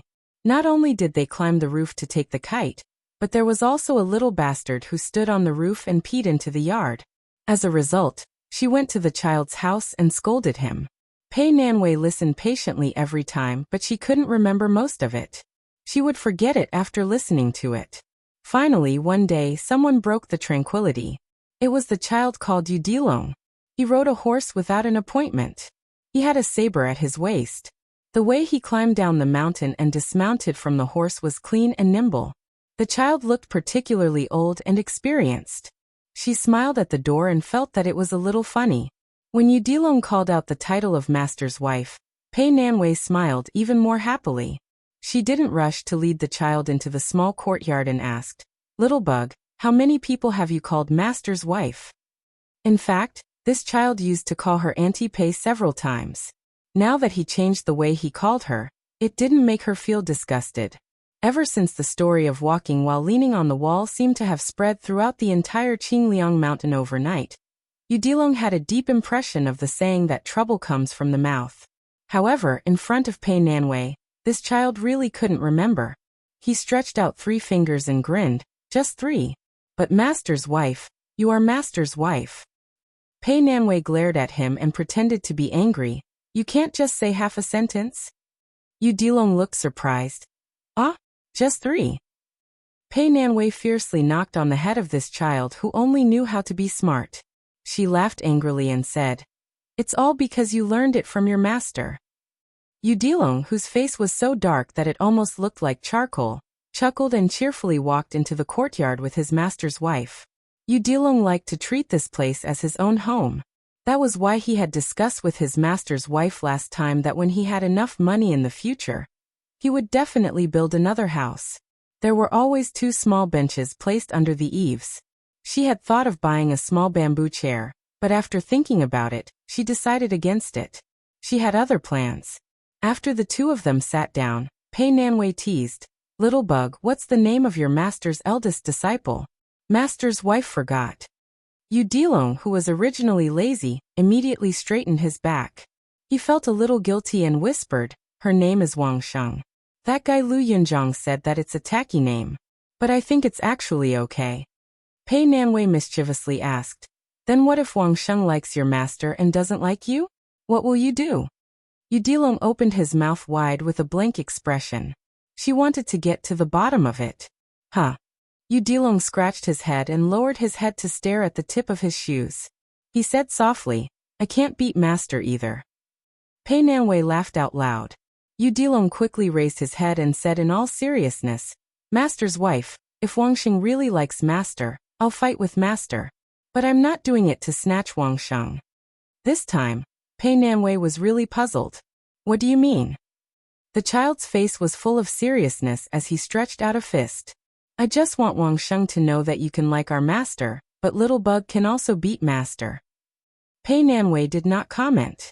She raised her head to look at the entrance of the courtyard and said softly, Little bug, it's okay to say that you're stupid, but it's not wrong to say that you're smart. The child seemed to be a little depressed. He held his chin with both hands and was lost in thought. Pei Nanwei rubbed his head and comforted. It may be very soon, but it may also be a long, long time later. You will understand one day that when you like someone, but that person doesn't like you. Although it's not as good as two people liking each other, it's much luckier than not having anyone you like. Yu Dilong frowned and said pitifully, Master's wife, why does it sound so miserable? Pei Nanwei asked with a smile, Do you think master's wife is happy or sad? She added, If you answer correctly, master's wife will teach you how to pursue Wang Sheng. Yu Dilong said cautiously, Foolishly happy? The corner of Pei Nanwei's mouth twitched. Yu Dilong hugged his head at lightning speed. Master's wife, master's wife. Master accidentally let it slip. Pei Nanwei said with a pleasant expression, You're right.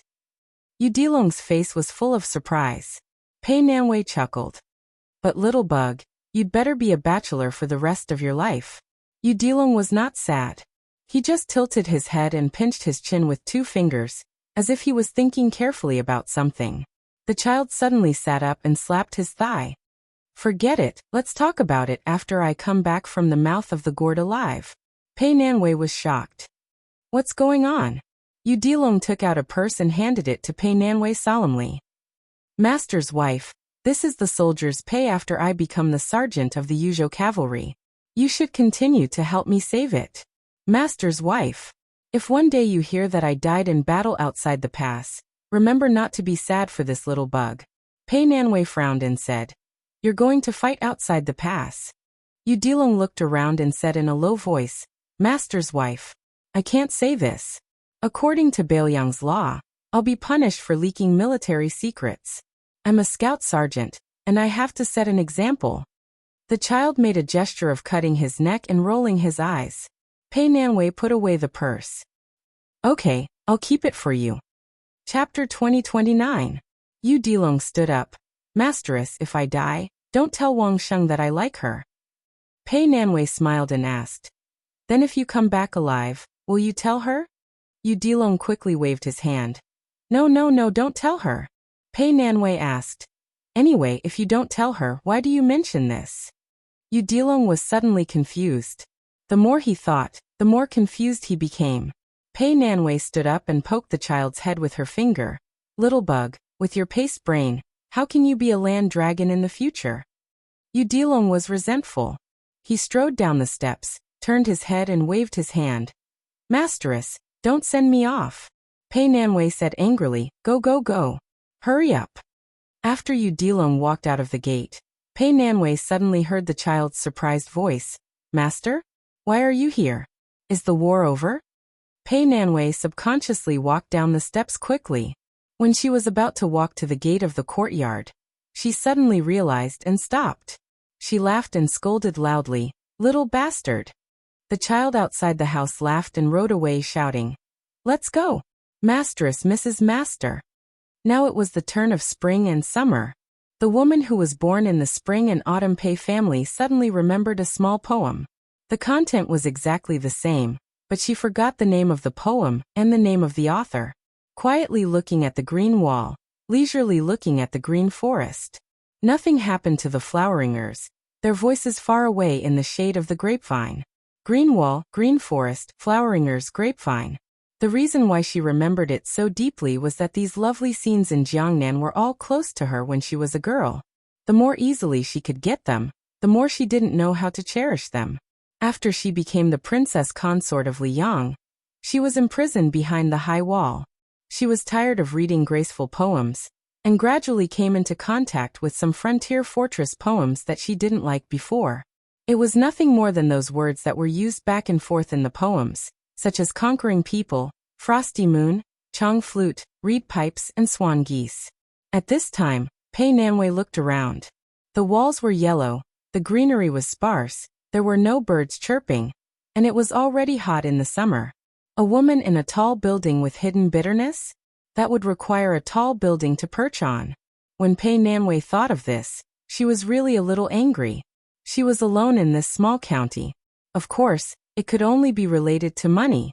Ever since he went to Bishan County's Yamen with that fellow who was nominally the county clerk and successfully obtained the 20 taels of silver that he had been owed for a long time, County Magistrate Feng Guan was quickly transferred away for some reason.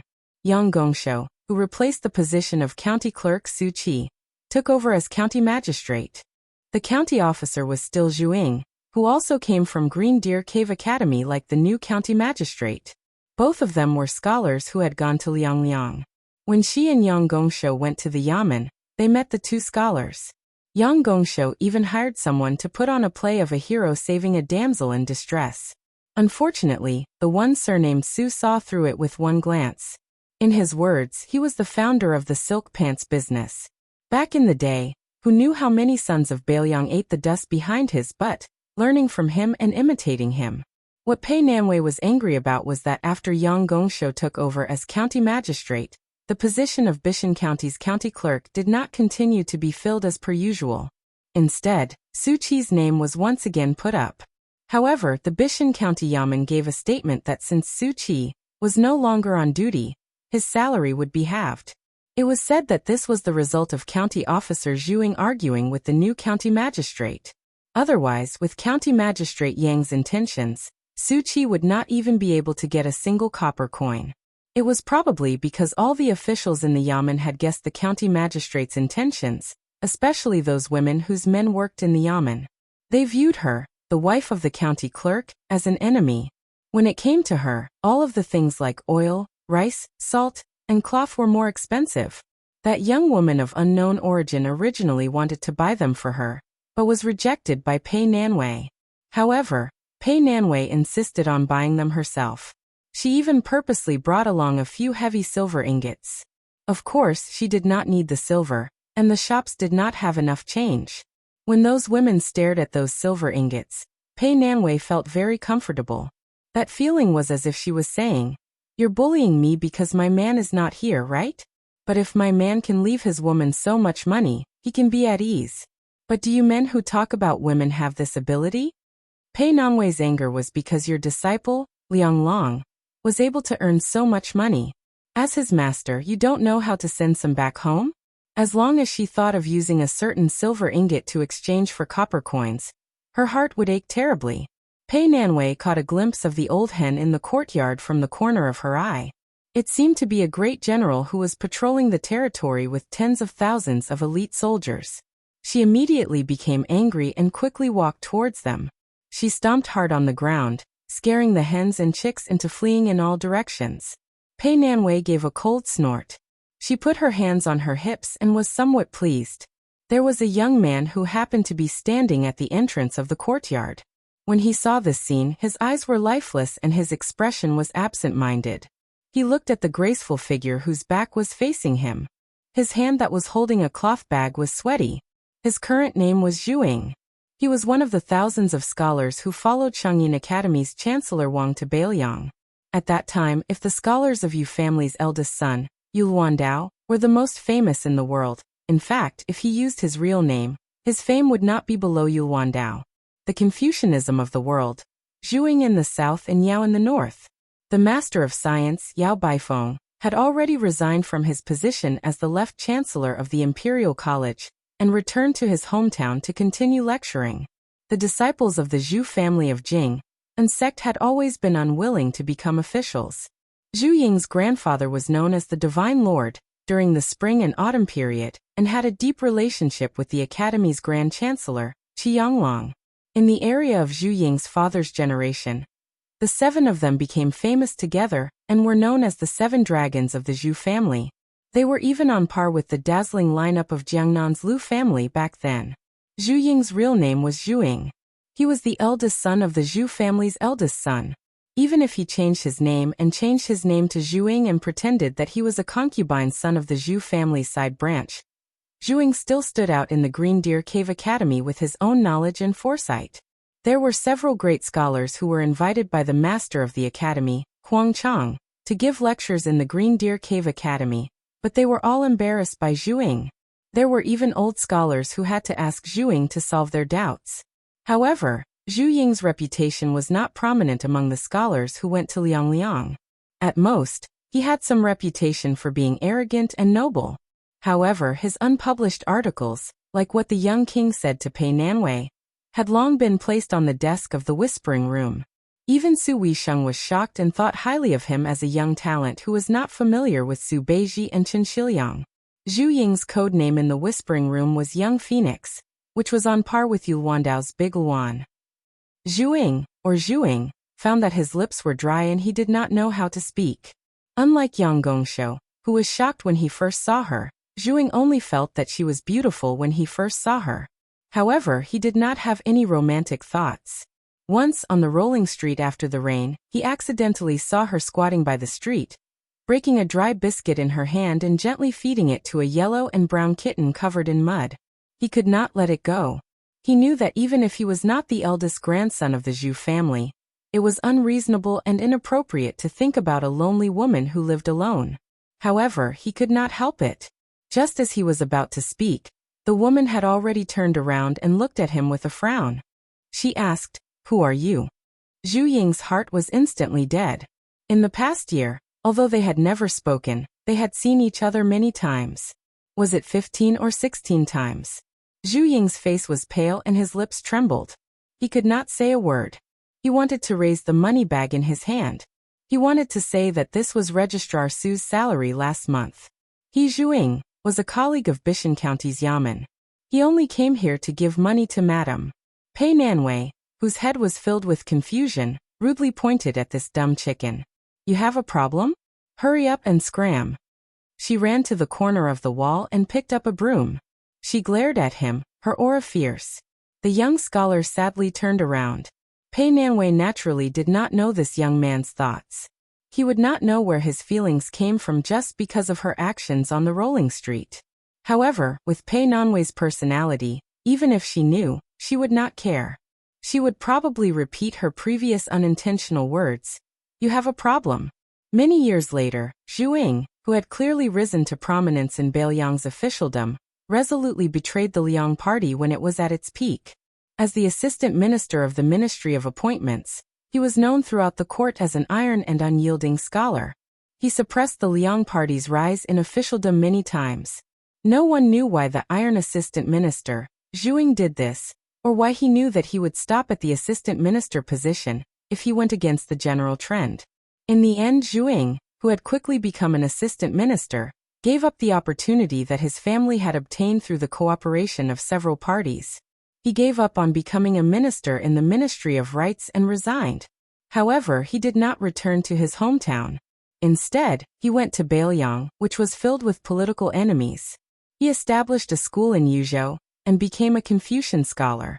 His reputation did not lose out to the previous dynasty's Yao Baifeng. In Zhu Ying's life, other than his family's marriage, he only took a concubine in his later years in Yinji County in Yuzhou. That concubine was young and beautiful. Zhu Ying was already old. This action caused Zhu Ying to be criticized by the Central Plains. Someone wrote a poem, A Pear Blossom Suppressing a Begonia, to ridicule him. Zhu Ying did not care. He died in Beiliang and was posthumously given the title of Wenjin in the court. Until Zhu Ying resigned and died in Beiliang, the situation of the various parties in the court fighting against the Liang party did not change. County Magistrate Yang Gongshou, who had suppressed Master Zhu in Bishan County, used his identity as a member of the Liang party to rise up the ranks. In the end, He became the administrator of Lianhui Taoism and had a good relationship with Zhuang. When he rushed to Bailiang's Yuzhou to pay respects to his friend, Yang Gongshou suddenly saw a young woman in mourning clothes. She looked similar to the woman they had seen in Bishan County in their early years. The administrator, who had only revealed a little sadness in his friend's mourning hall, was suddenly overcome with sorrow and tears. Chapter 20:30. At this very moment, the woman who had chased away the unknown lecher, with a broom sat under the eaves. That old woman quickly paid her a visit, and began to ramble on and on again. However, compared to the trivial family matters from before, the old woman spoke more about the battle outside the pass that she had heard about. She said that the northern Mang barbarians were about to be unable to hold on much longer. Over at northern barbarian city in Liang province, they had fought from autumn last year to summer this year. Who knew how many barbarians had died? Once summer arrived, let alone launching a siege, just the mountains of corpses were difficult to deal with, making it even more difficult to endure. Pei Nanwei listened absent-mindedly. She was a bit sleepy and yawned. Suddenly, she saw the younger woman walk into the courtyard and sit down on the dirt steps at their feet. The old woman's eyes suddenly became sharp, and the younger woman lowered her head guiltily. Pei Nanwei had always been called an idiot by a certain someone, but as a woman from a wealthy family who could become the consort of a vassal king, she naturally wasn't stupid. It was just that there were too many things that she couldn't be bothered to care about. Probably because she was too bored, Pei Nanwei used her finger to poke the delicate woman's back and asked with a smile, "Something on your mind? Tell me about it. Maybe I can help you." The delicate woman lowered her head even more. The old woman hurriedly stopped her. "Lady Pei, how could little Yang have anything on her mind? She's just a girl from a small family." Pei Nanwei smiled and said, "All right, she's still from a small family. Her roots belong to that woman from Mount Qingliang. Maybe she's even heard of that guy's name. Otherwise she wouldn't be sitting here with Granny. Today, let's just pretend we're ordinary neighbors. There's no Dushui House, Eagle House, or Vassal King or Mount Qingliang. How about it? We'll just talk about some women's whispers. It's not a big deal. In any case, if the three of us don't say anything, no one will know. Little Yang. I'll just take your surname as Yang for now. Say it if you like it. Sister Pei and Granny Zhao will help you plan it." The young woman raised her head and looked at the old woman uneasily. The old woman sighed and nodded. "Only this time there's no next time." The former timidly said, "Sister Pei, I like." At this point she couldn't say anything else. The old woman coldly snorted and said, "County Magistrate Yang Gongshou, he's just an embroidered pillow. Yet he calls himself a poet and sword. Last year, he spent 26 taels of silver to hire someone in front of the prince and Lady Pei. You must be blind to take a fancy to this kind of aristocratic family descendant." The young woman pursed her lips, feeling a little resentful, but she didn't dare to refute. This little Yang, little Yang, little Yang, little Yang, little Yang, little Yang. Little Yang, don't be scared by Granny Zhao. Although you're both surnamed Yang, if you're outside of Bailiang, especially in places like Gangnam-do where there are many scholarly families, it would be a bit troublesome. Why is that? Because in the past, Great Qin didn't mind marriages between people with the same surname. But after the Great Qin, people with the same surname didn't marry each other. It became an unwritten rule that the imperial court didn't care about, but scholars loved to care about.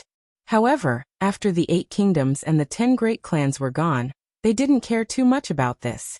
However, that county magistrate surnamed Yang is probably from a large family in the Central Plains. Otherwise, he wouldn't have the qualifications to come to Bailiang, and wouldn't have been able to become a county magistrate so quickly. So little Yang, if the elders in your family don't mind, it's best if you change your surname. She talked from surname marriages to the traditions of the large families in the Central Plains. Then she talked about the women fighting for favor in the courtyard. Finally, she talked about the fights between the houses within the high walls. She talked about the status of a mother because of her son, and those titled madams that were out of the reach of ordinary people. Pei Nanwei was, after all, a woman who had been carefully groomed by the prestigious Pei family. She explained the profound knowledge in simple terms. Not only were the young women listening attentively, but even the old woman, who had originally intended to listen for the time being, was also a little entranced. Pei Nanwei spoke in high spirits. The young woman's eyes lit up as she listened, and the old woman nodded repeatedly.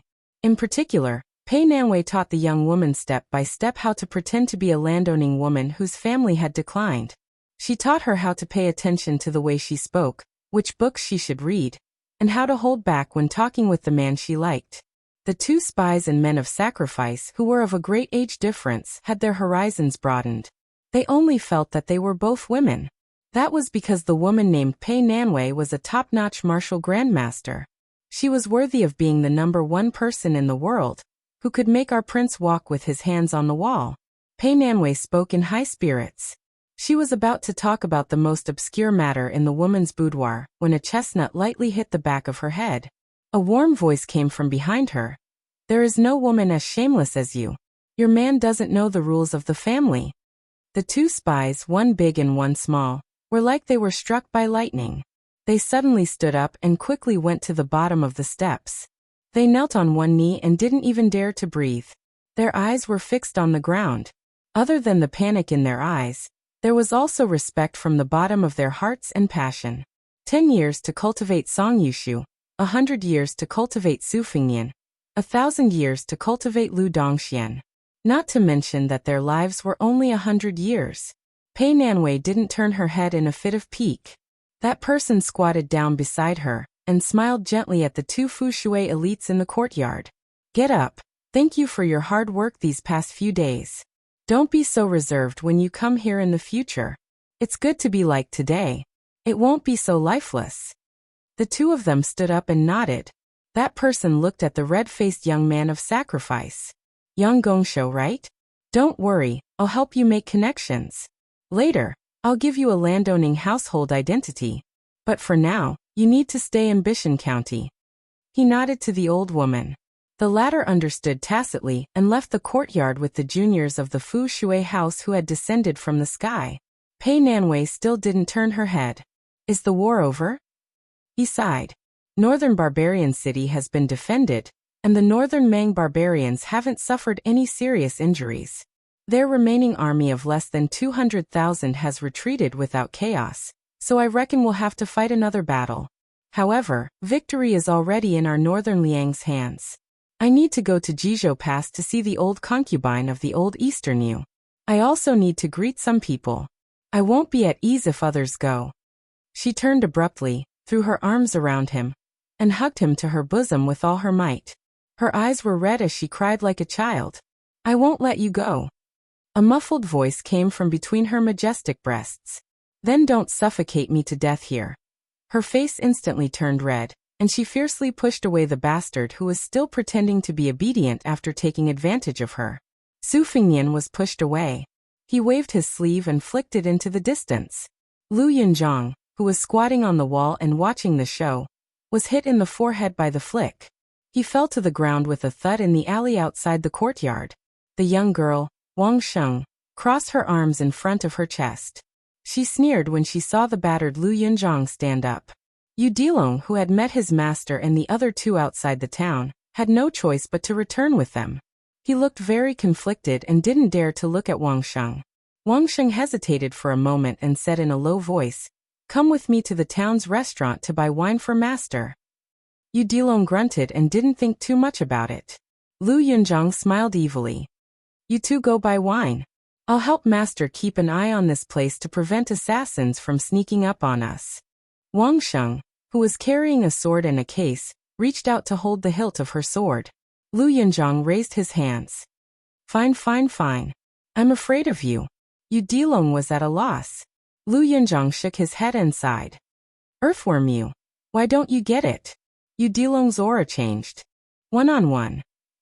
Lu Yunzhang felt a headache coming on. He really couldn't beat this earthworm. At this moment, his master and mistress had already walked out of the courtyard. Wang Sheng's eyes hid some inexplicable joy. Pei Nanwei sent the four of them to the corner of the alley. Then she quickly turned and left. The four of them walked on the wheeled street. Only Yu Dilong, who originally needed to rush to Yuzhou, was leading his horse. Su Fingnian suddenly said, "Yu Dilong, there's a child named Go Yufang in Wudong Mountain. Be careful in the future. Yu Dilong was surprised. Ah, why? Su Fingyan said playfully, Xie Guinying Dong Tai, the first sage of the Zhang family, can be considered half his master. In the future he might have to add half of Wudong's sect master, Li Yufu. Why do you think? Yu Dilong responded indifferently. Clearly he didn't care much. Su Fingyan snorted. Lu Yunzhang, I'm reminding you not to be up to no good. Do you remember? Lu Yunzhang made a face and hugged the back of his head with both hands. I know. Su Fingyan smiled.